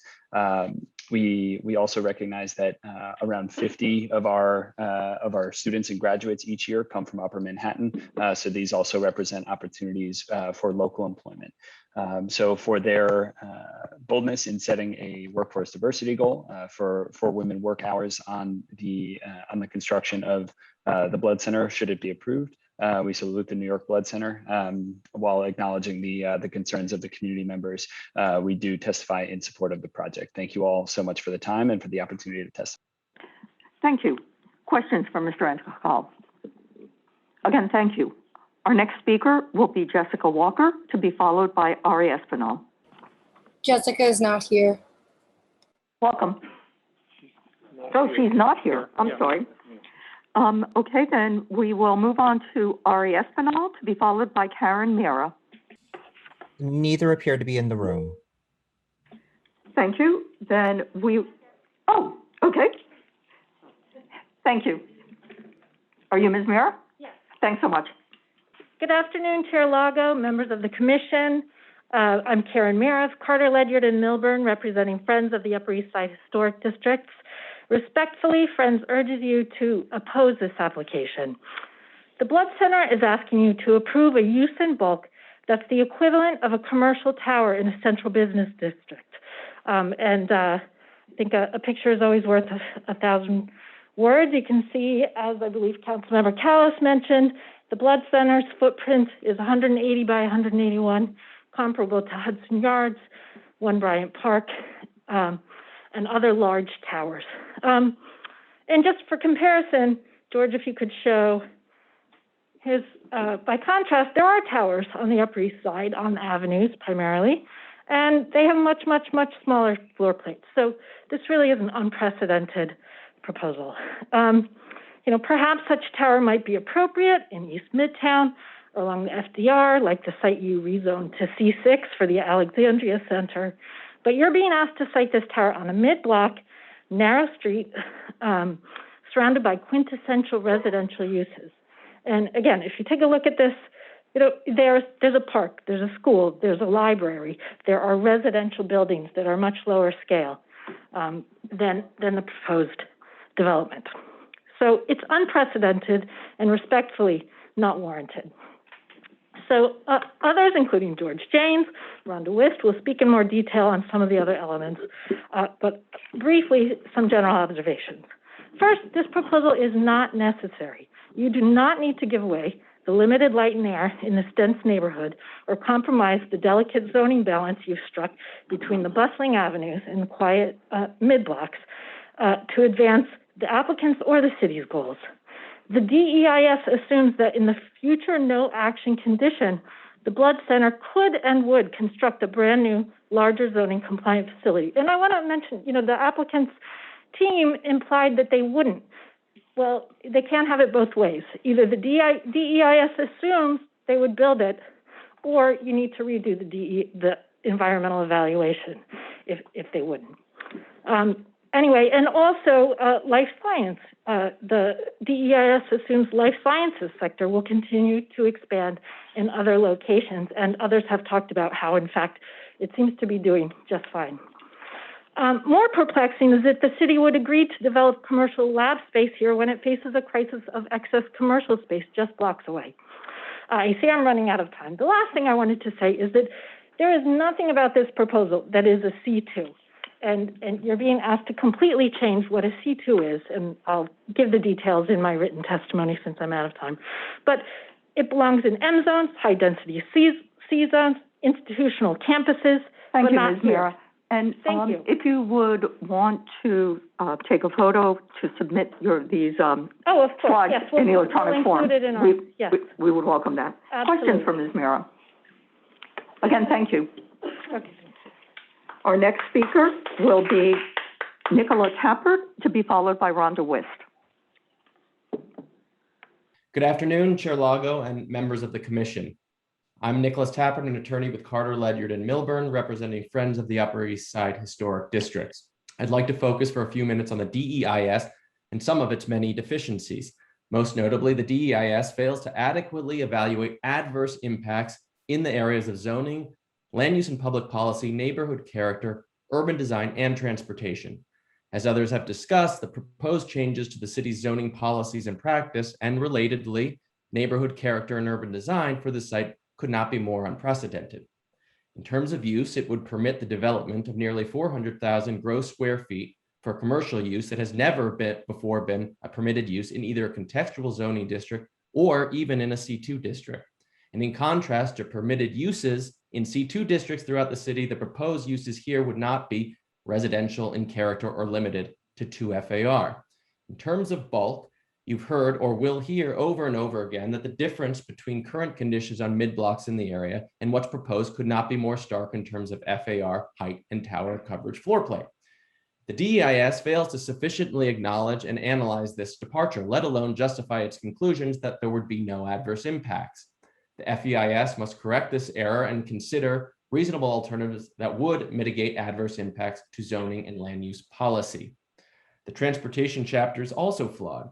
There is a material inconsistency between the employee estimate and the trip generation rates used. The DEIS assumes the life science portion of the facility would result in approximately 2,000 more employees than the no action condition, or about 5 employees per 1,000 gross square feet of lab space. Yet the trip generation estimates assume only 6.98 trips per 1,000 gross square feet of lab space. That undercounts likely trips by a factor of about 2.5. In recent similar EISs based on projected employee counts, including a public health lab, it was assumed that each employee would make 3.33 to 3.5 trips per day. Applying those rates here would likely trigger the need for at least a level 2 screening. Thus, it is premature to conclude that the project would have no adverse impacts on transportation. More fundamentally, the DEIS is flawed in that it fails to analyze an as-of-right development for the project action. An approval to rezone the Blood Center to C27 would enable the site to be redeveloped not only with the proposed project, but also with an as-of-right R9 residential use or 10 FAR community facility use, each of which would have different and possibly more significant adverse impacts. The Commission has an obligation to take a hard look at the reasonably foreseeable potential consequences of its action. Finally, the applicant failed to provide a meaningful range of reasonable alternatives, inasmuch as it claims that anything other than the project and the no action alternative would be financially infeasible. On a separate note, and final note, we urge the Commission to deny the special permit. Given the adverse shadow and other light-related impacts, the Commission would not Mr. Tappert, I'm afraid that your time is up, though we would welcome your submitting your written testimony. Questions for Mr. Tappert? Again, thank you for taking the time to testify. Our next speaker will be Rhonda Wist, followed by George James. Good afternoon, Chair Lago and Commissioners. I'm Rhonda Wist, Director of the Friends of the Upper East Side, and I speak today on their behalf. As some of you may know, I served for 10 years as Executive Director of the Landmarks Preservation Commission, and before that, I was Director of Land Use at the Department of City Planning. In 1985, the City Planning Commission, you, rezoned the mid-blocks of the Upper East Side to the then-new R8B. This was no accident. It was in response to community advocates, including Friends, who were dismayed with the out-of-character towers that had begun to spring up on the mid-blocks in the Upper East Side, and it was the result of a study by this commission which found a striking consistency. 93% of mid-block buildings, including the Blood Center, complied with the R8B envelope. The 1985 R8B rezoning followed the well-established planning principle that tall buildings and commercial uses belong on wide avenues and narrow streets should be reserved for lower-scale residential uses. Hundreds of such low-rise zoning districts have been mapped on narrow side streets throughout the city. Still today, the overwhelming majority of Upper East Side mid-block buildings fit the R8B envelope. The few buildings that exceed it are less than half the Blood Center's proposed height. While the applicant uses these few buildings to justify the proposed rezoning, they all predate the 1985 rezoning and are in fact examples of what the R8B was trying to stop. That the very towers that catalyzed the R8B rezoning are now being used to justify a huge upzoning is absurd and contrary to the purpose and effect of the R8B zoning. The applicant also tries to justify this dramatic departure from long-held land use policy and practice by citing some affordable housing project on the west side that included a rezoning from R8B to R8A. But it's an apples and oranges comparison. That rezoning only included a modest increase in height and bulk and did not introduce a commercial use on the midblock. Here, the maximum height would quadruple, the allowable floor area would double, and it would, for the first time anywhere, map a commercial district in a midblock. Everything about this proposal is unprecedented. While the community will bear the burden of this egregiously tall building, it will not benefit the neighborhood, nor will it directly benefit the Blood Center, which will essentially have the same footprint as today. It will primarily, if not solely, be for the benefit of a private developer. Even so, it would be a poor example of planning at a time when so many commercial buildings are vacant and begging for tenants. This application, if approved, would diminish what makes our neighborhood livable. It would dismantle decades of consistent land use policy and practice by this very commission, and it would send the message, which, make no mistake, will be heard loud and clear, that it is open season on contextual residential midblocks, not just on the Upper East Side, but all across the 5 boroughs. Friends strongly urges the commission to reject this proposal. Thank you very much. Thank you, Ms. Wish. I'll note that we always enjoy having alums come back to testify, and you're also in keeping with the tradition of having your timing down to perfection. I practiced. Questions for Ms. Wish? Again, thank you. And since we'll next be calling George Janes, I assume he'll hand off the props, and following him will be David Melton. My name is George Janes. I'm an urban planner. The proposal for the Life Sciences Hub here on East 67th Street is only here because the Blood Center owns a large site. With few exceptions, as you know, placing high-density commercial development outside the central business district and in the absence of wide streets is not just how we just don't do planning and zoning that way in New York City. This proposal is an example of bad planning. There are better alternatives. The Blood Center could modernize its facility, build huge floor plates, and vastly increase its size by obtaining waivers for yard coverage and FAR, but by staying in the R8B envelope. It's a reasonable compromise between what the Blood Center wants and the community interest. Life sciences is a strategic industry for the city, and the city has already identified publicly owned sites for a life sciences hub. A 2018 EDC RFEI showed sites in Long Island City, Kips Bay, and East Harlem, which were all better sites than the Blood Center site. Let's look at the site in East Harlem. Vacant since urban renewal in the 1970s, this site on 2nd Avenue is a little larger than the Blood Center. Located next to the Proton Center, just blocks from the recently announced new public health laboratory, is currently zoned C63, would be across from sites zoned C63 or M. It is located at the foot of the Triborough and Willis Avenue bridges, blocks from Metro North, the Lexington Avenue line, and the future terminal of the 2nd Avenue subway. From a land planning perspective, it has everything the Blood Center doesn't: appropriate zoning, a wide street, better transportation access, and more appropriate neighboring uses and zoning. Further, for critical industries that the city wants to grow, we're going to want a multi-nucleus solution. Simply, the more areas where life science clusters, the more opportunities for growth in that industry there will be, while at the same time building geographic redundancy for this critical industry. Finally, for most of my career, pessimists in the urban planning field have said, we don't plan in New York, we zone. But I push back every time I hear that, because I know we do a lot of great planning in New York. Let's prove that by rejecting this self-serving zoning application that violates every sound planning principle you've repeatedly put in practice throughout the city. We need a planning solution that considers the needs of the community, the Blood Center, and the city of New York. Thank you. Thank you for your testimony, Mr. James. Questions? Thank you. Our next speaker will be David Melton, to be followed by Rakshanda Mirza. Good afternoon, and thank you for the opportunity to testify about the New York Blood Center East project. My name is David Melton. I am a member of the Labor's Local 79 and a representative for the Greater New York Labor's Employers Cooperation in Education and Trust. Greater New York LESED is a jointly managed trust fund of the Mason Tenders District Council of Greater New York and New York City. LESED represents 17,000 hardworking men and women in construction and 1,200 signatory contractors. I am here to express Greater New York LESED's support for the development of the New York Blood Center East a Life Sciences facility, which will improve the health and recovery of New York City's communities by building with union labor that provides family health benefits and family-sustaining wages.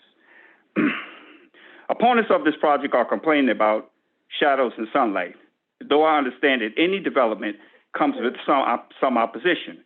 I can help but think about the sunlight this country took away from Native Americans or from enslaved Africans in order to create nice residential areas. We stand against any opposition that seeks to keep our members, largely immigrants and people of color, and any working New Yorkers out of the Upper East Side. We shall be welcoming more people to career pathways here, like those Longfellow has committed to in union construction and in the life sciences sector. Thank you again for the opportunity to express our support. Thank you. Questions for Mr. Melton? Thank you. Our next speaker will be Rakshanda Mirza, followed by Derek Stroman. Good afternoon, everyone. This is Rakshanda, and I'm currently an intern working at New York Blood Center.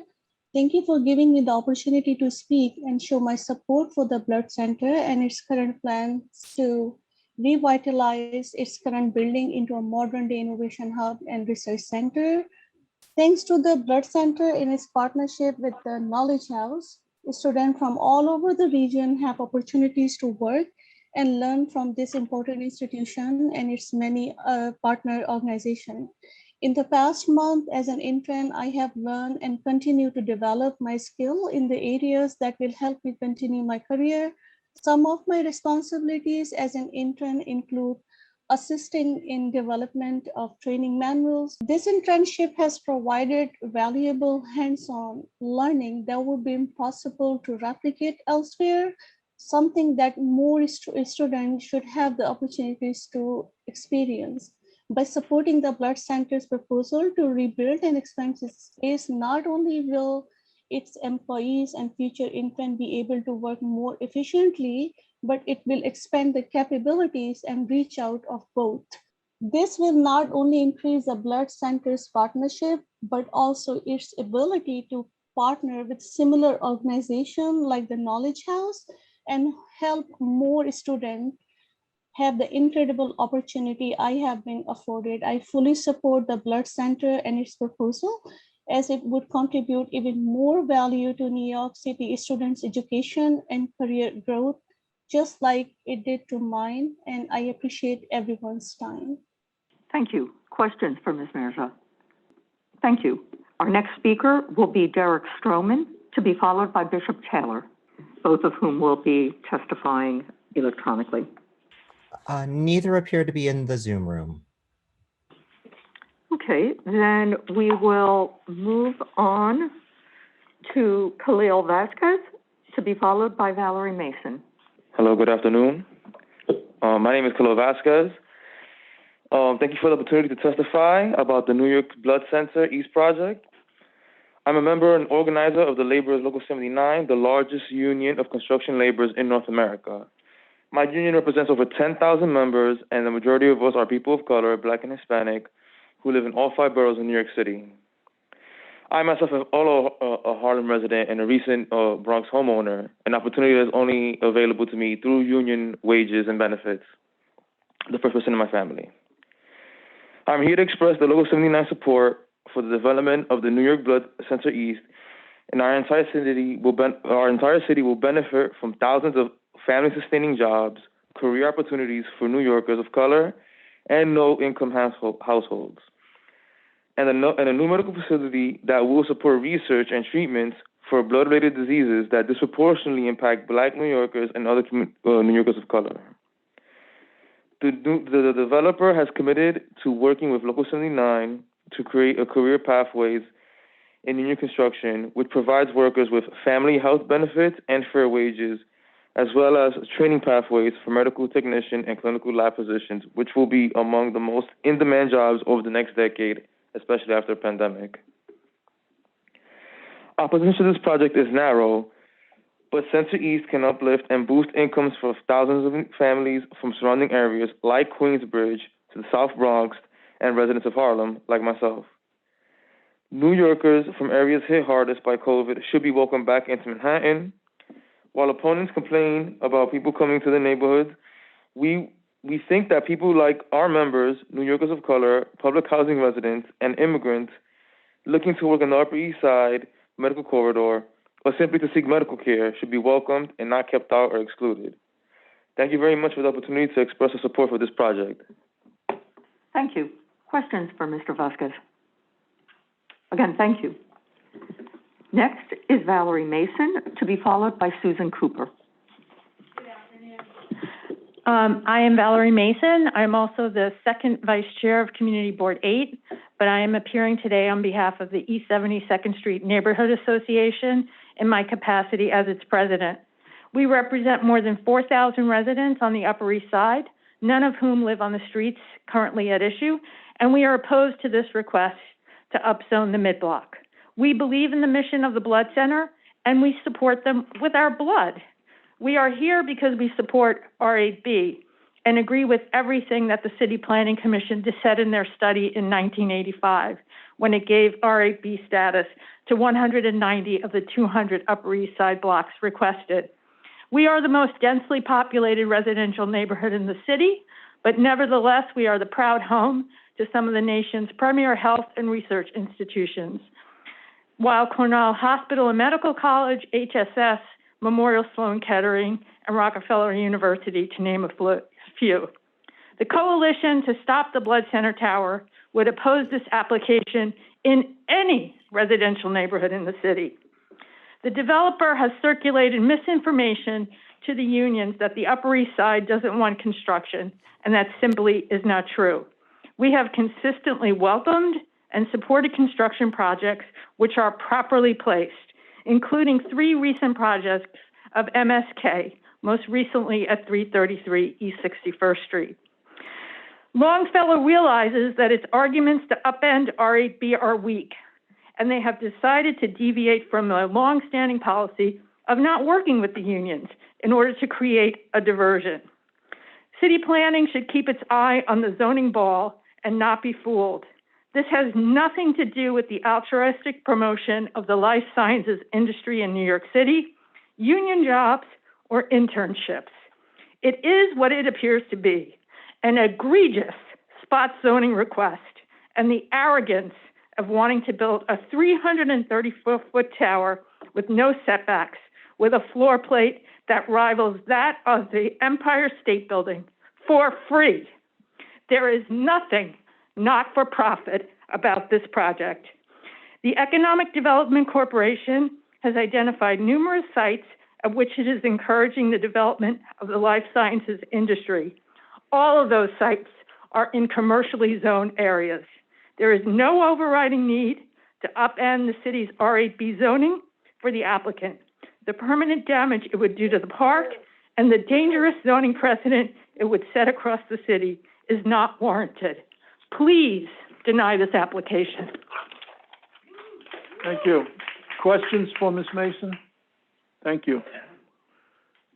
Susan Cooper, who will be followed by Paul Graziano. Susan Cooper? Yes. She's on Zoom. There you are. Proceed. Thank you. So my name is Susan Cooper and I live at 333 East 66th Street. I'm speaking with concern for my neighborhood and my city, as I haven't heard anyone address the state of life sciences industry in general. The possibility that COVID-19 emerged from a lab accident has sparked debate about the risks of some biological research. This debate is forcing many cities, obviously not New York yet, to take another look at the risks and benefits of lab research. In some research, scientists enhance viruses to make them more transmittable, arguing it can provide insights about the pandemic potential of a pathogen. The oversight in the US is now limited to federally funded research and does not cover the increasingly large role the private sector is playing, says Anito Cosiro at Johns Hopkins University. Some experts have called for an outright ban of pathogen-enhancing research. Others question the stated benefits of different types of gain of function, as it's called, experiments. Some experts propose physically isolating the location of labs conducting experiments that carry higher risks. The risk-benefit assessment for studies in the US is done by review boards at universities and federal agencies who evaluate proposed research and enforce federal guidelines. Cicero says those boards need more tools to evaluate the benefits and whether there are alternative methods of learning the same thing, but with less risk. There are calls for more transparency in the review process, which isn't public. If you want to work in a field where you are creating risks at population level, you should do it in a way that's open enough so that people can evaluate those risks, said Dr. Koblenz at George Mason University. So we see how much this life sciences biofield world is in flux with safety concerns bubbling up everywhere. In a commercial observer forum on life sciences, Leslie Himmel, who owns a life sciences retrofit building far west on 57th Street, said, "There's a rush to have spaces right now. The early finishers will do well. The long projects may not do so well." And in that same forum, Brooks Slocum, an architect working in life sciences, said, "You got to make the space flexible so you can convert it depending on what the sector does. Science is moving so fast, who knows what'll be in 2 or more years. So the buildings have to be done in a modular way. Besides research, buildings can become high-end office buildings." The proposed blood center project is estimated to take more than 4.5 years to finish. 4.5 years of seriously damaging noise and neighborhood disruption. By that time, biofield research may be heavily regulated and not allowed in or even near residential neighborhoods. Then what?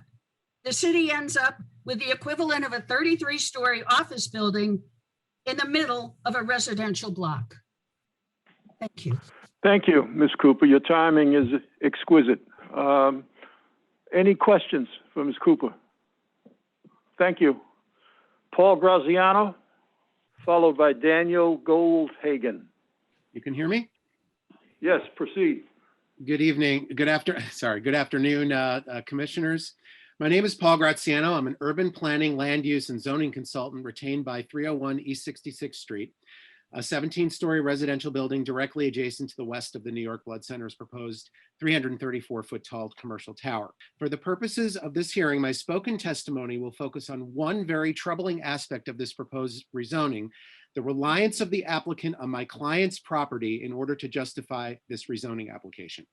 By the applicant's own admission, this proposed rezoning, which includes just 3 parcels of land, benefits a single property owner, the New York Blood Center. This benefit, which increases the allowable height by nearly 500% and FAR by 250% over the present R8B zone, waives setbacks and yards, changes permitted uses, and allows for gargantuan illuminated signage, represents what can only be described as a, quote, taking of equity from the public and private commonwealth. Examples of the public taking are what will be negative effects on light, air, traffic, and other basic quality of life and environmental issues on publicly owned or accessible assets such as St. Catherine's Park, JREC, the public library, and less tangibly surrounding privately owned buildings. Clearly, the permanent negative effects that the proposed tower will have on these surrounding properties will be catastrophic. The sole example of a private taking would be my client's building. 301 East 66th Street is in a unique situation as it will not only be adversely affected in those public taking of assets, but as a materially and publicly stated unwilling participant in the rezoning itself, my client's building is literally a pawn in this rezoning application. Contrary to Mr. Selver's statement today, in the DEIS, the rezoning specifically and literally uses 301 East 66th Street to justify the change in zoning for the New York Blood Center. Again, without including our parcel, this application would be a much harder lift from a planning perspective for the applicant, which is clearly why it was included in the application. In essence, the applicant is attempting a hostile takeover of my client's building and property rights. Finally, through this rezoning, the applicant stands to realize a windfall profit of untold millions of dollars through the creation of speculative air and development rights that currently don't exist. On the other hand, 301 East 66th Street, through its loss of light, air, and other benefits guaranteed above the 7th floor by the present R8B zone, as well as additional negative effects like massive mechanical floors and giant 24-hour illuminated signage, stands to permanently lose untold millions of dollars in value and less quantifiable intangibles like the overall degradation of the quality of life for the owners and residents of the building. The effect on my client's building is akin to eminent domain without any compensation whatsoever, making the situation ripe for an Article 78 proceeding should it be approved. We urge the City Planning Commission to immediately disprove this wrong-headed application, and the Blood Center can rebuild as of right under the current R8B zoning. Thank you. Thank you, Ms. Graziano. Questions? Thank you. Daniel Goldhagen, to be followed by Kimberly Hardy. Yes, good afternoon. I want to thank the City Planning Commission for this opportunity to provide testimony. I live at East 68th Street, a block away from the Blood Center, and wanted to express my opposition to the proposal. I've been following this since November, since the Community Board 8 started the hearings and testimonies from on this proposal. I'm very much against, and I'm very concerned about the risk factors that this building would provide with the laboratories, as Susan Cooper had mentioned. The BSL-3 labs were omitted from the original environmental impact study, and that is a very critical component. We do not know what Longfellow or the tenants, their accessibility to those labs will be. The United States Government Accountability Board has submitted a study in September saying 4 of their 5 recommendations from 2015 have not been implemented in terms of providing safety and security by the FDA.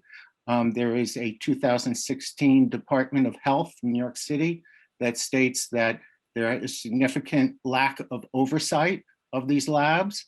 So I think that is something that we should all be concerned about, especially given that it's across from a school, across from a public park, and adjacent to a public library. The other point I want to make is quality of life. I think the zoning was set up as part of the ability to have a quality of life. I think taking away this kind of the light, the noise, the pollution, and particularly the traffic in terms of our security. We've had 2 manhole electrical fires from manhole covers unprompted that affected our buildings and put them out of commission. Does the Blood Center think they are immune from such occurrences? And what's the impact in terms of when they have these laboratories and the generation? There are ways that if people feel that quality of life is no longer worth living in New York City, they will move out. And along with that was revenue, as tax revenue, as well as representation in Congress and the state, which will take away funding from the city. So it's not only about the commercial revenue that this project will build.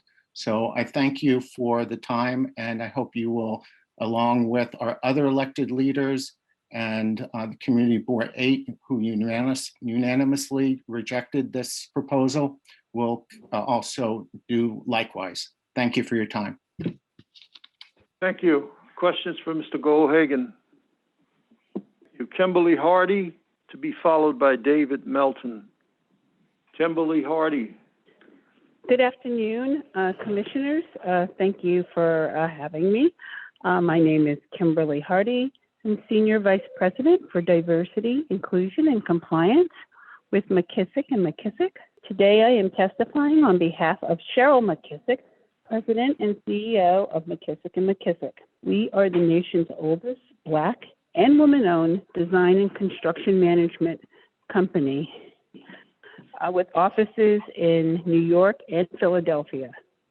For over a century, under the leadership of 5 generations of the McKissick family, we have been a part of transformative projects like the Carnegie Library at Fisk University, the 99th Squadron Air Base, the historic home of the Tuskegee Airmen, as well as current projects like Coney Island Hospital, the rebuilding of the World Trade Center, and the new Terminal 1 at JFK Airport. These projects, like the Center East project before us, spurred economic development and job creation. We are pleased to support this important and revitalizing project that will enhance New York City's ability to be a leader in the life sciences field. In addition, we commend both New York Blood Center and Longfellow Real Estate Partners for their pledge to support diversity, equity, and inclusion. Our partners have committed that the development, construction, and operation of Center East will reflect the diversity of New York City.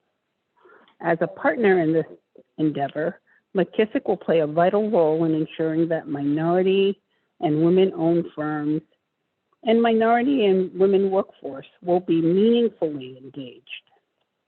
This undertaking is to generate over 1,500 construction jobs, 2,300 life science jobs, and over $1 billion in total economic output. We believe that these benefits can be and should be felt equitably by all New Yorkers. This is an opportunity to bring employment and business opportunities that are both high-paying and highly skilled.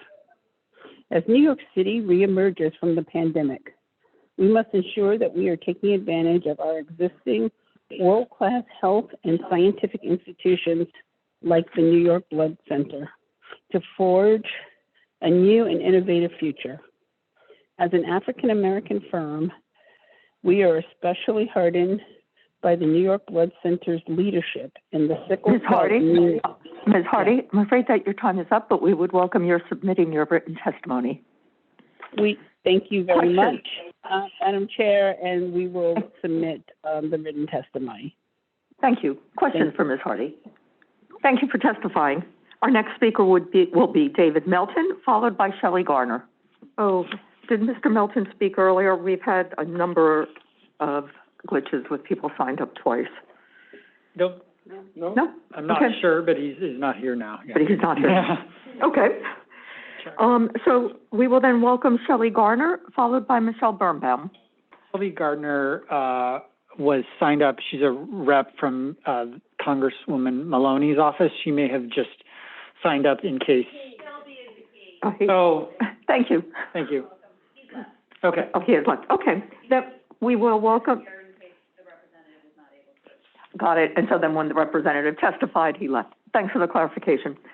Okay, so it will be Michelle Birnbaum, followed by Caroline Sedano. Thank you, Chair Lago and Commissioners. My name is Michelle Birnbaum, and I'm a member of Community Board 8 and its Zoning Committee, and have attended all of the committee meetings addressing the development of the New York Blood Center site. I am testifying today in firm opposition to the proposed development of the New York Blood Center on East 67th and 66th Street. I am here to affirm support for the unanimous vote by Community Board 8 to disapprove the Longfellow Real Estate Partners redevelopment proposal. For all the reasons stated in their 7-page resolution and for the notable and important concern that such a breach of mid-block zoning will adversely affect many communities in all 5 boroughs 5 into the future, this application must be denied. Zoning regulations are the only thing that stands between communities and development chaos, and therefore must be respected and protected. Let's not chip away the protection that the zoning resolution affords, and let's not be fooled that approval of this project will not set a precedent. A precedent for building the equivalent of a 33-story commercial building in the middle of a block in a residential community is abhorrent. Any as-of-right construction by the Blood Center on its current site and any construction by Longfellow Real Estate Partner on any other site will employ a full complement of union labor workers. So the argument that denying this application would result in a loss of union jobs is untrue. Likewise, pointing to any specific disease and implying that if this application were to be denied, that the research on that disease will be impeded is also flatly untrue. And the fact that those matters were brought into conversation at other hearings was an effort to confuse, cloud, and distract from the real issues of zoning and development. Such a dialogue is disingenuous. The Blood Center can build as of right, which will provide substantially more square footage than it will be afforded by the Longfellow plan. This as-of-right construction will accommodate its needs. Additionally, relocation of the whole project or just the rental part of the project to any of the available land parcels on the Upper East Side or Harlem would satisfy both the Blood Center's and Longfellow's needs. Please join the many elected officials, neighborhood preservation groups, block associations, community groups, community facilities, residents, and businesses, and stand in opposition to the Longfellow proposal. Thank you very much. Thank you. Questions for Ms. Birnbaum? Yes, Commissioner Levin. I do have a question. You did identify yourself as a member of Community Board 8, yes, who has followed these discussions. It occurs to me in these hours of testimony that we've not heard anything from Longfellow. Has Longfellow, as a representative Longfellow, ever attended a community board meeting and engaged with the community about this project? Well, Mr. Silber represented them, so that's who he spoke for them. Center. Okay, but nobody from Longfellow. Not in my recollection, but that's good enough. Thank you very much. Yeah, maybe in the record, but yeah. Thank you. Thank you, Ms. Birnbaum. Thank you. Our next speaker will be Carolina Sedano, followed by Martin Edelman. Carolina is no longer in the Zoom. Okay, then Martin Edelman, followed by Anthony Barrett. Okay, my name is Martin Edelman, and number one, I am opposed to this project. I was born in Brooklyn, New York City Public Schools, Polytechnic Institute of Brooklyn graduate, degree in mathematics. I served the U.S. Army in the Corps of Engineers from 1965 to 68. I've been a Manhattan resident since 1968. I've been residing at 333 East 66th Street with my wife since 1975.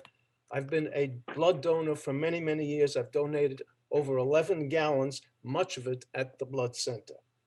In reference to the Blood Center, I fully support the renovation that they need to make themselves more viable, as long as they concur with the zoning of 75 feet. I believe that they could get plenty of space to do all that they need to do. I do not support building life sciences in my residential neighborhood. It violates R8B zoning. It reduces sunlight to St. Catherine's Park and the Julia Richmond Education Complex. It adds over 2,000 bodies competing for services in my residential neighborhood. It will deal with potentially unsafe research, and it will terribly worsen the already bad street traffic. So please consider the folks living here for many, many years, as that I do not want to have, as I'm now approaching my 81st year, I do not want to have the quality of my life reduced, which I believe this project will do. Thank you very much. I yield my time to others who could use it. Thank you. Questions for Mr. Edelman? And thank you for testifying. You're welcome. Our next speaker will be Anthony Barrett, to be followed by Marcia Lowe. My name is Anthony Barrett, and thank you for allowing us to testify today. I'm a board member of 301 East 66th Street, and I represent the 199-unit residential building immediately adjacent to the New York Blood Center. Our hundreds of residents will be extremely adversely impacted should this project be allowed to proceed as proposed. Our building was included in this rezoning against our wishes for the sole purpose of monetizing the New York Blood Center's property next door so they can build this giant tower. We are on the record completely opposing these zoning changes for both the New York Blood Center from R8B to C27, and specifically for our own property, where we reject the proposed change from C19 to C28, which was proposed without knowledge or consent. The main benefit to the New York Blood Center and their need for the zoning change is the approximately $300 million in economic benefits that they and their development partner will receive. We will pay for this largesse in perpetuity by losing our natural light, exponentially increased traffic congestion and noise pollution on narrow side streets, and serious risk to local residents by more biochemical and pathogen testing, pollution and waste more appropriate for an M designation, not an R designation. The increased building area that this project will receive, if approved, will be over 370,000 square feet, worth between $400 to $500 a square foot in this current market. In addition, this project will be eligible for over $100 million in grants from New York City EDC. The economic cost of this project to New York City and its residents will be in excess of $300 million, appropriately tagged by Councilmember Callis and others as zoning for dollars, and the reason why NYBC and Longfellow can spend millions of dollars on fees for their lawyers and lobbyists at Kramer Levin and their PR firm Casera. A great concern that will specifically affect us are the 2 floors of large mechanical spaces, each 30 feet in height, which will directly face our building. One at the equivalent of the 10th through 14th floor, and the Blood Center has acknowledged that this will make a significant amount of noise 24 hours a day. We are very concerned that the BSL-3 labs, which will be vented from the middle of the building, less than 30 feet from living room windows of our apartments, again, not appropriate for a residential neighborhood. The included map has been the Blood Center presented earlier shows how devious and misleading they are. The blue colors on the map show existing non-residential uses and tries to conflate the argument that this project fits in our area. On close analysis, you can see that they have been misrepresented as the commercial lots represent JREC, a 4-story housing complex for MSK, and 2 as-of-right facilities. In closing, the Blood Center has over $500 million in assets and has the money to build this facility. And we again reject this and hope that you will support us. Thank you. Thank you, Mr. Barrett. Questions? Thank you very much. Our next speaker will be Marcia Lowe, followed by Elizabeth Ashby. Hi, my name is Marcia Lowe. I live at 301 East 66th Street for over 50 years, and I'm opposed to this destructive scheme, sometimes referred to as a project.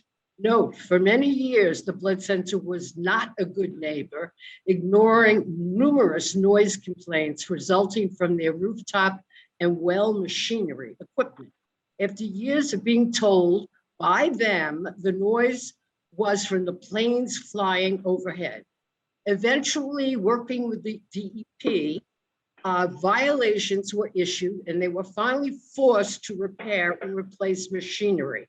And to this day, I am responsible for informing them when they have equipment making noise that it's out of order because they can't seem to deal with that on their own. So you can imagine these mechanicals right outside our windows. This same indifference is now reflected in their new scheme with no regard to human cost. This human impact will result in psychological damage as well as physical damage. Needless to say, many will no longer have direct sunlight as they have now, nor will they have much indirect light. This will cause irreparable damage. Rent-controlled and rent-stabilized tenants will likely have no place to move since many live on fixed incomes and will be subjected to the few years they may have left to live in dire conditions. Perhaps Longfellow would like to pay for the cost to relocate them to a close location, an apartment for their current rent. Having said that, uprooting seniors and completely changing their lives, not be for the better. Condo and co-op owners will be stuck with where they are because they can't sell or will incur large losses. We implore the City Planning Commission to stop the project by voting to disapprove it. Thank you very much. Thank you. Questions for Ms. Lowe? Again, thank you. Our next speaker will be Elizabeth Ashby, followed by Patrick Sullivan. Unmute. Yes, my name is Elizabeth Ashby, and I am speaking for Defenders of the Historic Upper East Side. Not to add to all the fascinating information, important information that's been provided to you there, I want to remind you of the wonderful work that the Commission did in 1985 when it saved the character of the mid-blocks on the Upper East Side. They were then zoned R72 and R8 and allowed towers up to about 170 feet. You did a study and you found that the existing zoning, you found quite rightly, was not compatible to the existing context. And as you said in July 1985, in order to correct this situation and in recognition of the importance of the mid-blocks to maintaining balanced development and quality of life on the Upper East Side, about 190 of the over 200 mid-blocks in Community Board 8 are proposed for rezoning to R8B. That was right. The proposal is twice the size of R72 and R8 buildings. You chose quite rightly to rezone 190 blocks to correct the damage, prevent the damage that buildings that are half the size of this proposal. So I think the great damage that you've heard about to the community, to the school, to the park, proves that you were absolutely right then. And I hope that you will continue to take the same interest, the same protection, and deny this absolutely unsupportable application. Thank you very much. Thank you. Questions for Ms. Ashby? Again, thank you for testifying. Our next speaker will be Patrick Sullivan, followed by Lisa Lau. Patrick Sullivan from the law firm Kramer Levin on behalf of the applicant. I'm here just to clarify a few points that were made before, so the record is clear. The first is that I do want to reiterate what our architect from Aniad said earlier on, that we do certainly recognize the importance of daylight and natural light on schools. And we do want to draw a distinction, though, between that impact and the direct sunlight effects that are experienced on south-facing windows, and that what we believe is the condition that we would be or the building would be creating here is going to be somewhat similar to what is experienced on the north-facing windows of this school and many other schools. So we're prepared to submit a supplemental analysis that discusses that issue. We're also eager to have dialogue with the school so we can understand more clearly what the real impact is to their learning experience and find ways to address that. The second thing is that I want to make clear there's nothing about this application that in any way facilitates the BSL-3 labs. A BSL-3 lab would be allowed here as of right, and in fact, there has been one in this building since the 1980s, which has operated at the highest safety standards and without incidents. And then the third and final thing is to address a concern that the councilman made about the possibility of creating a commercial tower on the avenue. I think this commission understands, but just to be clear, the proposed C28 zoning for the avenue is in fact the same 2 FAR for commercial uses that's allowed today under the C199. So that sort of dramatic change in commercial uses would not be expected. Thank you. Questions for Mr. Sullivan? Commissioner Levin. You're a brave man to stand up at this point in the process. I have an unrelated question that has occurred to me while listening to the testimony. We've shown images and we have written information. This building is basically divided between commercial facility use, designated for commercial facility use on the lower floors, and for community facility use on the lower floors and commercial on the upper floors. Is the community facility use basically going to be used by the Blood Center, and the commercial space, the space that Longfellow will be tenanting? That's correct. Okay. Correct. So by my math, it looks like there's 30% of this building is for the Blood Center, and 69 and change is for commercial tenants in the life sciences sector. That's about correct. It's about that's important. It's about 1/3, 2/3. I may be slow on the uptake here, but I'm finally getting it. Yeah, there's a lot of there's some shared spaces and a lot of mechanicals as well. Okay, that's helpful. Thank you. Other questions for Mr. Sullivan? Thank you for testifying. Our next speaker will be Lisa Lau, to be followed by Martin Bell. Good afternoon. I'm Lisa Lau of ICARES, the environmental consulting firm that prepared the DEIS. I wanted to clarify a couple of points for shadows and construction. For shadows, seeker methodology, and therefore the EIS chapter, is based on daylight savings time. Today, as I'm speaking, I'm referring to the actual time during which the incremental shadows would be experienced.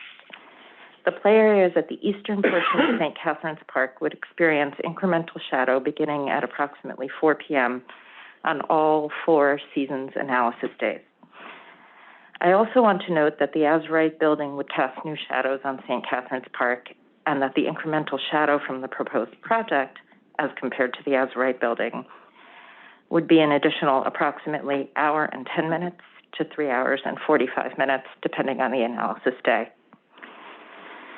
For construction, the duration and excavation and the duration of the excavation and demolition phases would be the same with either the as-right or the proposed buildings, and the overall difference in the construction duration between the as-right and the proposed buildings would be 7 months. For construction air quality, the applicant has committed to using best available tailpipe reduction technologies and utilization of newer equipment. And as detailed in the EIS, with construction of the proposed project, the applicant has committed to additional construction mitigation measures beyond those required by New York City Noise Control Code, including lower noise emission limits for specific pieces of equipment. Concrete trucks would be located inside perimeter noise barriers while concrete is being poured or washed out. Site perimeter noise barriers, where feasible, practical, and effective, would be at least 12 feet tall with a cantilever towards the work area. And the applicant would offer to make available at no cost for purchase and installation storm windows for facades that do not already have insulated glass windows, and or 1 window air conditioner per living room or bedroom at residences that do not already have alternative means of ventilation. Thank you. Questions for Ms. Lau? Thank you for testifying. Thanks.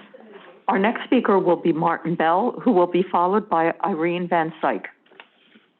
I'm going to submit this exhibits to my written testimony, but I have handouts if you want to follow along. No, that's okay, if you could submit it. Thank you. Okay. Last week, just in favor of Local 79 said opponents of the Blood Center don't want people of color coming into the community, and you heard that again today. That can't go unanswered. Justin, I apologize if that's what you heard. It's not me, and it's not the people I know who are opposing this tower. Justin, you said Local 79 is 80% people of color from all 5 boroughs. That could also describe Julia Richmond pretty closely, as Congresswoman Maloney said. 10 years ago, they tried to tear down Julia Richmond, and Reverend Al Sharpton started a rally to save it. The Union newspaper, the chief, wrote, quote, Reverend Sharpton said Julia Richmond should be raised as a beacon, but because of real estate interests, they're trying to move it out. That's going to be no end. There's going to be no end to us defending Julia Richmond. As one of the principals recently said from Julia Richmond, if they moved us out, we would have gotten a new building. This is worse.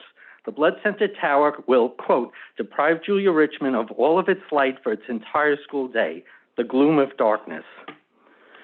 Justin and the other union reps who are here today, let me tell you about the people you are supporting. They're not your friends.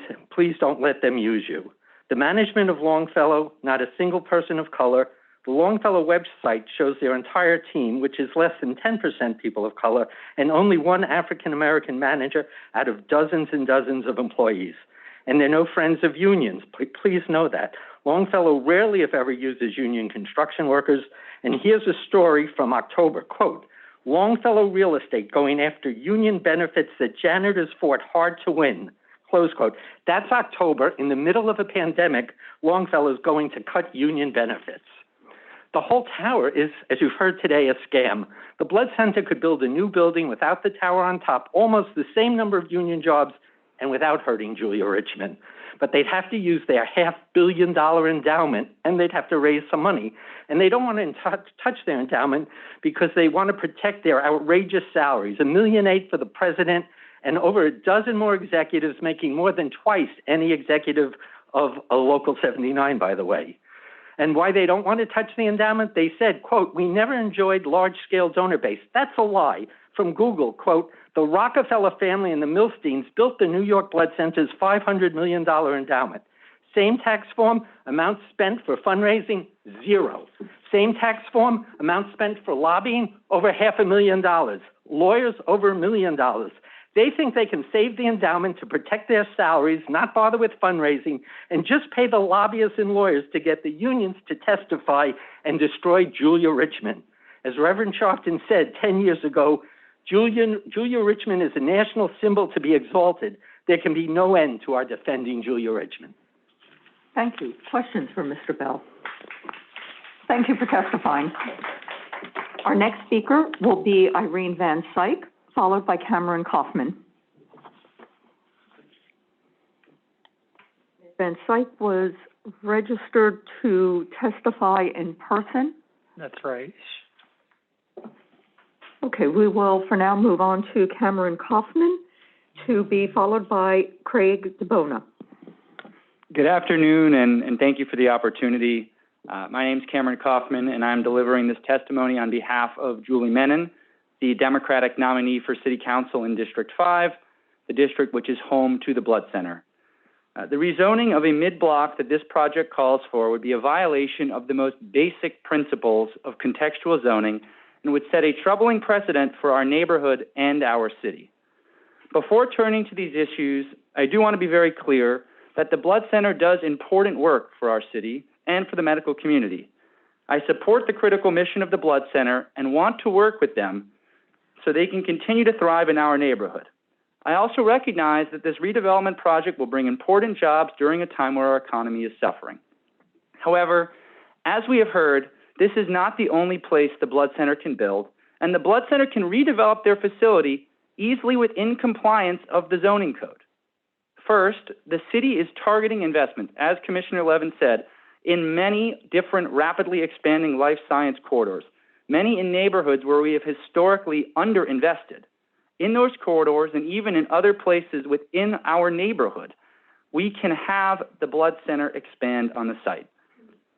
Second, the current plan does not have the Blood Center expanding its footprint. They will continue to occupy only 3 stories of the proposed building, just as they occupy 3 floors right now in their current building. And at the Borough President's hearing, the Coalition to Stop the Blood Center Tower presented a proposal for the Blood Center to expand well within the zoning code. The Blood Center does not need to build this 334-foot tower to expand. This is about Longfellow and its commercial tenants in the building. Let me just go over a couple other key points about this project. 1, the Blood Center is trying to build on a residential mid-block with R8B zoning. In these almost 4 decades, the city has never allowed for a rezoning in an Upper East Side R8B district. To allow for it here would set a troubling precedent. 2, the project casts significant shadows over St. Catherine's Park, one of our few open spaces in the neighborhood. The Upper East Side is one of the densest neighborhoods in the city, yet we have a dearth of open spaces. We must protect these open spaces, and the tower simply does not make sense for the mid-block on this street. Finally, as a former 7-year community board chair and commissioner of 3 different city agencies, I have dealt with countless ULURPs. Normally, the applicant takes the feedback of the community into account and modifies its proposals based on that community input. I am disappointed that the Blood Center keeps presenting the exact same proposal at every single community meeting. That is not the way that ULURP should be conducted. The community needs to have a voice. And the Borough President highlighted that in her recommendations released last night. The community voice is very clear. You've heard it today. You heard it at community board meetings. You heard it in their recommendations. You heard it in the Borough President's recommendations. We need the Blood Center to come to the table with us. Thank you. We're going to be submitting written testimony as well. Thank you. Thank you, Mr. Kaufman. Our next speaker is Craig DeBona, followed by Ruth Brodsky, both of whom are signed up to testify electronically. Can you hear me? Yes, welcome. Hi, I'm Craig DeBona. I'm against the proposed building of a tower reaching 334 feet on top of the Blood Center and strongly urge you to reject this proposal. By the Blood Center's own admission, they are working, among other things, on COVID-19 and SARS projects, which is 10 times more deadly than COVID-19. This is an inappropriate location for this project due to the fact that it would be located in a densely populated residential neighborhood.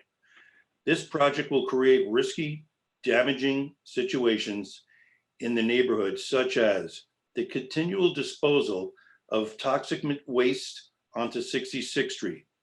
There will be high-speed fans blowing toxic exhaust directly onto the residential buildings on either side.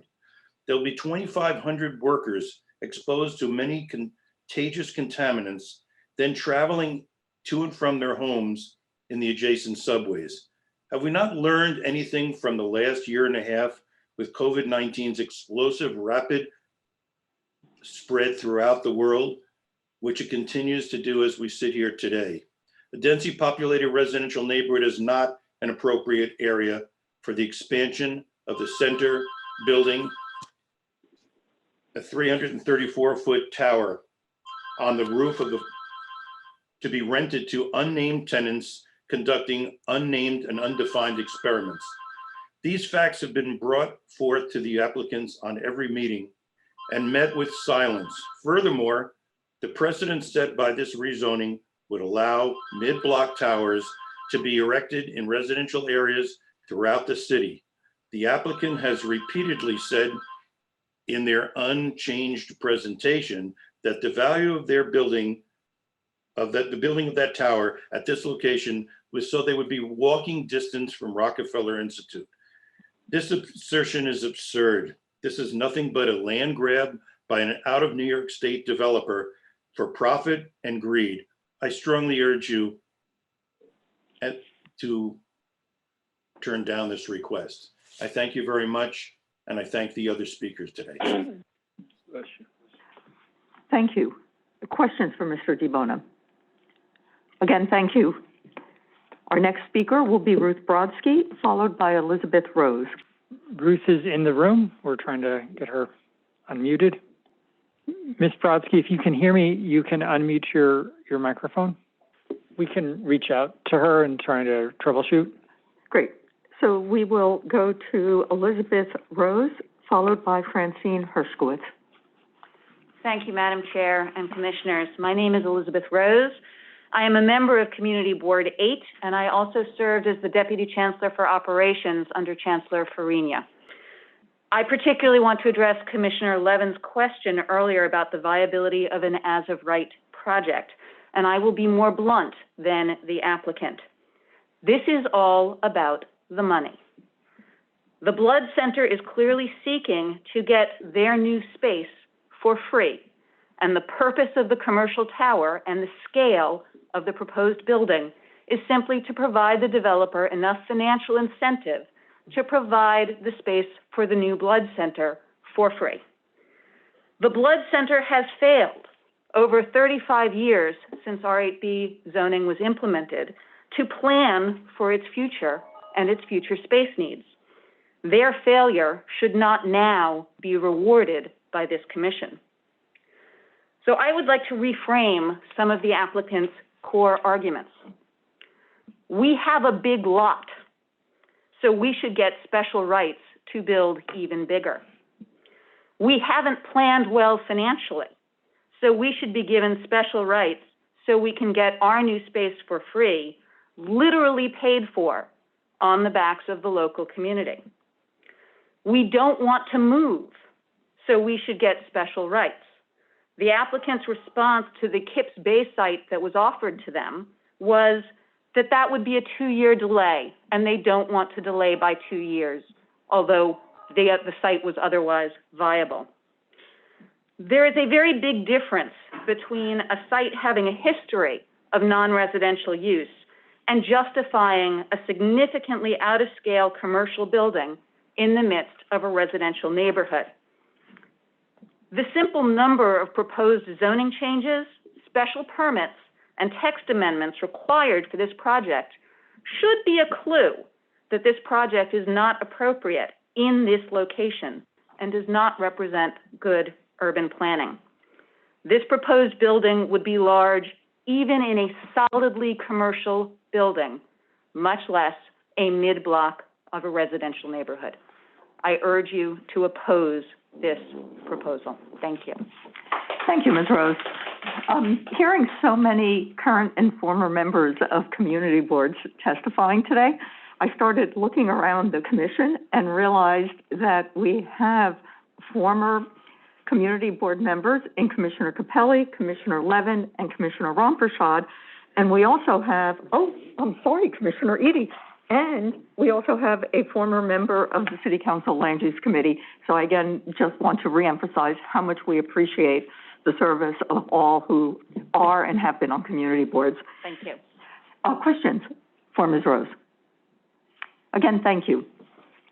And Ryan, you will let us know if we're able to reconnect Ms. Brodsky? Not getting any. So okay. Whenever you have her ready, just let me know and we'll change the order. So our next speaker will be Francine Hershkowitz, followed by Monica Sanchez. Francine is not in the Zoom room.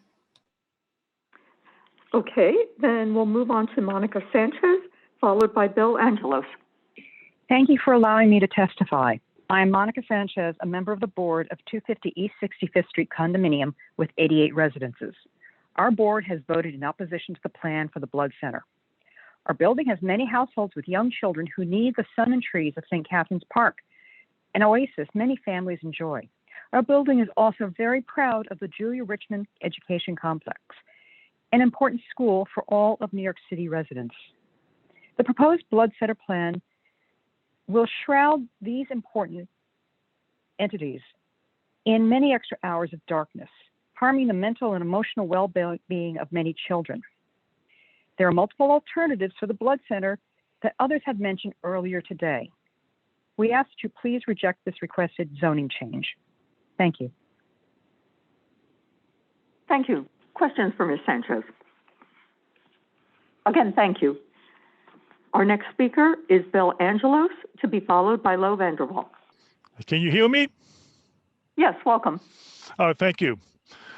Thank you, Chair Lago and members of the City Planning Commission. I'm Bill Angelos, a co-founder of Eastsiders for Responsible Zoning and president of the condominium board for 301 East 66th Street, which is directly adjacent to New York Blood Center. My full remarks related to this proposed rezoning, which echoes the sentiment of my neighbors and other residents of the Upper East Side and beyond, have been submitted in writing, but for the sake of keeping to the speaking time limit, I will be precise and brief about one issue in particular. Throughout this process, we have been told that this action is not a spot zoning. We beg to differ. The original proposal included only the New York Blood Center building. The current proposal additionally includes our building and one across 2nd Avenue. If this isn't a spot zoning, I don't know what it is. One of the most frustrating parts of this process that we only found this out when an updated application was filed. At no point did representatives of the development team or the Department of City Planning, for that matter, come to our building and state their intentions. In addition, we are deeply concerned that this commission allowed this process to begin with a pre-consideration vote without any discussion or questions about the multitude of concerns raised during the public comment periods that have occurred. That is why so many of us are testifying today, because we want to make sure our voices are on the public record. Finally, this rezoning should be voted down not just because it would completely upend our neighborhood's quality of life and set a horrible precedent for other communities, but also due to the utter lack of response by the applicant and the City of New York to respond to our concerns whatsoever. Thank you for your time. Thank you. Questions for Mr. Angelos?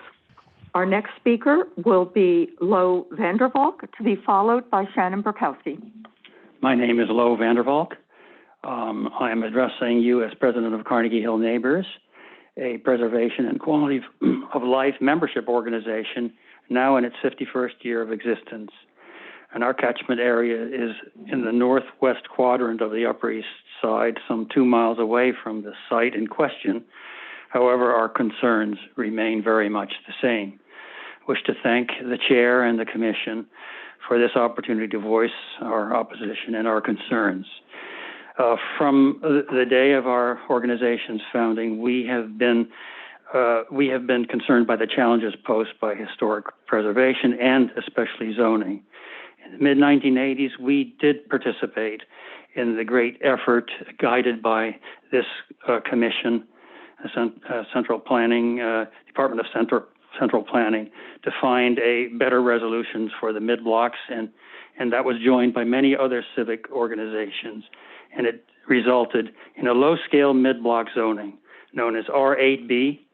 And this process was also elaborated on earlier by the testimony from Elizabeth Ashby. We wish to express our strong opposition to the zoning changes being proposed for this project by the Blood Center and Longfellow partners. That would allow the construction of an avenue-scale building at a height of 334 feet in the mid-block, where zoning limits the height to 75 feet. This is 4 times the height allowed, and the bulk it matches that. The bulk increase matches that. The changes in zoning requested amount to spot zoning unfairly and without real justification, benefiting only the above 2 entities, as Manhattan Borough President Gail Brewer pointed out in her memorandum of yesterday. These changes amount to a subsidy, and by the way, as others have pointed out, a huge subsidy, a subsidy that affords them the opportunity to mount a huge PR effort, one that is hard for us to match. The purpose of RIP zoning it means low-scale residential buildings in the mid-block, and accommodates the high-density development in the avenues in a way that both work in complementary ways for a high-density district, and allows light and air to, in this case, Julia Richmond Education Complex and St. Catherine's Playground, which occupy the mid-block as well. If allowed, this would be the first major upzoning for R8B in the Upper East Side and elsewhere in Manhattan since its initial passage, and this would be very regrettable. So we hope that you will disapprove this application. Thank you, Mr. Vanderwalk. And please feel free to submit your written testimony as well. Yes, I will. Thank you. At this point, I will note that we are getting near the end of this public hearing on this matter. And if you haven't registered to speak, but you've decided during the course of this hearing that you would like to, now would be the time to register. You can find instructions on how to register online or by phone at www.nyc.gov/NYC-engage. And with that, we'll welcome Shannon Burkowski, followed by Marco Tamayo. Hi, thank you for having me. My name is Shannon Burkowski. I've been watching since 10 a.m. also, so I feel your pain and I appreciate the time. Again, my name is Shannon Burkowski. I am the co-president of the PTA at PS 183, which is just a block away from the Blood Center. And I also live on East 67th Street, just a few doors down from the Blood Center. So I'm here to voice my concerns as a parent to advocate for all of our children that will be affected by this huge, massive tower. They talk all the time about a life sciences hub, but this really is a residential hub more than anything else. There's many schools, 6 schools in the Julia Richmond complex, PS 183 down the block. There's a nursery school on East 67th Street.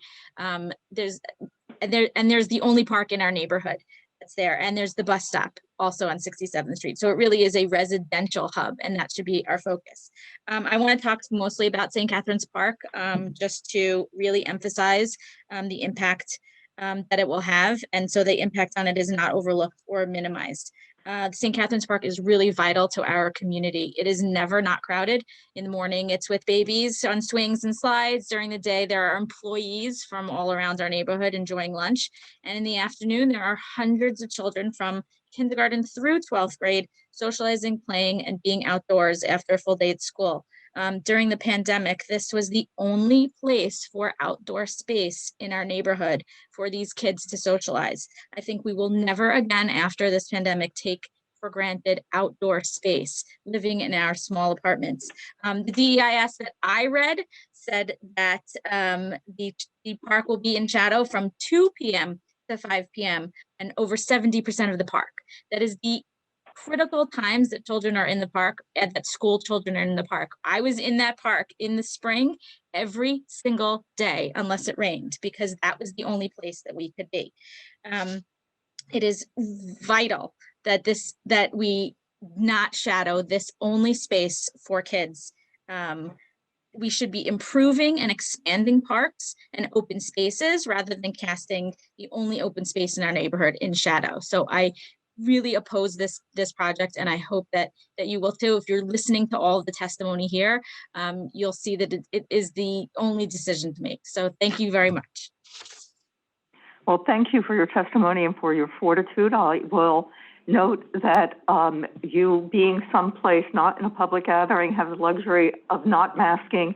And so this is a shout out to the many members of the public who are here. And I can't tell you how much I appreciate your observing social distancing guidelines and masking.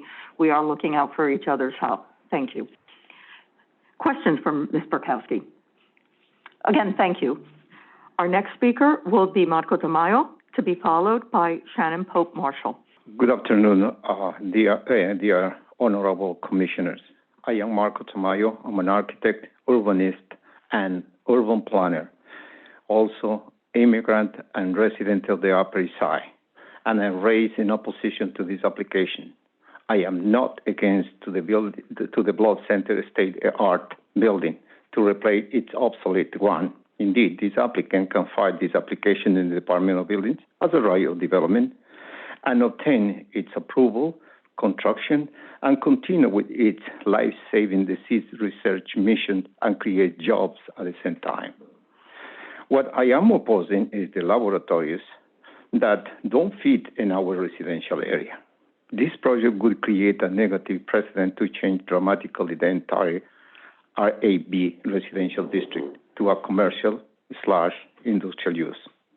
If there is a human error, this lab type 3 could overpass the maximum exhaust particle permitted.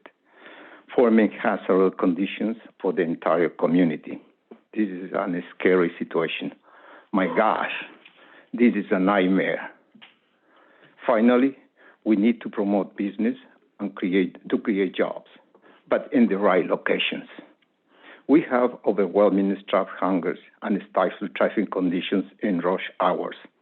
And the Blood Center proposal would bring even more traffic. Therefore, most likely, we will have a traffic gridlock. This would trigger the congestion pricing and consequently an uncontrollable inflation affecting the middle and low-income families, moving these families outside of this community, forming a spatial segregation by income. In short, we have to promote business where we can create an equitable city because the developers cannot dictate our future. Furthermore, the proposed C27 commercial industrial use doesn't exist in the entire zoning resolution. The floor area is 2, and they request 10. The height 25, they request 334 feet. Therefore, this is a new, selfish, and unreasonable proposed district. Please disapprove it. Thank you. Thank you. Questions for Mr. Tamayo? Our next speaker will be Sharon Pope Marshall, to be followed by Joshua Sutton.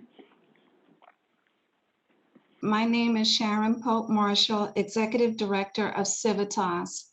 Civitas is a not-for-profit organization founded in 1981 to improve the quality of urban life of Manhattan's Upper East Side and El Barrio East Harlem neighborhoods.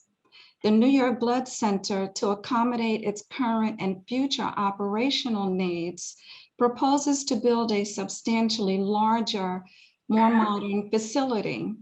However, the proposed build program, in conjunction with the requested land use actions to facilitate it, raises significant land use issues. Civitas cannot support the New York Blood Center project as currently proposed. We hope you won't either. As proposed, the New York Blood Center project will be rezoned from its current medium density district to one that allows higher density for both residential and community facility buildings. Additionally, the New York Blood Center building would be demolished. Civitas believes that the proposed size and bulk will negatively affect the contextual character of East 66th as well as East 67th streets. The surrounding neighborhood is indeed characterized by low and medium density residential buildings on the mid-block and medium density residential and mixed residential commercial buildings on the avenues. The proposed building, to rise in excess of approximately 30 stories in height, would not be compatible with the overall built context or scale that normally typifies buildings that are immediately adjacent or face the proposed project site. Given the New York Blood Center's project height and bulk, the proposed building would significantly obstruct light and air to adjoining properties and to the East 67th Street public realm. Civitas cannot support the New York Blood Center project as currently proposed. Please vote against this proposal. Thank you. Thank you. Thank you. Questions for Ms. Pope Marshall? Yes. Again, thank you. Thank you. Our next speaker will be Joshua Satin, followed by Melissa Mitchell. Mr. Sutton is in the Zoom. I've asked him to unmute a few times. Go ahead, Mr. Hi, Sutton. how are you? My name is Joshua Satin. I'm the principal of the Ella Baker School and building manager of the Julia Richmond complex across the street from the Blood Center. Thank you for having us here today. I am just, we are opposed to the reconstruction of the construction of the building across the street. the congestion that it will have when they start building, and congestion for years and years to come afterwards. 67th Street and 66th Street in no means are equipped to accommodate the traffic that will have. The other piece is it is directly in front of our building. It'll cause such mayhem for the 4 to 5 to 6 years of construction of that building.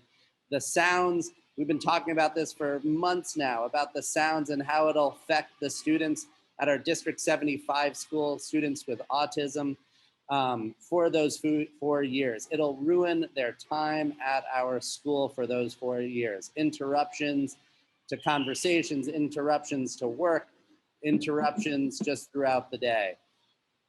And then we keep hearing it time and time again about the shadow. It'll essentially put JREC into a shadow all day long. It'll put a shadow on the park where our kids play during the day, at the beginning of the day, and after school. It'll just cause havoc there as well. There was an argument coming up about about NIMBYism, and by no means is this that. We have our students from across the city, from every borough. They are fighting against this. They were protesting this work. And it is about having a safe place for all of our students, all the 3,000 students in our building, from age 2 months to 18 years of age, plus the staff that is here as well. We oppose this, and another big piece that you have to consider is the amount of people that they talk about bringing in. Over 2,000 more people coming to our block, having an elementary school, having a middle school, having a high school right there. There is no way that we want 2,000 more people riding the trains, commuting in, and coming onto this block. So thank you very much for your time and patience and understanding. The Julia Richmond complex opposes the mid-block build. Thank you. Thank you for your testimony and also for your service as a public school teacher. Questions for Mr. Satin? Thank you. And at this point, thank you for your patience. We'll hear from Melissa Mitchell. Hi, thank you. Thank you for this opportunity, NYC Planning. I would just like to say, and can everyone hear me? Just want to make sure. As I mentioned before, I vehemently oppose this project. I live 1 block away from where this construction will be taking place, and I've been a long-time resident, living here for 10 years. I am a native New Yorker, originally from Queens, proudly, but it would be a disaster, and as said by other speakers, a monstrosity to see this happen to this neighborhood. To touch on some points I have bulleted down here, it is amazing to me how Longfellow has tried to turn this into a jobs and social justice matter. But I am here to tell you, as a Black and brown female, that creating commercial space in a residential neighborhood does not equate to diversity and inclusion, especially if these jobs will not afford this demographic to actually live in this neighborhood. So let's think about that. That doesn't really make sense. And if we want to make this about Black and brown people, what about the Black and brown children at Julia Richmond? As mentioned before, the lack of sunlight will lead to a mental health crisis. And there has been numerous studies that show the dangers of lack of sunlight. Lower vitamin Ds will lead to a lowered immune system. So I really feel like we are going to create more harm to this neighborhood than good by implementing this project. And another thing to consider with Longfellow, think about all those commercial spaces on top of the blood center. Who do you think is going to inhabit that? I'm sure it's going to be a hedge fund, probably another private equity firm. Let's just put this all into perspective and not make this about, oh, this is a nonprofit approach. This is about profit. And I want that to be very clear to just everyone here today. And I love this community. I love this neighborhood. I'm really proud to be living here, and it'd be a shame to see such a beautiful space and a beautiful piece of land turned into an eyesore and blocked out in darkness. So thank you for having me today, and I really appreciate this opportunity. And please don't construct this project, and please bring it somewhere else. Thank you. Thank you. Questions for Ms. Mitchell? So at this point, I am going to go through the names of those who had signed up in the event that any of them are now available. Charlie Samboy, Jessica Walker, Ari Espinal, Derek Stroman, Bishop Taylor, David Melton, Carolina Sedano, Irene Van Syke, Ruth Brodsky, and Francine Hershkowitz. We are attempting to, Ms. Brodsky is still in the room, and we have her phone number, so we're giving her a call. The other thing I would ask is if anyone else has signed up. No new sign-ons on our. And are we still working on Ms. Brodsky? Just appears to be having technical difficulties. With apologies to Ms. Brodsky, we would welcome your submitting written testimony. At this point, I will ask if there is anyone present in the room who has not testified but would like to be heard. Now would be the time to come forward.